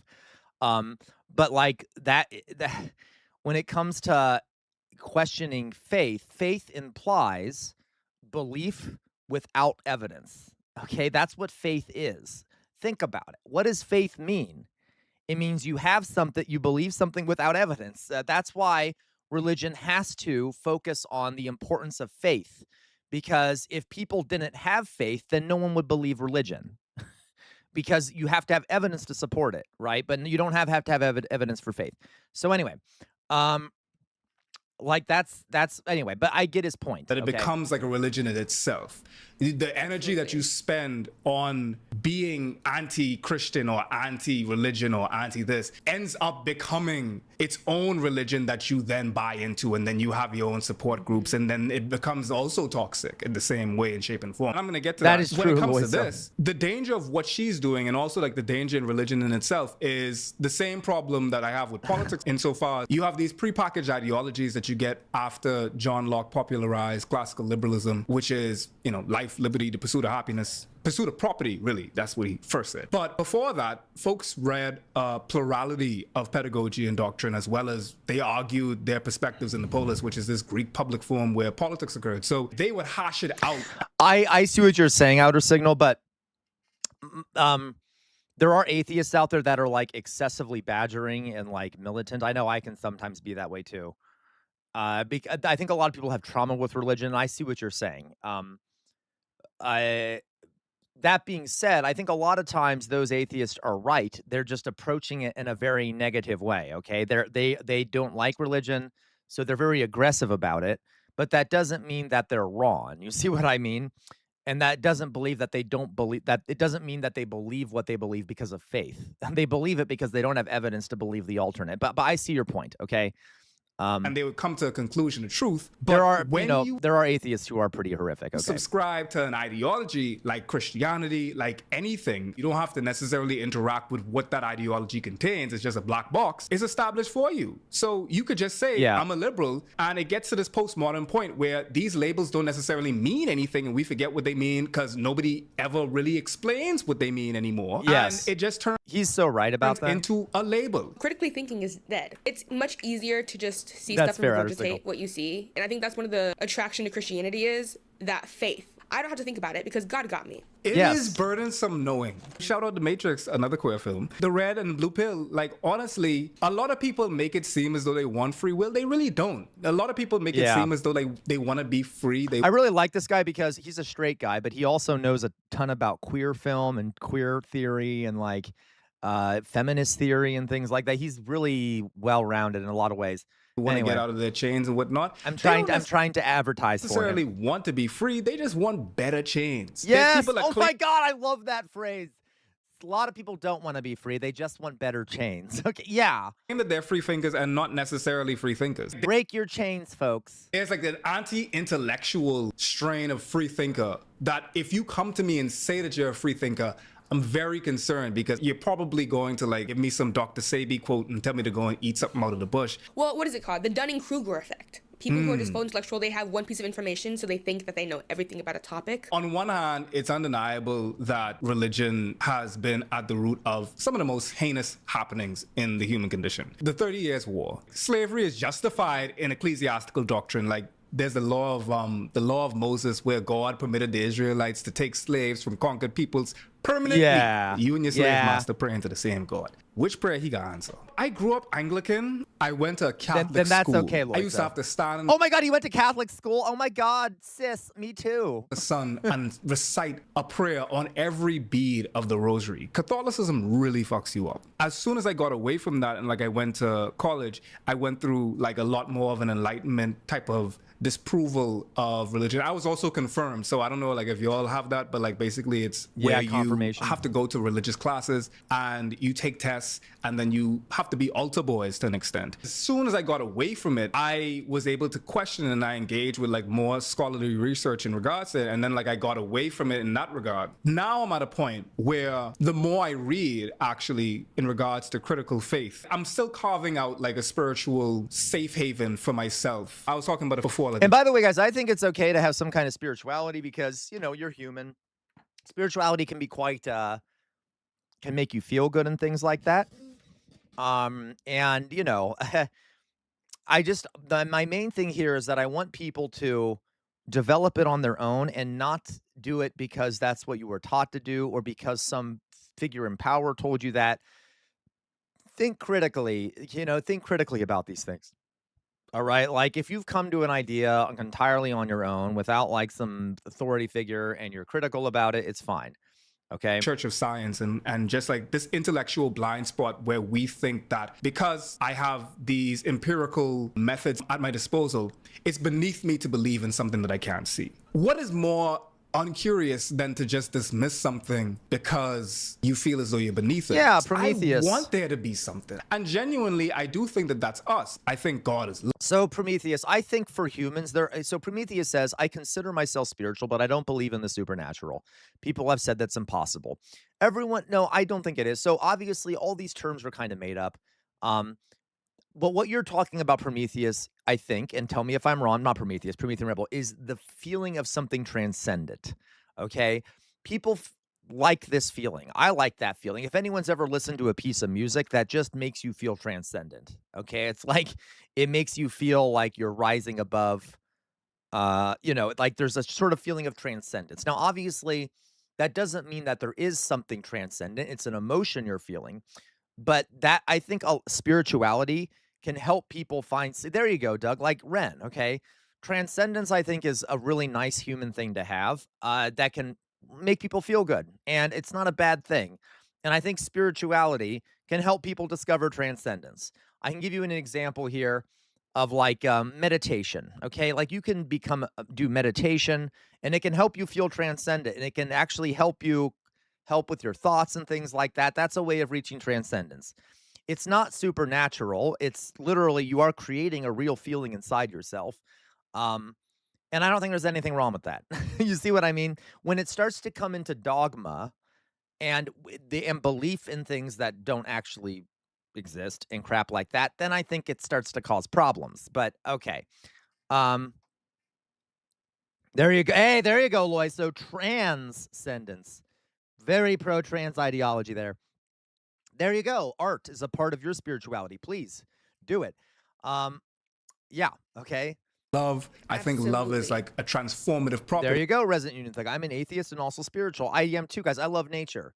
I love nature. Nature, like going out into nature makes me feel a sense of transcendence. There's a lot of things that I do, like cooking sometimes makes me feel transcendent. There's a lot of music I like that makes me feel transcendent. So kind of, Jay Williams, everything is God, okay? Yeah, pantheism, okay? Anyway. And it's a very dark reality, like when you realize that, like, yeah, there's really nobody out here to save you. I yearn for the ability to release my problems to another thing and feel like they have me. So that was a really hard part for me when I started, like, realizing I don't believe in anything. But I do agree that people can go too far in atheism and then think that all religion is stupid.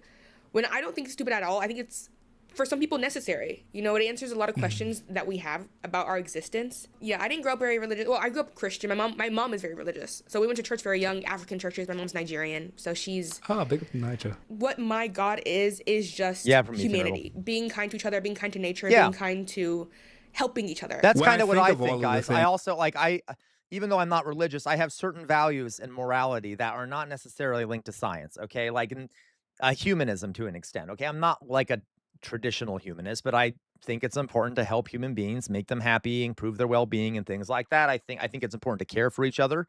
I want to make people happy. I want people to be saddest, like I don't want people to be sad. I care about nature. You can have transcendent values that transcend what you view as a material reality. The reality like that transcend your physical environment. But yeah, anyway. Things that religion, especially institutionalized religion, has given us. Slavery being justified in the Bible. Of course, like the misogyny. Timothy 2:12. I do not permit a woman to teach or to assume authority over a man. She must be quiet. Like that was in the Deuteronomy 22:28. If a man happened to meet a virgin who is not pledged to be married and rapes her, and then they are discovered, he shall pay her father 50 shekels of silver. He must marry the young woman, for he has... What do you mean, Oxpecker? Forgive me. I think that's funny. You said, I just think that if you're going to tell people you believe in worm food theory after we die, then take off those brass knuckles and put on some motherfucking mittens. Forgive me. That sounds hilarious. I'm not sure what you mean. What are you referring to? You mean like the idea that after you die, your body becomes food for like the plants and the animals and shit like that? What do you mean exactly? Violated her. He can never divorce her for as long as he lives. Like that's in the Bible. They didn't have any type of question in regards to what the woman wanted in that. Like in that scenario, if a man inside this time were to go out, exercise his rapacious desires upon anybody, they have no say in what they want. They now have to be married with the apex predator them. Yes. As if like that's a punishment to him. What about her? Lest we forget like, the homophobia, right? Which is what we're talking about right here. Vibes Cartel favorite line from the Bible, Leviticus 20 verse 13. If a man practices homosexuality, having sex with another man as a woman, both men have committed a detestable act. They must both be put to death, for they are guilty of a capital offense. There's a lot of loathsome things. Oh my God, guys, I would have been executed multiple times by now. In the Bible, and the Bible has been the weapon used to justify genocide like that of the Lucayans, where Christopher Columbus came with the Bible and then he left with the land. Or even now, where Uganda criminalized homosexuality based on the Christian faith. At the same time, I think faith and the institution of the church was one of the focal points of community. It's what gave my Nana grace so she could die peacefully. I think God is our final form. And I think God wants us to become God, which is to manifest these transformative properties of altruism for our fellow humans, because God is love. And to love is the conscious act of putting one's...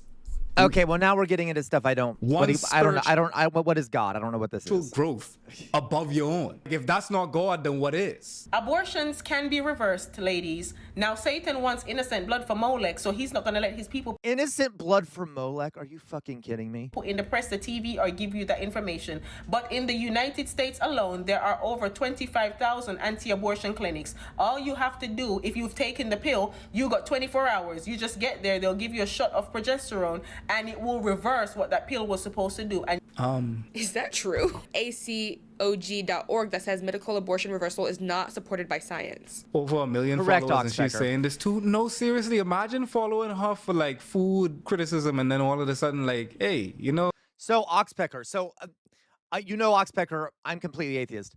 I will say this. So you're right, Oxpecker. Our brains, our bodies are purely physical. Our bodies are physical, right?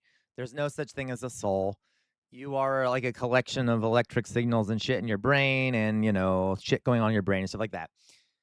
So, but this is an interesting philosophical question, Oxpecker. Imagine that, let's say sometime in the far future, a creature just like you is born that has every single atom in the same part that you had, every single atom. Every single electrical signal is the same. Every single neuron is the same. Everything is the same. Is it the same person? So this is just an interesting point. Like, obviously, and let's say you literally do every single same thing in your life, every single thing that is exactly the same. Are you the same person? Because yeah, it doesn't even have to be the whole body. It could just be a brain in a vacuum. Are you the same person? So because that's like well, you could also imagine a scenario where if for example, let me put my face up for this, guys. I'm a little drunk. I mean, I'm not that drunk. I'm a little I feel a little alcohol. So let me explain what the fuck I'm talking about. Okay? But wait for it. We're Oxpecker. So think about it theoretically, okay? If even things like memories, if things even like memories are just physical, which they are, okay, electrical, etc. What if you're the exact same person, have gone through the exact same things, and you have memories of being your prior self? Which is technically possible, because if it's just a certain collection of brain, like things in your brain, there could be, by some weird coincidence, you remembering that you exist, that a version of you existed before. You see what I mean? Now, obviously, that would be a different person, because the first person didn't have the memories that the second person has. But you see what I mean? It was just an interesting thought. Someone, a philosophy professor, was talking about it. Yeah, we could say physically, of course, you're not the same person, because there's not like any connecting thing between you. But if you're exactly the fucking same in terms of the atoms, the electrical signals, etc., etc., etc., you see what I mean? I get it, Lois. So if consciousness is purely material, that would be you in every way ever. But I ain't using no teleporter still, right? Okay, there you go, Lois. Okay.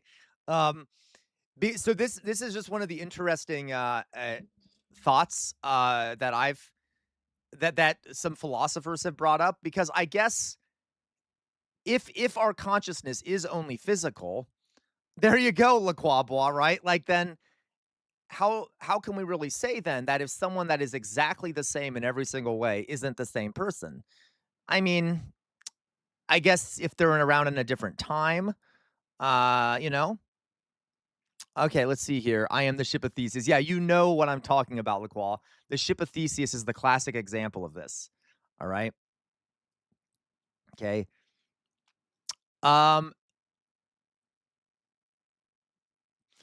Resident Union Thug, I love that answer, humanity. I was once asked, we don't have many people in here, folks. I've scared everyone away.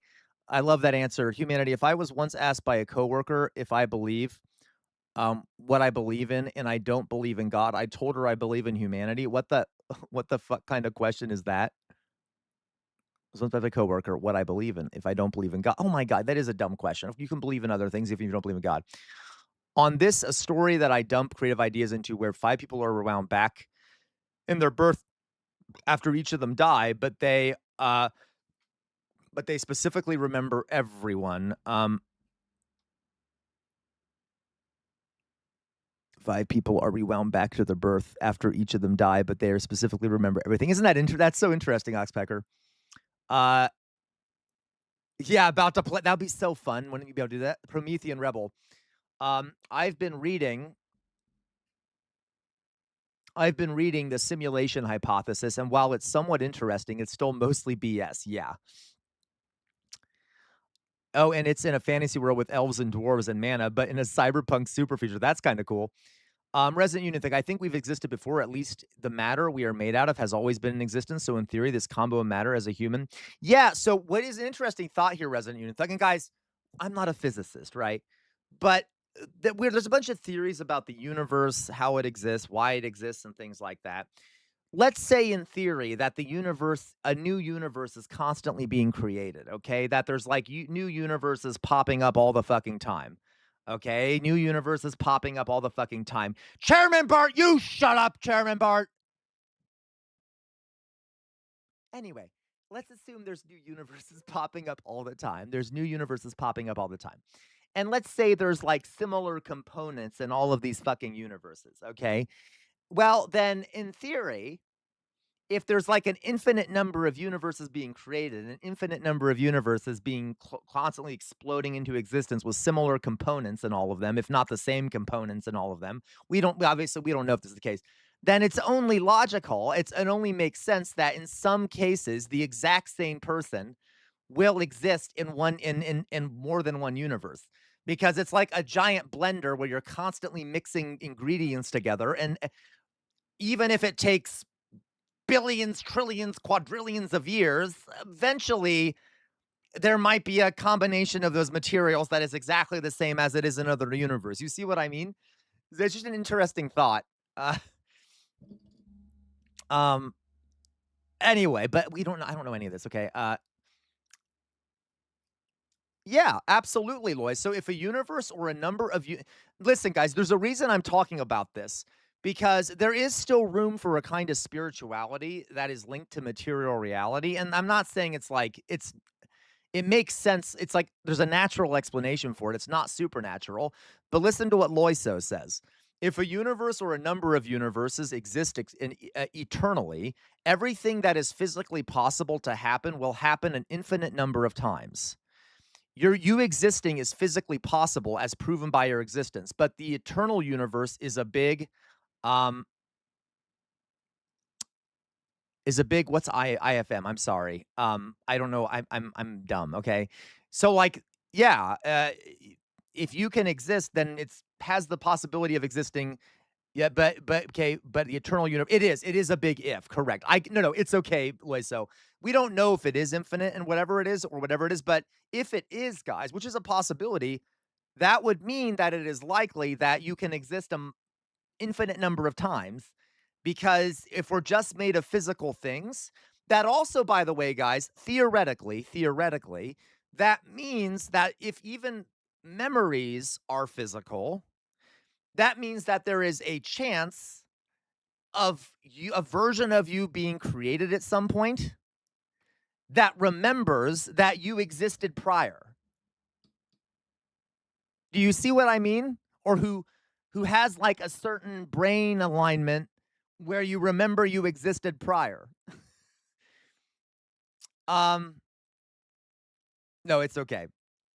But isn't that interesting? So just interesting way of thinking. Okay. So again, just an interesting thought there. Okay. I don't know what the fuck. I don't know. I'm like, we're doing major fucking philosophical shit now. I don't know what. How's everyone doing out there? How can something be infinite? So Pet Gone Bad. How can something be finite? Because that would mean that something burst into creation that from nothing.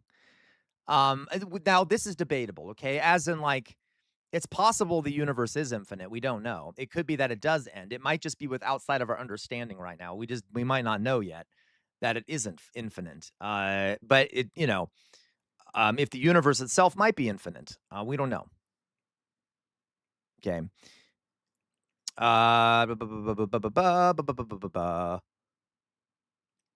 So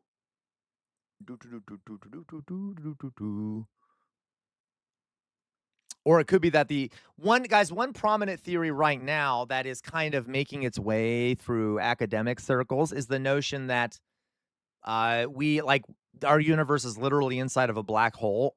Again, guys, I'm not a fucking astrophysicist or whatever. Loiso, a better argument than starting from nothing is that if all that is finite, there is an edge, and what is beyond that edge is not, is something that is. Very true. Okay. Resident Union Thug, thank you for complimenting my way of thinking. Of course, Resident Union Thug. It's a good way of thinking. All right.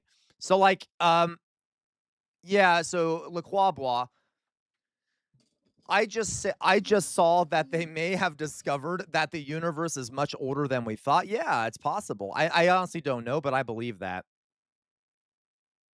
Okay. Plus, there's like a billion type of infant. Yes, there are. There's like a billion types of infinities. Yes, it's older. It's much older. Yes, Lloyd. So it's much older than 6,000 years. Okay. But okay, so anyway, I was going to say, guys, there is a theory out right now. Okay, can I just do a nerdy moment? There's only 15 people in here, because everyone hates this stream today. Apparently, you all hate me. You're all like, I hate this content. Fuck you, Casual Revolt. I hope you burn in hell forever because you're all homophobes. But let's quickly, okay, I'm joking. But let me just show you something real fast. And again, I'm not an astrophysicist, so please don't yell at me if I get something wrong. But do, because I want you to, all right, let me show you something, okay? So, where's my face? Where's my fucking scene? All right. Yes, it would, Sir Bart. We don't know, but yeah. Let me give you an example here. So, a black hole. I know, not as far as you know, right, Peck? Okay, I hate you, Peck on Bad. So, a black hole, guys, is it's a big fucking thing. Yeah, exactly, Outer Signal. These are philosophical because we don't know. But this is some stuff that some astrophysicists have been talking about. Again, these ideas change all the time, though. So let me guys show you something here. Imagine you have I just want a fucking thing to write with. Why can't I write? Oh, here we go. So here you have a black hole. Oh, wow, that doesn't look great. Here you have, I don't know, that doesn't look great either. Wait, we need a bigger thing. Why is it so stupid looking? God, I just want it to be big enough for me to see it. No transparency and a lot of weight. Why is it white? I swear to fucking God, I'm going to lose my goddamn mind. It's fucking... There we go. Okay. Here you have a black hole. Ooh, it's a black hole. It's red, but it's a black hole, okay? We don't really know what black holes are, to be completely real. I know, Loiso, I know. But that's where this theory lies. Okay, let me explain. So like a black hole, if whatever, Outer Signal, I hate you, okay? I'm a little intoxicated. Fuck you, Outer Signal, okay? Jesus Christ. Anyway, so you would think, guys, if there's just shit going into a black hole, right? If there's just shit going into a black hole, that by like mathematical principles, the stuff in that, you know what? Let me start over.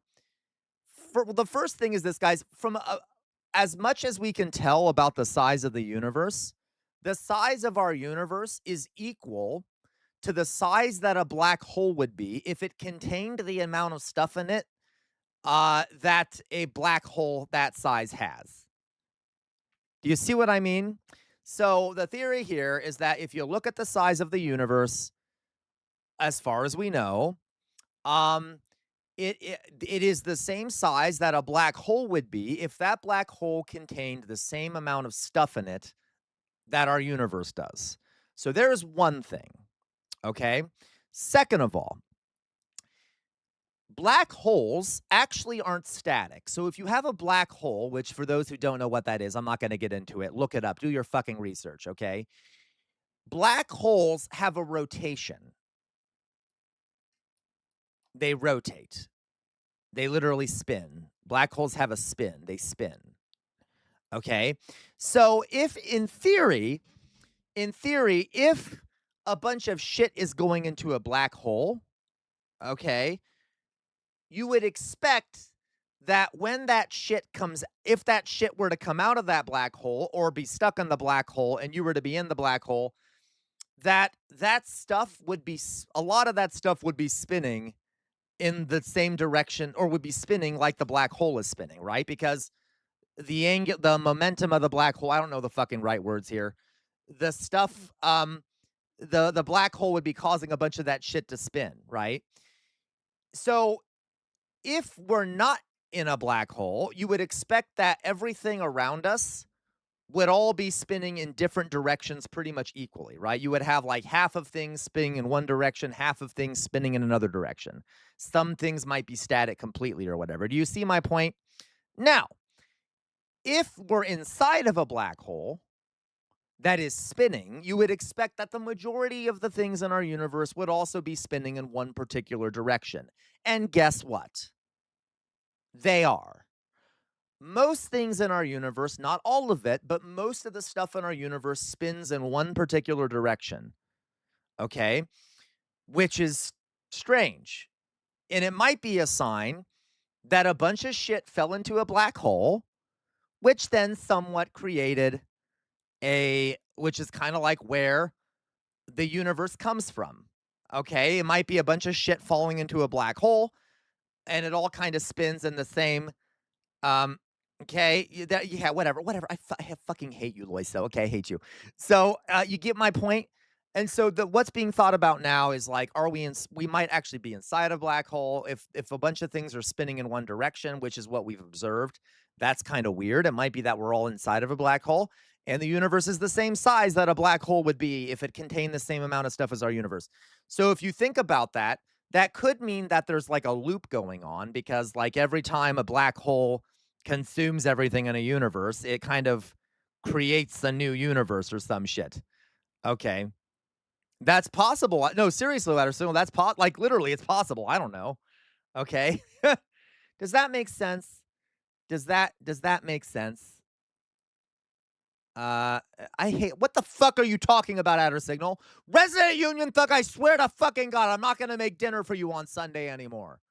Okay? If you're going to be a dick, I'm not going to make dinner for you on Sunday anymore. All right?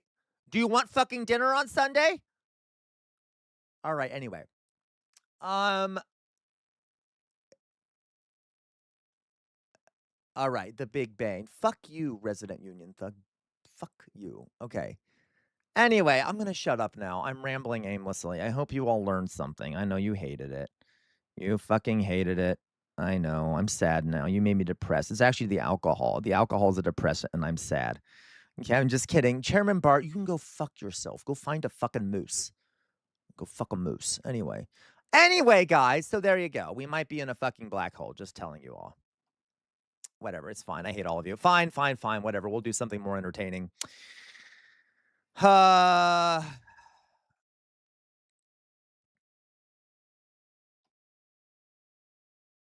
but I know I have to make it simple, Lois, so I'm intoxicated and I'm not a fucking physicist. Anyway, all right. It was made interesting. Thank you, Outer Signal. Thank you. All right.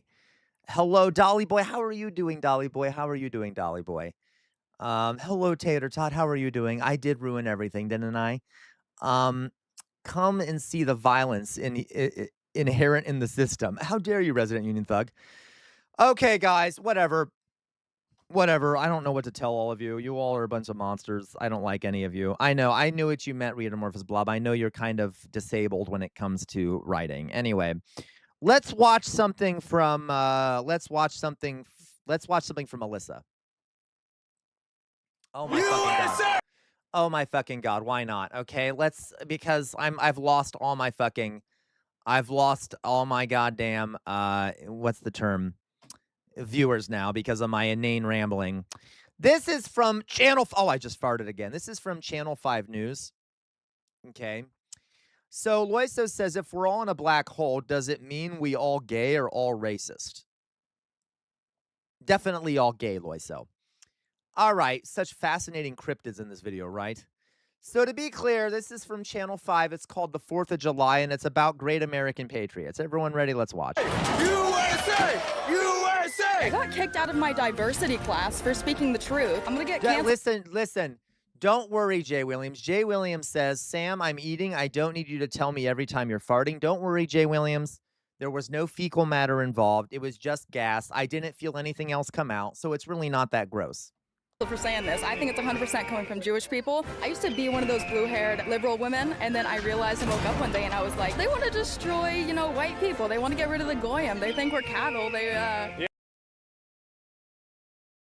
Wow, that was blunt. Yeah, 100%. I think everyone should quit paying their taxes. Fuck hookers and do cocaine. I'm just kidding. Don't do that. Kids at home, don't do that. Freedom of vice isn't necessarily the truest freedom. They're trying to make us stupid. That's why men's testosterone levels have decreased, freaking 70%? Guys nowadays have the same testosterone levels that, a 70-year-old man had, 20 years ago. You seem relatively... This is so fucking funny. Oh, my God, I can't. Thank you, Dolly Boy. We need some eagles in the chat. Yes. It was definitely the Jews. I'm telling you, What? They are so open. What are they? This is way too much happening at once. I can't handle this. Getting rid of bullying has created a bunch of soy boys doing things they shouldn't be, like wearing cattails, wearing cat ears. Hot. Oh my God, look at all those hot.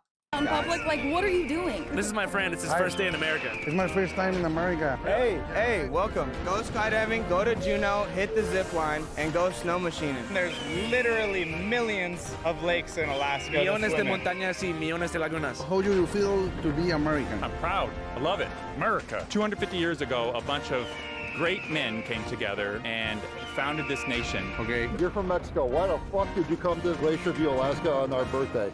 It's for July 4th, the birthday. Oh my fucking God, I'm gonna lose my mind. This is so much. There's guys too much shit happening. I can't handle this right now. I can't handle this right now. Okay, I'll calm down. Oh my God, I have so many critiques I want to make. This is near your hometown, Philly cheese. Oh my God, that explains so much. I'm just kidding, Philly cheese, but I'm so sorry you came from there. USA? That's good enough with me. Okay. Rock on. It's 4th of July, America 250. How do you feel about the current state of affairs in the country? Well, they're about as corrupt as you can get. It doesn't get any better, and it won't get any better. Do you guys think we have another 250 left in us? Of course. What does it mean to be an American? I'm not yet. Oh, where are you from? No, Northeast Russia. No way. You're indigenous to Whoa! Siberia? Yeah. Loiso? Loiso, you didn't tell us you were at this July 4th party. America's the best place on earth. It's a free country. You know, this is the best place on earth to be. Whether or not you're Loiso. Canadian, Mexican, British, French, you can become an American, and that's special. I will say this. My amigos treat me They told me it wouldn't go on YouTube. better than my family, my familia, way better than my familia. You think we're going to make it another Well, 250? he can't even do the racist trying to say ma familia, right? I can't even. Okay. With the Oh my bullshit God. that's going on today, I don't know about that. They give you the perception that's fucking freedom over here. I think it means an awful lot to be an American where you're supposed to have freedom. The more You have the freedom here to molest kids. Yeehaw! God bless this country. Sorry, I can't. Whatever, it's fine. regulations, rules, and laws, the less freedom you have. There is no freedom. We're all slaves. I go to work every day for 10, 12 hours, and I get maybe 2 hours with my family a day. Done, comrade. Join the Communist Party, please. All you got to do, yeah, he's so close. I'm sorry, I know I'm sitting weird.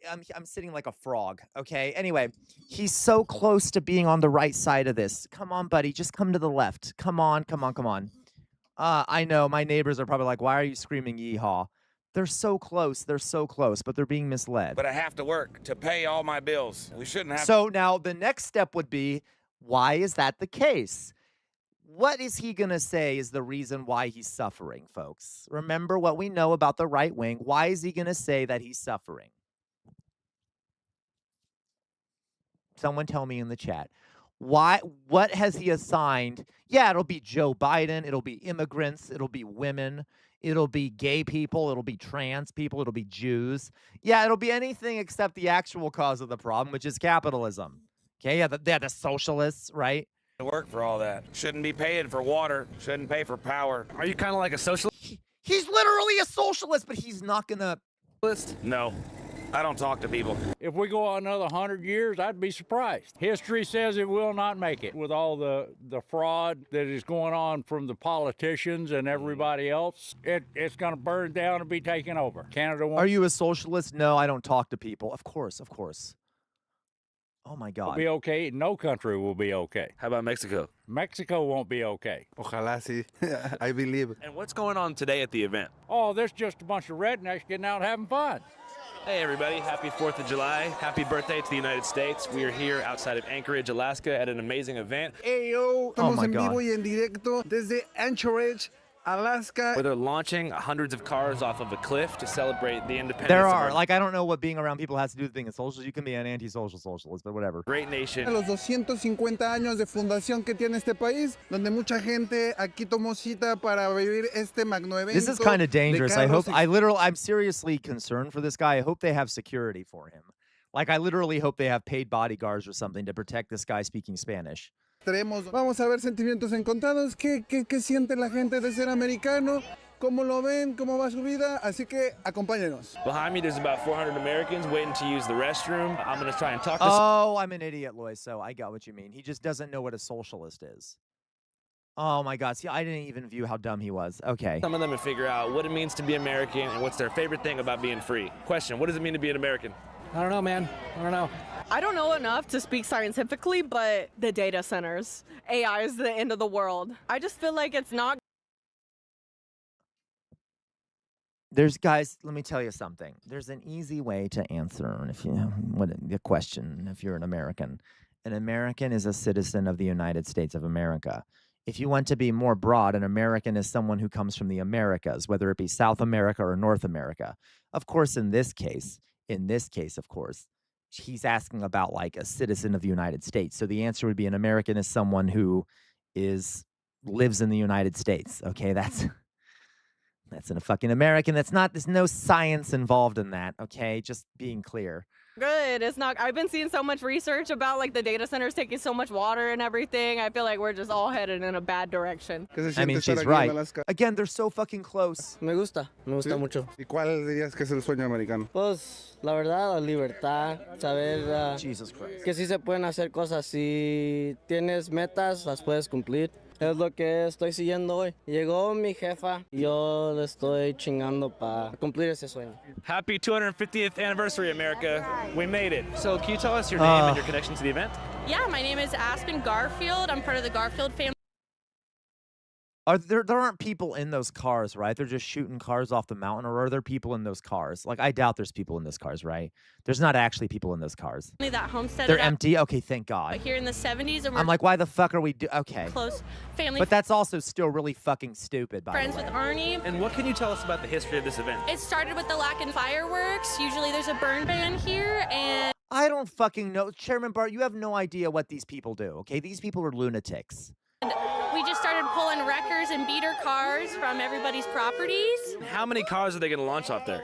I'm guesstimating upwards of 38. And how big was like the first event in terms of people? Maybe like 35 people. No way. And it was like a couple Right, Prami. They each have a piece of the puzzle. They just need to bring it together. cars. Like I remember my cousin's Toyota Camry being one of them. How would you compare, like, I know it's hard to ballpark, but how many people do you think are here today? So my aunt that does the ticket sales told me 10,000. And it connects to a homesteading tradition, right? Yes, it does. So homesteading here in Alaska is a little different. The state didn't exist till the late 60s. So anybody that was here before is considered a true land homesteader. My family homesteaded in the 70s just off a plot of land. There was no highway.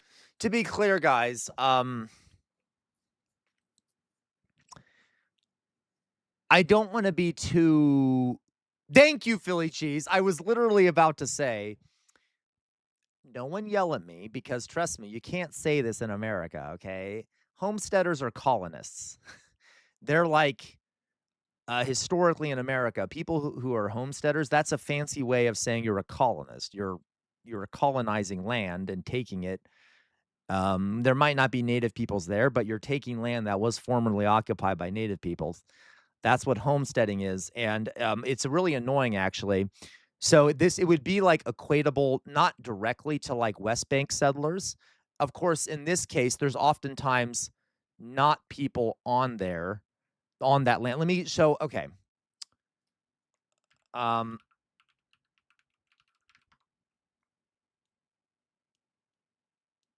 Yeah. So a lot of times, so let me put it this way. I'm kind of exaggerating.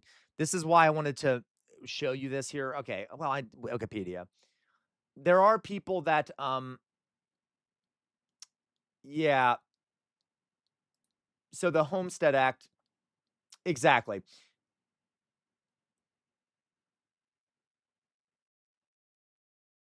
Yeah. So it'd be land. So the, wasn't homesteading just a way for a government to get, exactly, Sir Bart. So the government, homesteading, I should phrase this differently. Homesteading, like the term, typically means where you like have a self-sufficient plot of land. Okay. In the case of America, there was the Homestead Act, which basically allowed colonists to buy up tracts of land from the government to settle them. It was a form of organized colonial conquest.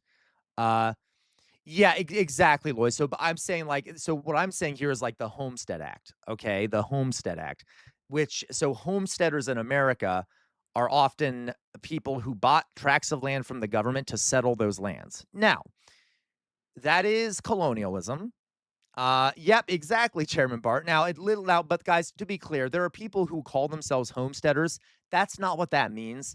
A homesteader is also someone who has a self-sufficient plot of land, or they grow things, they feed themselves and stuff. You're not necessarily a colonial homesteader if you do homesteading, okay? But anyway, but in a lot of historical ways, it's kind of a nice way of saying you're a fucking colonist. All right? So to be clear, we don't like this is a hard issue to talk about in the United States. It really is. To this day, people don't like being called, colonists. Okay, they don't. You can see why, but anyway, kind of a dark point to make there.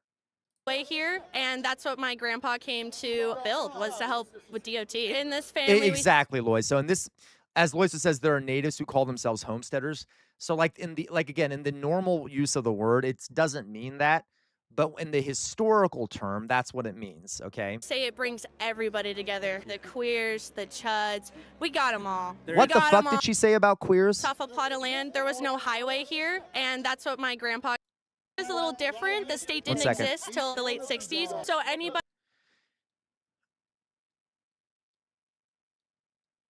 Yep. Yeah. So listen, I'm reading this this historical description. Okay.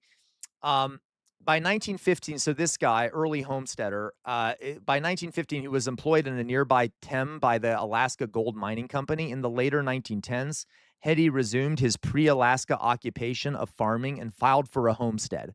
100%. So this is a colonist, okay? That was here before is considered a true land homesteader. My family homesteaded in the 70s just off a plot of land. There was no highway here, and that's what my grandpa came to build, was to help with DOT. In this family, we say it brings everybody together. The queers, the chuds, we got family? Why the fuck do they keep calling themselves family? It's so cultish. them all. We got them all, and we love each other, but yeah. The queers and the chuds?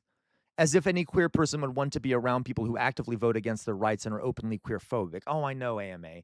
Well, there are the good gays, though. If you're a white gay man, you might be able to. I'm not joking. You might be able to get away with being around these folks, as long as you're not too effeminate, right? And you act like a man, and you're not open about it. And you better be a Republican.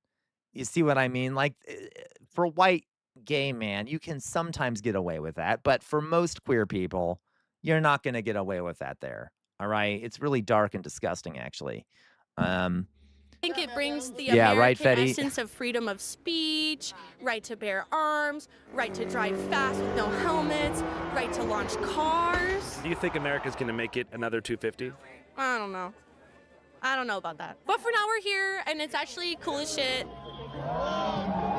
Yeah, Fetty. So literally, so Fetty says, my dad didn't care when I told him I was gay, but he sure seems upset and I'm feminine now. At the base of a lot of homophobia, folks, is misogyny, sexism. There's the notion that, it is bad to be feminine, especially as a man. It's derogatory towards men to be feminine, right? So there's kind of a notion there that, it's okay to be a more masculine gay man. Not always. I'm not trying to do a blanket statement here, but a lot of people, conservatives, are more okay with masculine gay men as long as you're not acting like a girl, right? You guys know what I mean. It's bizarre, but not in every case. There are a lot of people who also just hate you if you're gay regardless, okay? Shout out to Channel 5, warm water around the world. There's even people in Yugoslavia watching this right now. What?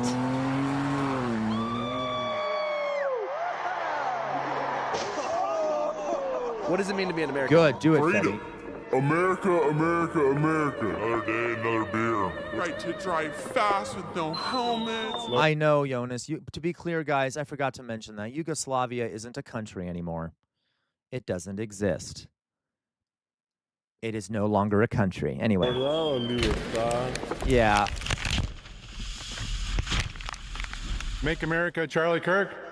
Oh my fucking God, really? This is embarrassing. In what sense? What he stood for, Christian, American principles, Donald Trump. I think the Iran war was necessary. I didn't like paying extra money for gas either, but they're never gonna have a nuclear weapon. Remove the threat, sponsoring terrorism all over the world. Hopefully that will end. Outer Signal, don't. Can you pretend you didn't see this, Outer Signal? I'm embarrassed. For the non-Americans out there, can you pretend you never saw this? Thank you. And for good, there will be peace and This is an internal problem. Just let us deal with it, okay? I'm just saying, let's just listen, guys. No, wait, guys, listen. That we're working on it, okay? We have some problems. We're working on it. We're working on it, okay? the Middle East. You think that's possible? I do. I think Europe is a bigger problem right now with the immigration and all I that know, stuff. but Fuck you, Great Britain. Fuck you. Fucking What? I don't understand this. teabag loving motherfuckers, dude. Try again. Teabag loving motherfuckers. Oh my god. I You hate think- you, Loiso. We're ever gonna have that kind of problem? Loiso, you're an American too. What the fuck do you mean? Okay. We started to, but I think we're getting rid of the problem. Our friend here, he's from Mexico. He's here for the first time. He's been in the country on a tourist visa for 24 hours. Awesome. You think he could ask you a thing or two about the July 4th? Sure. Hey, Josue. Hola chicos, estás viendo Canal 5 Latinoamérica. El mejor canal Oh, poor Dolly Boy. Dolly Boy saying, fuck you, UK. Right. de noticias en todo el mundo. Hi. Come back here. It's my first time in America. What's the bucket list to things to do? Visit all the national parks. This is a good place to start. No, totally, Philly Cheese. This is 17 years of messaging, and this is what your brain does. Yeah. These are people that are struggling. A lot of them are struggling. That one guy pointed out. And there's because it's America, there are a million sources of propaganda being pumped into their brains at any given point. Okay? That plays up their fears and all this other shit on top of religious, dogma and other nonsense. Okay? In Alaska. There's endless shit to do. Salta de un avión en el cielo. If you think that you live in Alaska and there's nothing to do, you just haven't done it yet. You're just lazy. So many rivers. We have the best salmon in the world. You Goodbye, see Luis. a bear? Yeah, we see bears all the time. They're Oh, around here a lot. bears. They're not going to be around here right now because all the noise, but this is the area where bears are a lot of the time. And then Kenai and down south, lots of bears. If you see a bear, make some noise if it's coming at you. If it's black, fight. Of course they do, Sir Bart. Sir Bart says they call themselves rednecks, but I guarantee you they all hate trade unionists. Probably. Remember, guys, rednecks traditionally were like multiracial miners who took up arms against coal companies. But that's not, no one remembers them that way. And rednecks think that they are rednecks, but they're not. They're the opposite. Even though rednecks were both black and white people who were working class workers who took up arms to fight coal companies. And then the coal companies literally hired planes to drop bombs on them. Okay. Back if it's not, then just chill. I don't even know. It might be vice versa. You like American food? I like Mexican food. Tacos, enchiladas, tamales. I love tamales. Yeah. The drug cartels problem? Yeah, it's a biggest problem. Okay. But the cartel is with the government and Yeah, the corruption is so intertwined with the government there that it's like eliminating the cartel. See, listen, though, I will say, a lot of these folks, you notice a lot of them, they're still human. Like, they're being nice to this guy. They probably are massively racist, or at least they probably don't like Mexicans. But many of them probably have never met a Mexican person, seriously. So, like, you'll notice that they're still people, and, like, they are talking. It's kind of clumsy, kind of stereotyping, like, oh, the drug cartels and stuff. But, sometimes this is why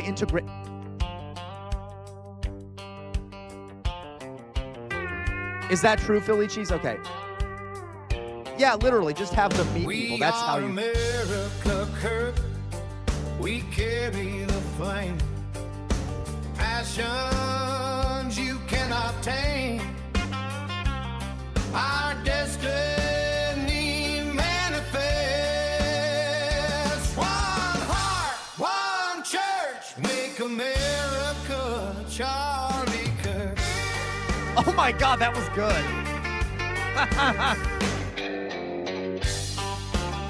I hate this so much, Outer Signal. This is brilliant, Outer Signal, but I hate it.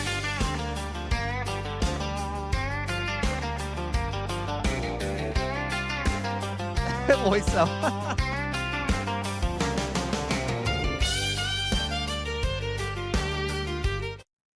Oh my God, I love that.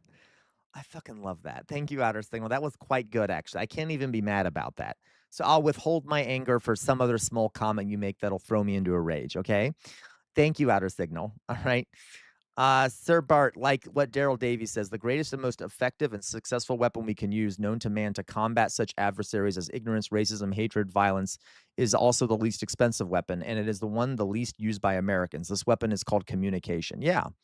Is almost impossible because they've evolved to more than a drug trafficking organization. Right. They have stake in oil and farming and everything, so it's an endemic issue. Yep, I agree. Hey, what's up, guys? Now, what you're watching is something that most people don't come to Alaska for. Okay, we're gonna go tradition back. of launching cars off a cliff on the 4th of July, which is naturally the reason why we went there. Now, one thing about Glacier View is it's remote. So when I was out there, I had lifestyle hunting down a sketchy sim before I leave 2 minutes. We and get it's it, we right get there it. on your phone screen right now. I think I'm breaking woke some up one- rule by not showing the ads. I think it's like some unofficial rule that you're supposed to like be nice to the creator and show the ads, but I don't fucking care, okay? Is trying to infiltrate us. American first, not Israel first. Historically, nations fall around this, age mark, whatever you want to call it. So, Why do you think 9/11 happened? the Jews. It was definitely the Jews. Their end goal was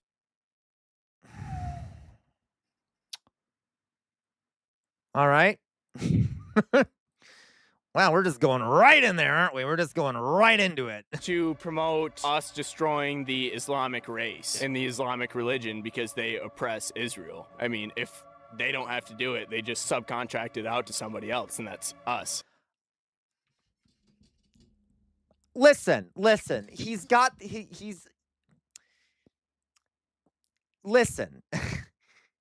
No, it's not the Jews. Exactly, Jonas. There is an element of truth there in terms of Israel getting like subcontracting out their violent genocide to the United States in some ways. But you notice here that for idiots, he's conflating Judaism with Israel, okay? Obviously.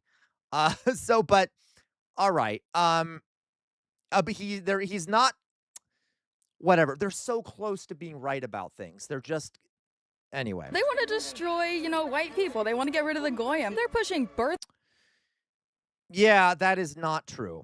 This is just a racist conspiracy theory. There's a notion that these are Nazis. Okay, like this is the Great Replacement theory. The idea that Jewish folks are doing a white genocide. There, you knew it, Dolly Boy, by allowing people of color into the country. And over time, white people are not reproducing as quickly while people of color are. Therefore, white people are being genocided. There's also the notion that people of color don't use as many abortions while white people do. And because of that, there's all these white babies being genocided while people of color are producing a lot of babies, which over time is going to result in the extinction of the white race. It is complete bullshit nonsense, by the way. It is complete untrue nonsense. It is like a very old-fashioned racist conspiracy theory that has become mainstream. There's a lot of MAGA people who believe the Great Replacement theory. It is one of the scariest conspiracy theories because it used to be extremely fringe, but now it's massively mainstream. Control, they're pushing hating men, that whole boss bitch, boss babe mentality, when in reality, that's destroying women, that's destroying the Western family, like the nuclear family unit, which is essentially the Western family, because apparently the Western family, the West is the only place where the nuclear family unit is like valuable or whatever, or is considered important. essential for a productive and good society. They are stripping us Yeah, she's a very good little parrot, isn't she, Jay Williams? of our Yeah, femininity. she definitely grew up on Fox News and probably some other right-wing outlets. It totally is Promethean Rebel. It is. And what it means to be a woman. They're telling me I need to be the leader, I need to be the breadwinner, I need to be masculine. When in reality, that's destroying my nervous system, my cortisol levels. I think a woman is, meant to be at home, meant to be cooking, meant to She loves her own chains. be like having a farm, obviously having tasks and like her own little things she does, but a woman isn't. She listen, I don't care if a woman wants to do that. If you want to be in a relationship and you want to be a stay-at-home mom and stuff, more power to you. That is a conversation for you and your partner. You have the freedom to decide these things, okay? But I view her she is just as bad as any of the men out there who wants women to be in the home. She's trying to oppress other women by saying that they have to conform to her idea about what a woman should do. Okay, she's like, no, women that don't want to do what I want to do, they have to do it. Okay, so fuck you. You don't get to determine what other women want to do with their lives. All right.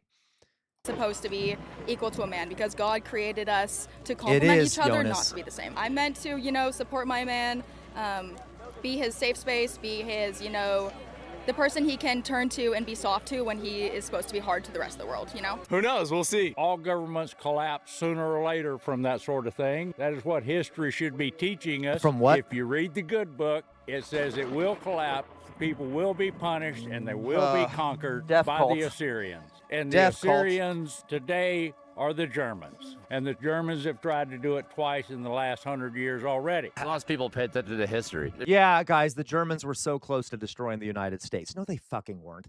Okay, you know, Jonas, what do you want? I know. Oh my God.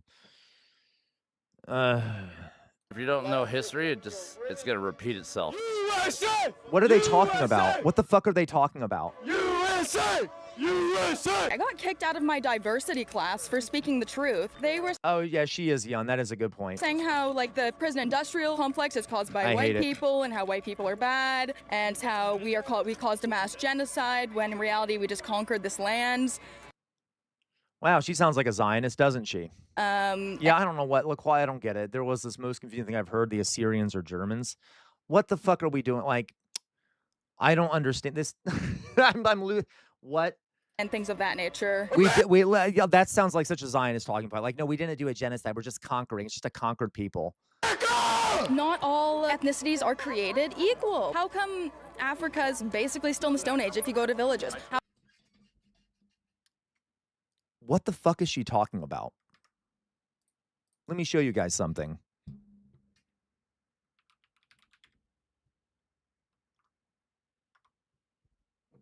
Here you go. Here's Nigeria.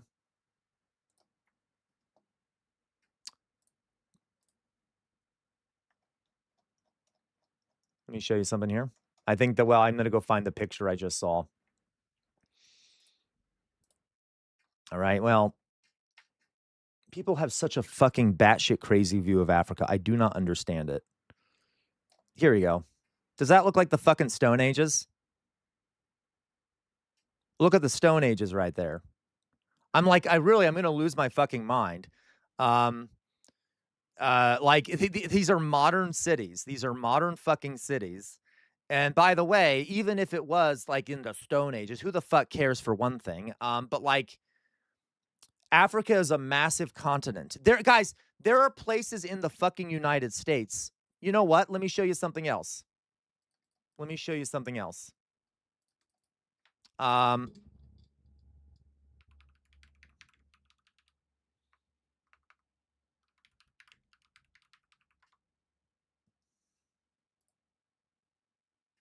Here you go. Here is West Virginia. Okay, well, I'm having trouble finding a good image here, but West Virginia has areas that are massively impoverished. Look at this. Oh, well, you couldn't see it very well. That might, I don't know, that might actually be AI, that image. I can't really tell, but but you guys know what I mean. Here you go. There's like places in America that are massively impoverished, okay? More so than some places in Africa, okay? Like oh my goodness. Okay, they're just fucking racist pieces of shit. I don't know what else to tell you. It's complete nonsense. You guys know there are mountain people in Appalachia. Yes, there literally are mountain people. Can I point out that there is in Rwanda, okay? Rwanda, a small little country in the middle of Africa, okay? It's a landlocked country too. Has Rwandan medical drones. Has revolutionized the use of drones to deliver medicine. Okay, it's called the Zipline program. And during COVID-19, in fucking Rwanda... This drone is delivering vital medical supplies to rural hospitals in Ghana. The tech startup Zipline has engineered its drones to carry desperately needed blood, vaccines, and medical supplies to rural medical centers in Rwanda and Ghana. Flying over terrain that would take Stone hours Ages. to cross via car or truck, drones are able to deliver packages straight to doctors in minutes. Okay. Anyway, by the way, it doesn't matter. Even if a place didn't have like drones or whatever, it's just, it doesn't fucking matter. Okay. But the point is like, oh my God, Africa is a massive place. All right. Everywhere you go, you will find poverty, you will find wealth, you will find, it's okay. Whatever. You get my point.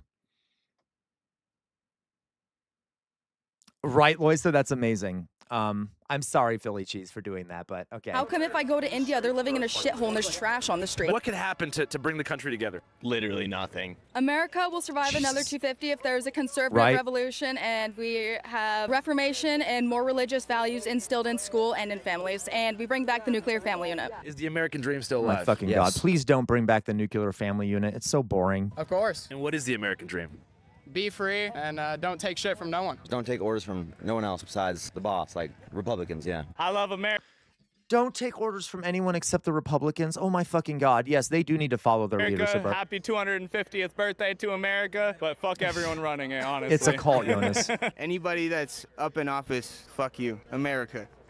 Country's corrupt, brother. What can I say? Overrun the government. Yeah, we 100% have the right to overrun the government in a situation. Oh, good. Please say that on camera. I'm not a fan of state power, but I hope the government hears that. Situation like this, it's just crazy to me that it hasn't happened yet. Sir, what do you think? Are we going to make it more time? Of course we will. How come? Well, because I'm the bicentennial class from the Air Force Academy, and we're Spirit of 76, and it still lives. The spirit of 76. So after the Summer of Love, after Vietnam, when America was It at its does most tense peck on moment, that. how does that compare to right now? It's comparable. I mean, we've always had conflicts, and if you go back in history, that's why if you don't look at history, you don't learn from history. In my own family, I've got two. So have you learned from history? On one side of the party, two on the other side of the party, but we still get along because is we have a lot Promethean more in Rebel. common than we have different. It's cool to differentiate like American nationalism from like Americana cultural appreciation. I agree. And it's such a weird divide in this specific valley already. This is another little point on top of that. We kind of like to play the game at the car launch of, are you a queer or are you yeehaw? And the fashion sense is so blended. Yeah. But I actually like that. I feel like What? Are you a queer or are you a yeehaw? There you go, Loiso. Queehaw. What is she talking about? I'm very confused. that's a real freedom. You can What's the name of the gay country artist, that guy's name? Be He's really hot. I can't remember his name. here. We live rural out here and then also in like rural California, so we're kind of back and forth. And I strongly prefer rural communities. Social connections are much stronger in these smaller communities. I mean, that's kind of an obvious thing. Have you heard of Absolutely, Jay Williams. You know this, Jay Williams. That's like that's what a Nazi thing is. You turn the nation, it's hyper-nationalism. The nation becomes God to you. Absolutely. Zoochosis? No. Zoochosis is when animals in a zoo become insane because they're trapped in a zoo, and I feel like people in cities start to develop these neuroses because they're not free. Oh, shit.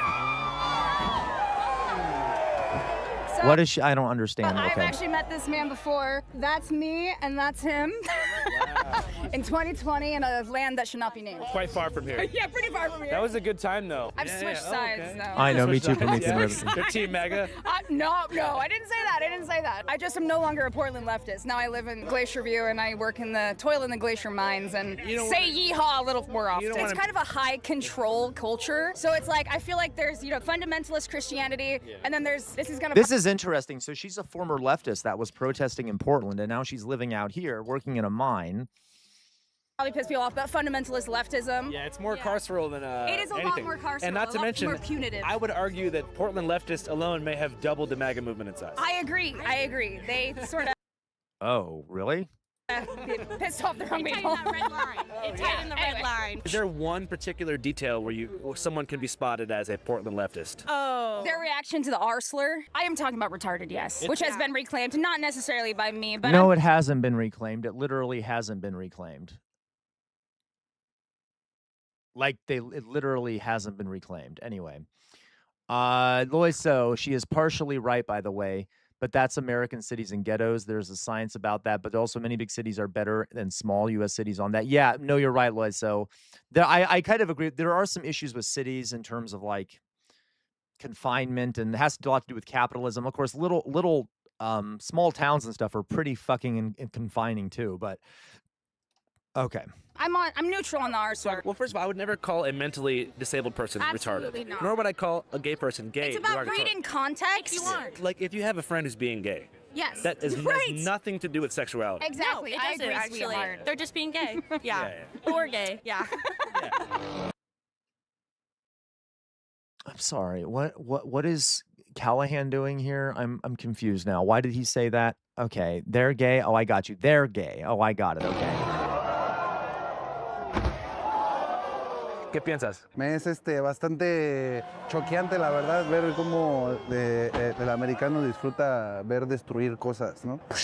¿Y qué aprendiste sobre la historia americana aquí? Que lo que más aman es la libertad. Para muchos, Freedom is what, but what does that mean? It doesn't mean libertad anything. significa diferentes cosas. También aprendí que algunos son muy orgullosos de los que verdad vale la pena y algunos son orgullosos de los que lo usan Others como use it to un discurso de wow. odio contra otras personas. Les gusta más celebrar solamente. Well, el problema es They mostly they like to party, or the problem is the United States is very new. Para cada persona es una cosa To each diferente. person. Ven diferente la libertad, Sí. trabajar mucho, algo que sea muy cierto, que también Mexicans tend to work a lot and aren't able to enjoy their money or life because they're never home. pasa en el mexicano que no disfrutas de tu dinero ni disfrutas de tu vida por estar mucho en el trabajo. This y guy's al final smart, solamente so life estás becomes a matter of survival. Yeah. sobreviviendo, ni siquiera estás viviendo, ¿no? Nada más salió para el otro día y para el otro día y ni siquiera hay tiempo de disfrutar a tu familia ni disfrutar tu mismo país, ¿no? Es interesante. Hasta ahorita lo que llevo, bien. Creo que empecé con el pie izquierdo conociendo Alaska, pero yo sé que otros estados me pueden hacer. ¿Quién es más?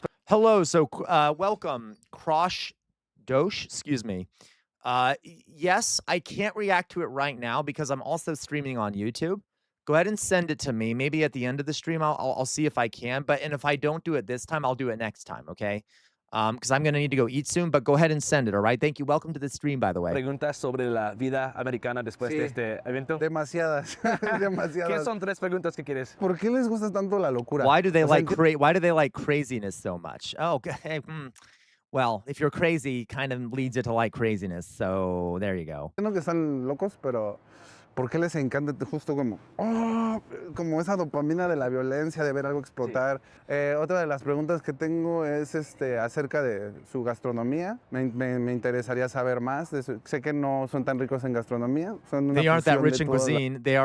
They are a fusion of all the cuisines in the las world. gastronomías del mundo, pero me interesa probar algo originario que I'm sí haya interested in nacido trying aquí. A ver, ¿qué something onda es lo que come original ahora? that was actually born here. So I will say that's like one of the things. Oh, Krosh, forgive me for telling this to you, but I've listened to High Ren before. Okay, I love Ren. We've listened to a lot of Ren. So forgive me, but we're well acquainted with Ren here. Okay, so I'm not going to listen to it because trust me, we've listened to it before. But thank you for the suggestion. You're in the right community. We have a lot of people who love Ren here. Okay. Atención y pues estilos de vida en diferentes estados es lo que me gustaría conocer también. Eso es la plan. I know, Doug. Empezamos You la were right, aventura. Doug is here, and Doug introduced me to Ren. Krosh, so great recommendation there. Americano. Carajo. Si visa, no hay pedo. Mi contacto americano. ¿Qué onda? ¿Qué onda? ¿Cómo estamos? Oh my God, Muy they're bien. at the border now, shaking hands. No frontera, no problema. No visa, no problema. No hay visa, pero tampoco hay pedo. Diferente situación. América, libre. México libre. Free Culiacán. Free Culiacán. Free Michoacán. Free Tlaxcala. Free Tamaulipas. Free Chihuahua. Free Estado de México. Free Sonora y Hermosillo. Free Colima. Free Durango. Free Monterrey. Free Oaxaca. Free Tijuana. Free Guerrero. Okay, what are we doing now? I'm very confused. Can we go on? Is English proficiency. I'd also like to note that Josue's reportage in Alaska comes on the heels. Okay, that was it. That was cute. That wasn't cute. That was terrifying. That was really fucking terrifying. The last part was cute, but the rest of it was terrifying. Okay, let's put it that way. All right. That was nice. I don't get the car crash deal. I don't either. It's okay. Some people like that shit. No, I don't get the point. He's just advertising for this guy, and I just don't care. All right. That's fine. He seems like a great guy. Okay. I appreciate his presence, etc. I'm just a monster. What can I say? I'm gonna put my face up, guys.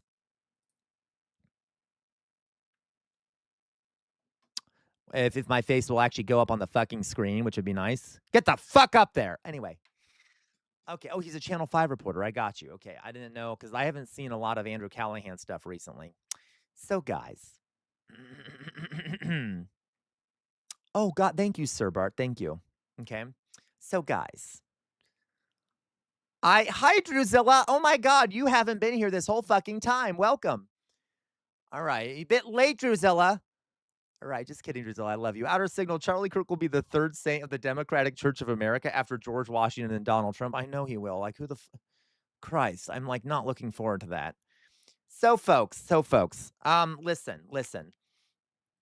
I might. What time is it? I've been streaming for 6 hours. Okay.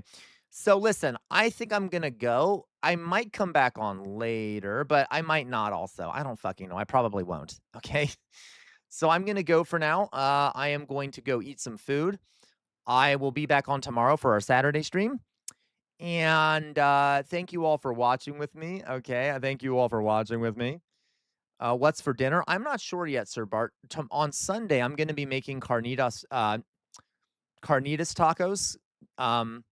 Release you? What do you mean release you, Loiso? God damn it. Okay, everyone. So, wait, I don't know what I'm having for dinner today. I have to go figure it out. Okay. All right, you guys. I'm going to find someone to send you to over on Twitch. Let me do that first. Thank you for all the new folks in here. Please follow if you haven't already. Love to get more people. Guys, for some reason, the last few streams, I've gotten no new people following me. This stream, though, I got several, which was nice. Which was very nice. I've already gotten 5 new people following me this stream. We're so close to fucking 500 followers. We're so close to it. What does that sound? Oh, we're so close to it. We have, how many do we have? Let me just check while I'm here. We currently have 485. We're 15 away from having 500 followers on Twitch. I wish I could get that by the end of the month. Okay. I was hoping to. But anyway, yeah, I think the Bible study brought people in. Okay. Anyway, so we'll get on to that. Do it, Outer Signal. What's the name of them? What's the name? What's the name of that person, Outer Signal? Let's raid them. Let's raid them, and I'll give credit to you. Send them the thank you. LL Otter. Oh, an otter? I'm just kidding. Okay. Oh, Tier. All right. So I'll send them to you guys to that. Yes, we'll do another Jesus Friday. What do you think, Peck, on that? Okay, for the next episode of our Jesus series. All right. So, okay. Do raid.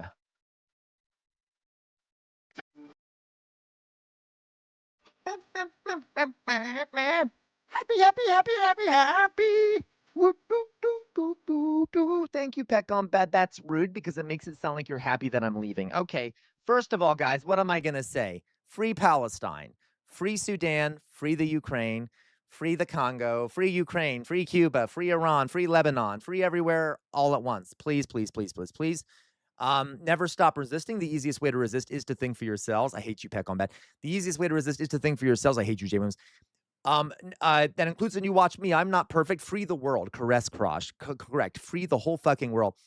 The easiest way to resist is to think for yourselves, and that includes when you watch me. I'm not perfect. I make mistakes. See what other people are saying. Don't get caught in an information silo because the easiest way to resist is to think for yourselves. I know I act jealous about you guys going to other places because I'm like an abusive partner, but it's good that you go to other places, okay? See what other people are saying as well. And then teach me new stuff too, okay? We're living in a fascist moment in this country. Fascism thrives in an environment where people have lost faith in their democratic institutions. We need major reforms. You cannot stand in the center. We need major reforms or revolutionary change. You cannot stand in the center against fascism. If you do, the fascists will walk all fucking over you. Don't let the fascists walk all over you. Don't be a slug. Fight back. Fuck you, Lacroix.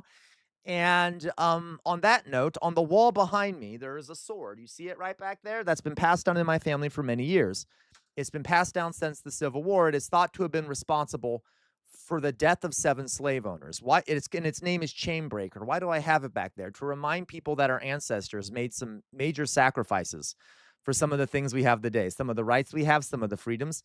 Please do not let their sacrifice go to waste, folks. Please, please, please do not let their sacrifice go to waste. And always, always, always, always fight for a better future. By the way, no, don't go watch Asmongold. Okay, fuck you. And I love you all. I will be in the Discord later. And I might even come back on later, but it's a low chance, folks, because I need a fucking break from you people. All right, so I'll see if I come back on later. So everyone, let's start the raid. The raid is beginning. I love you all. I will see you tomorrow, okay? Yeah, you people, Jay. Everyone in the audience, okay? Oh my God, Peckham, that was terrifying. Everyone join the raid. Who wants to join? Okay, we got 17 people going on the raid. All right, guys, I love you all very much. You have a good rest of your day, okay? Be good. Be good. Fight fascism. Bye-bye, guys. Free Palestine. Oh, thank you, Dolly boy. Thank you. Thank you. Okay, bye-bye.